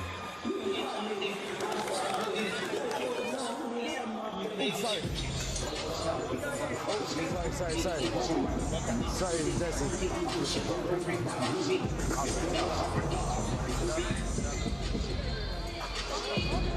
Amanda, how you feeling? Breathe. You're good. Listen to me. You get a cut and you get a cut, and here's how it happened. Almost the same way as Shanika Johnson's cut. That clash of heads once again opens up the cut over Valle's left eyebrow. But that happens, I feel like, too, because you're going to see Gaye ends up kind of square a few times. She's not always on an angle, so it's very easy for those heads to come together. And these are two orthodox fighters, but sometimes she gets kind of caught in the middle, and that's where their heads have come together. I've seen them clash heads about 3 or 4 times so far. Vito Brandaccio, the trainer of Amanda Gale, and I don't think Oprah ever gave away cuts to everyone, but you're right. It's you Christmas get a cut, time. she gets a cut, yes. And red is the color of Christmas. And Rudolph and all of that stuff. As a minute 45 left here in the third, and now it's, David, talk about the champion. She just seems to be crashing the space, smothering any attempt at offense, and getting picked off by the challenger. She is at times she is catching shots unnecessarily. I think she needs to start with some body assaults, you know, going to the head, and the heads are coming very, very dangerously close. And referee calling for the doctor.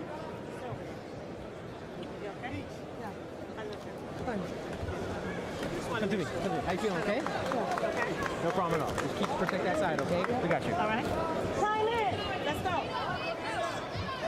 A bit of advice from the doctor there. I've never seen that before in all the years I've watched boxing. A doctor telling a fighter what to do to. Slight advantage for Johnson in terms of total punches landed, but look at the amount of they're throwing. They're dead even, and I mean it really is that kind of fight. And both of them landing punches again, just like the first of our 3 title fights. Not a lot of defense. We saw a lot of defense from Sweet Caroline Dubois and the jab, but we're seeing again this fistic firefight, which I know the fans appreciate. The fans love a bloody war, but it's not that great for the skin around their eyes. Definitely not. 30 seconds left here in round number 3. The undisputed bantamweight championship.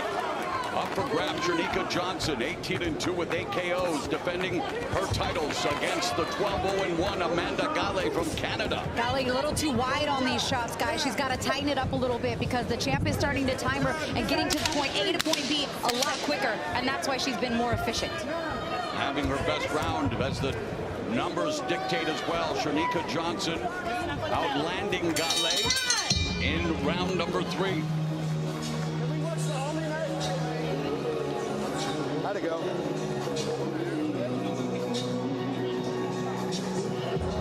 Big wrestling, big wrestling. And Russ Amber, the cut man, earning his money tonight. You good, Nix? All right, now you're getting there. No worries. You're stuffing a little bit now. Give yourself that room to work there. All right. These arms are free. I want you throwing the 35s, the 33s, the shovels. They're free. And if they're not, you make them free. You make it hard in there for her. And stay safe. Be accountable. All right? Greg Wilson, the trainer of Shanika Johnson. She comes out of Australia, born in New Zealand to Maori heritage. Started boxing at 11, became a decorated amateur. Made her pro debut in 2016. So more experience than the challenger. And here we are with round number 4. And again, immediately they go after each other. Now the champion, though, becoming a lot more fluid, a lot more comfortable, and catching the challenger. Well, yeah, and I think she's got to listen to what her coach just told her, which is give yourself a little bit more room to work. You're smothering your shots. And now with the distance, it's actually Gale that landed some sharp jabs. As now Johnson's just chasing her instead of cutting off the ring. They're just continuing to swing wildly at each other, and it results in these clinches. Gale needs to do something different. And she's trying to move, she's trying to be a bit evasive. Though Johnson's a machine, she just keeps on grinding forward. Maybe a little too hard at times. She could sort of step back slightly and pick her punches a little more. Australia's first ever undisputed champion in the four-belt era, proudly representing her country, her continent, looking to bring some thunder from down under. Under a minute left here in the fourth, and we are 30 minutes away from Judgment Day. Live on Netflix, 4 professional prize fights culminating with the unlikeliest main event you will ever see. Anthony Joshua, Jake Paul going at it. 8 3-minute rounds is what it's scheduled for at heavyweight. And will Jake Paul shock the world, record what he says the biggest upset in sports history? Or will Anthony Joshua do what everyone expects him to do? And that's give Jake Paul the realest of reality checks. We're going to find out in short time. I'm looking forward to the main event. It's been the buzz of the boxing world this past week. I can't scroll past a post or two and not see somebody talking about it. Well, exactly. Everyone's got an opinion. Everyone's got an opinion. A strong opinion. Especially boxing purists. No doubt about it. And here we are through 4 rounds. Undisputed Bantamweight Championship up for grabs. Well, we talked about it now, under 30 minutes. Will Jake Paul be able to take Anthony Joshua into deep water? Or will we see the KO for the ages? A lot of people will be tuning in to see Jake Paul get knocked out. But Jake Paul, a master self-promoter, a master in self-belief, and a man who he's been able to manifest a multi-million-dollar lifestyle, and love him or loathe him, he's putting it on in the main event. You understand me? And our countdown clock to the first of 4 fights on Netflix. Again, coming up at 8 Eastern, 5 Pacific. Your left hook's landing. Come on. And the shoulder. Your life. Huge cut on Gale's eye there. Yeah, bad place. And Gale's cut man is Jesse Thompson. As we begin round 5, let's bring in rules expert and unofficial scorer Sean Wheelock. 39-37, 3 rounds to 1 for the champion, Shanika Johnson. Amanda Gale, I thought, had a very good round number 3, but you saw in round number 4, Johnson doing what I thought she did effectively in rounds 1 and 2, and that is landing clean punches from the mid-range and the pocket. That's when she's at her best, and she needs to continue to do more of that and not allow Gaye to close the distance and land what's been her most effective work, which was in those body shots that you were talking about earlier. Johnson popped the challenger with the jab, lands a right uppercut on the inside, turning the challenger now with the left hands. But there's Gale going to the body, desperate to try to slow down the champion's advances. Spirited effort from Gale here. She's really putting her punches together in the best way she can. And landing a nice left hand on the inside. I mean, she's got to make it rough and tough. That's what Gale's got to do, and that's what made has made these rounds so close. Yeah, and they're both dealing with cuts in precarious places and dealing with those cuts well as they continue to put on a show, delivering punches in bunches, and again, not so much defense on display, but there, Gale just winding up and then getting hit with these short shots from the champion. But then it's the champion who again leans into the challenger, and Gale initiating the clinch here. But you don't want to see a wrestling match in a boxing ring. In terms of strength, Johnson seems significantly stronger inside the clinches, even in these back and forth exchanges. She seems in more control, landing the cleaner shots. 2 inches taller, and has a longer reach. And she's getting frustrated with the holding battle on the inside is Shanika Johnson.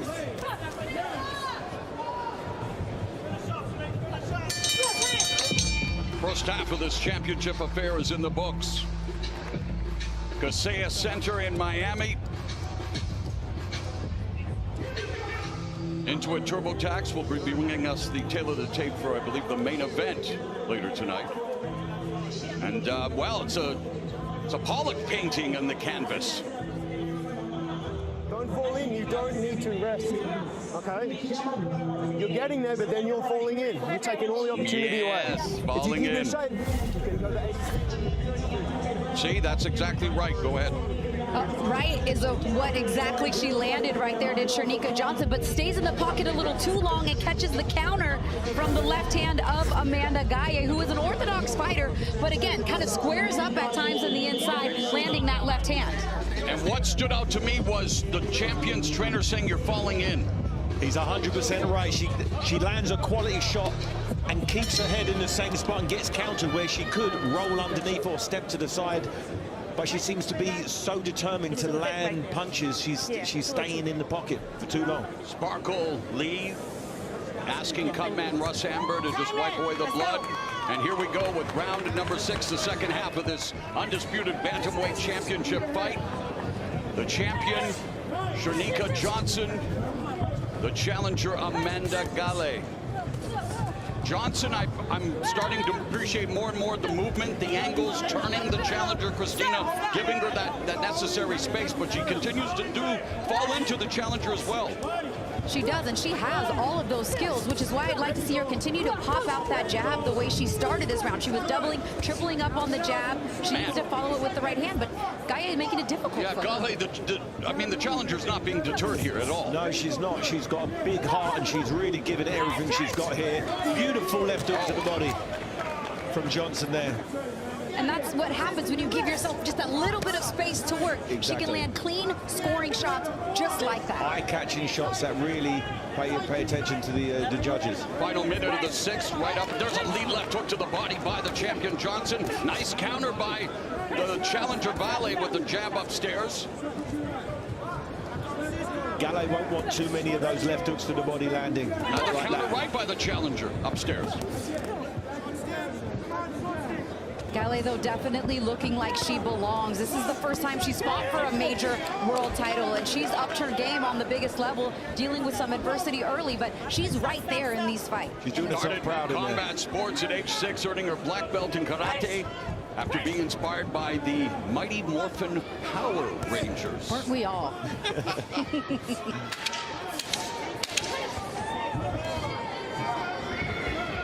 Maybe the Blue Ranger? And the Red Ranger. Blue and red corner.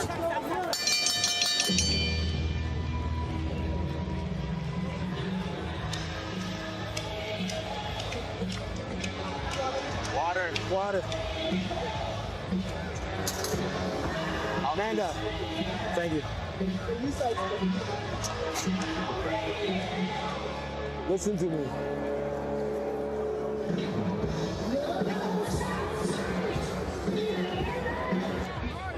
You gotta box it more than you gotta brawl with her. You understand? You're giving her a chance to get ahead. Deep breath. Okay? Box and move. And right on cue, her trainer's telling her box and move, and that's exactly what she did there. She landed 2 shots and then got out of the way. That's how she should fight. But when she stands right here, forehead to forehead with Johnson, Johnson's landing the cleaner shots. She's winning the inside game there too. Speaking of thunder from down under, we're hearing AC/DC in the arena. Highway to hell, and both champion and challenger have to go through hell in this fight, both having suffered cuts, and it's been a toe-to-toe battle. There's not been a lot of room between each fighter. Johnson just seems that more comfortable in this type of battle. Even when she sits in the corner and talks to a cornerman, she seems just like this is another day at the office for her. Whereas Gaye seems like she's struggling in there. I like the work that Gaye just did right there with the left hand, though. She took it down a couple times to the body, then brought it back up top. But, man, the cut, every time Johnson touches Gaye's forehead, that cut opens right back up. I agree with Johnson's corner. She continues to clinch and lean in for no reason whatsoever. She's not allowing herself to really be as successful as she could be with just that mid-range distance, her jab, the power shots. Like, she lands punches but then falls in. And right there is another example. And And the challenger not making it easy for her by any means. She's throwing, she's keeping up in terms of punch output, but again, Johnson may be crisper, but I'm not so sure. See? Wow, best three-punch combination by Gale. Double left hooks to the body, one upstairs. But Johnson comes straight back of her own left hook to the body as well. I see we're gonna have our first disagreement maybe here, Tiffany. No, I joke. Under 30 seconds left in the 7th. I'm just telling the story. I'm not keeping scores. That's what we hired Sean Wheelock to do. 20 seconds left in 7th, but I am very impressed, and maybe it is the Canadian in me, maybe a little biased, but hey, the challenger hanging tough.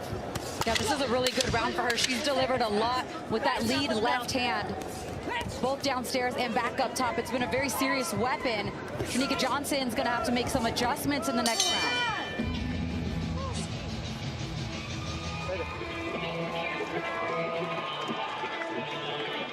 Gotta go. Big breaths, big breaths, big breaths. Better. I need you to stay in your shape. Stop sliding there. It's there all day. You can dig everything here if you stay there. All right? I need you to do it for me. Every time you get there, it's effective. But you're sliding in every time. You're letting it hold you. You let it hold it. You let it hold you. Just keep your shape there. Bam, boom. Hit the body. Dig the shovels. Every first minute really strong. Yeah. Relax in the first minute. Banger, fucking banger. Maybe the most clear round of the fight for Gaye. She did a lot of really good work with the left hand, both downstairs to the body and clean shot up there, up top. Maro said it earlier, clean, effective punches. That's exactly what she did. A lot of that work with Gale's left hand.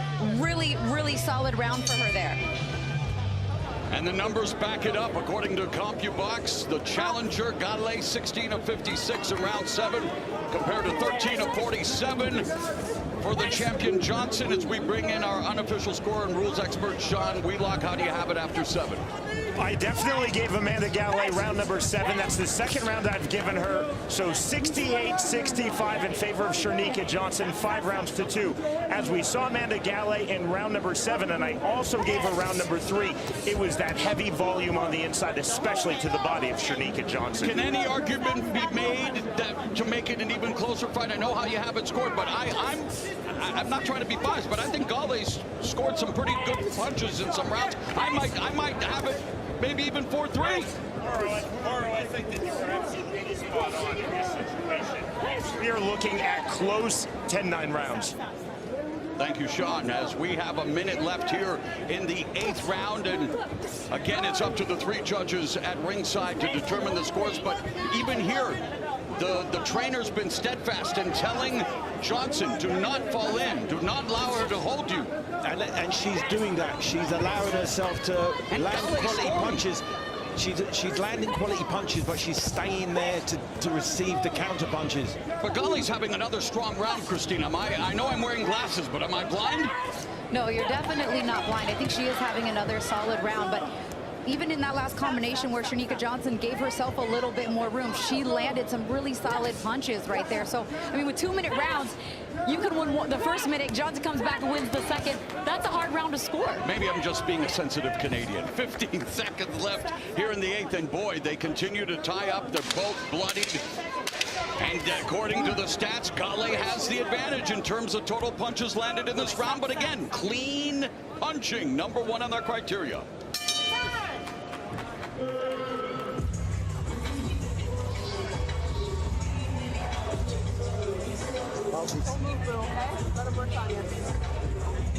I like this one.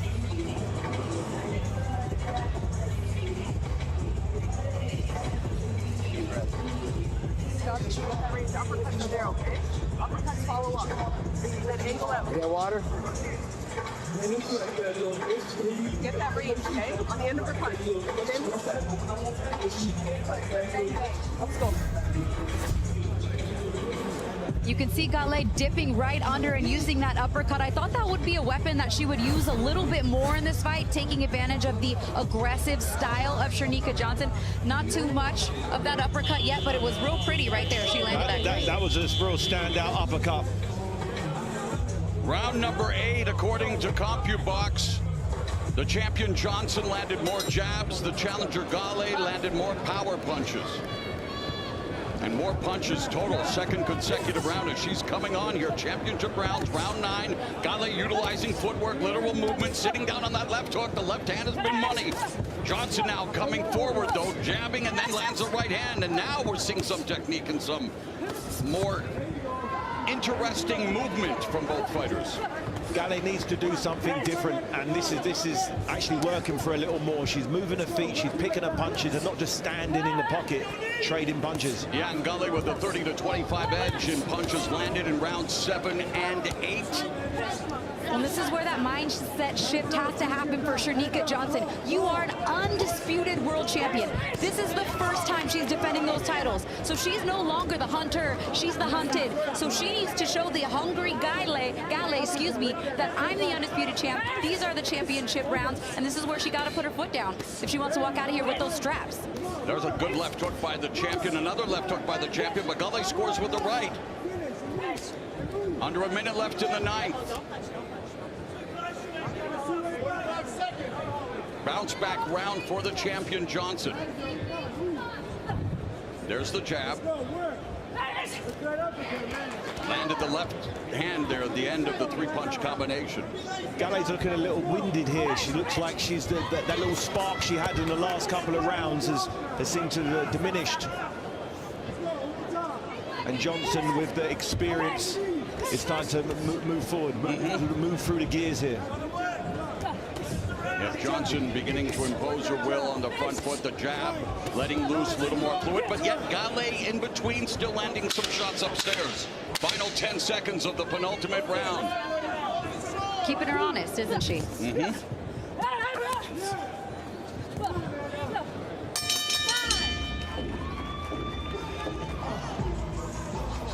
Let's go now.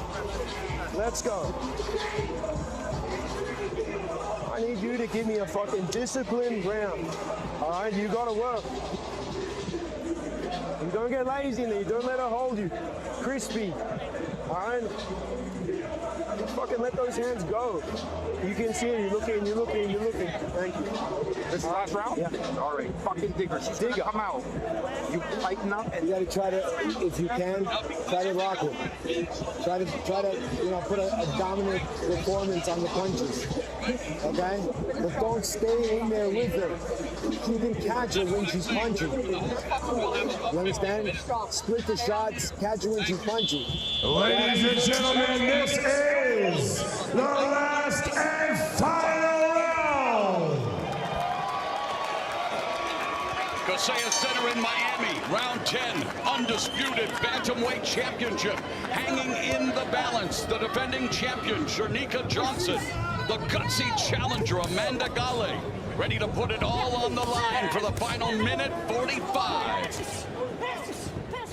Now, Gale may be looking down and doing wild punches, but they are scoring, David. She is. I think Johnson's head stays in the same place, so as she's swinging, as she's doing here, she launches a big hook without actually looking at where it's going, and 50% of the time it's landing. And yet, the more composed fighter is the champion. Johnson staying compact and still landing some shots in between. It is a close fight.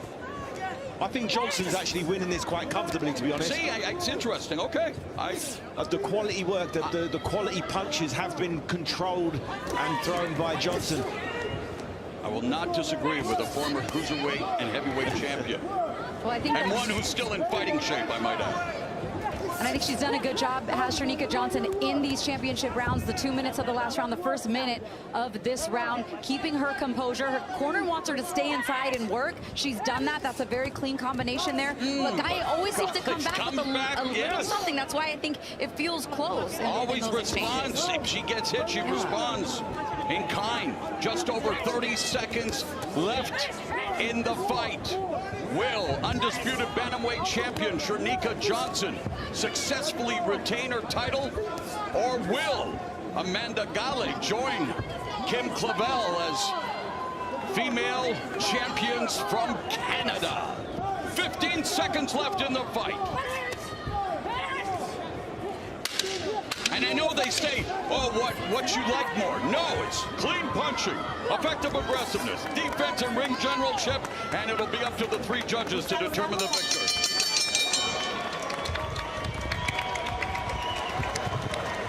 And the crowd applauding the efforts of both champion and the challenger. Going 10 hard rounds. Good job, baby. Early cuts to both fighters.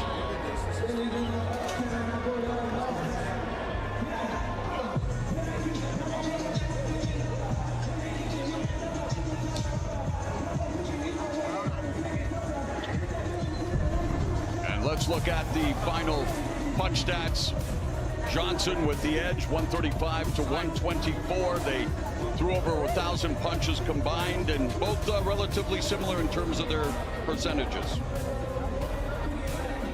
And I'm with you. I do think it was a close fight.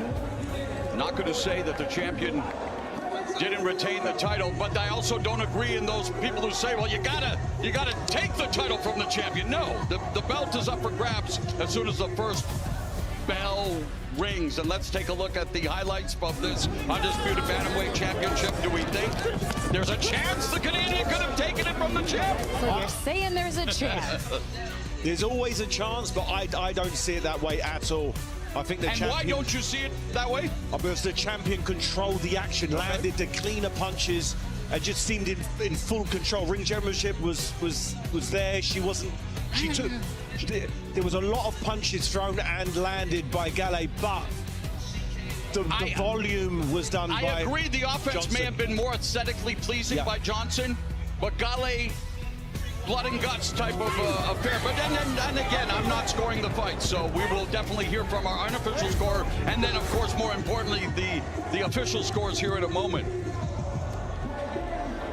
I think Shernika Johnson did a great job working off the jab and throwing her combinations, but some of the rough and tough body shots, the power punches, some of those moments stood out to me more from Gale than they did from Johnson. So this one's going to be interesting, and this was the fight I was waiting for all night. According to our unofficial scorer, Sean Wheelock, he did have it wide for the champion, Shernika Johnson. So we'll wait and see as we await the official decision.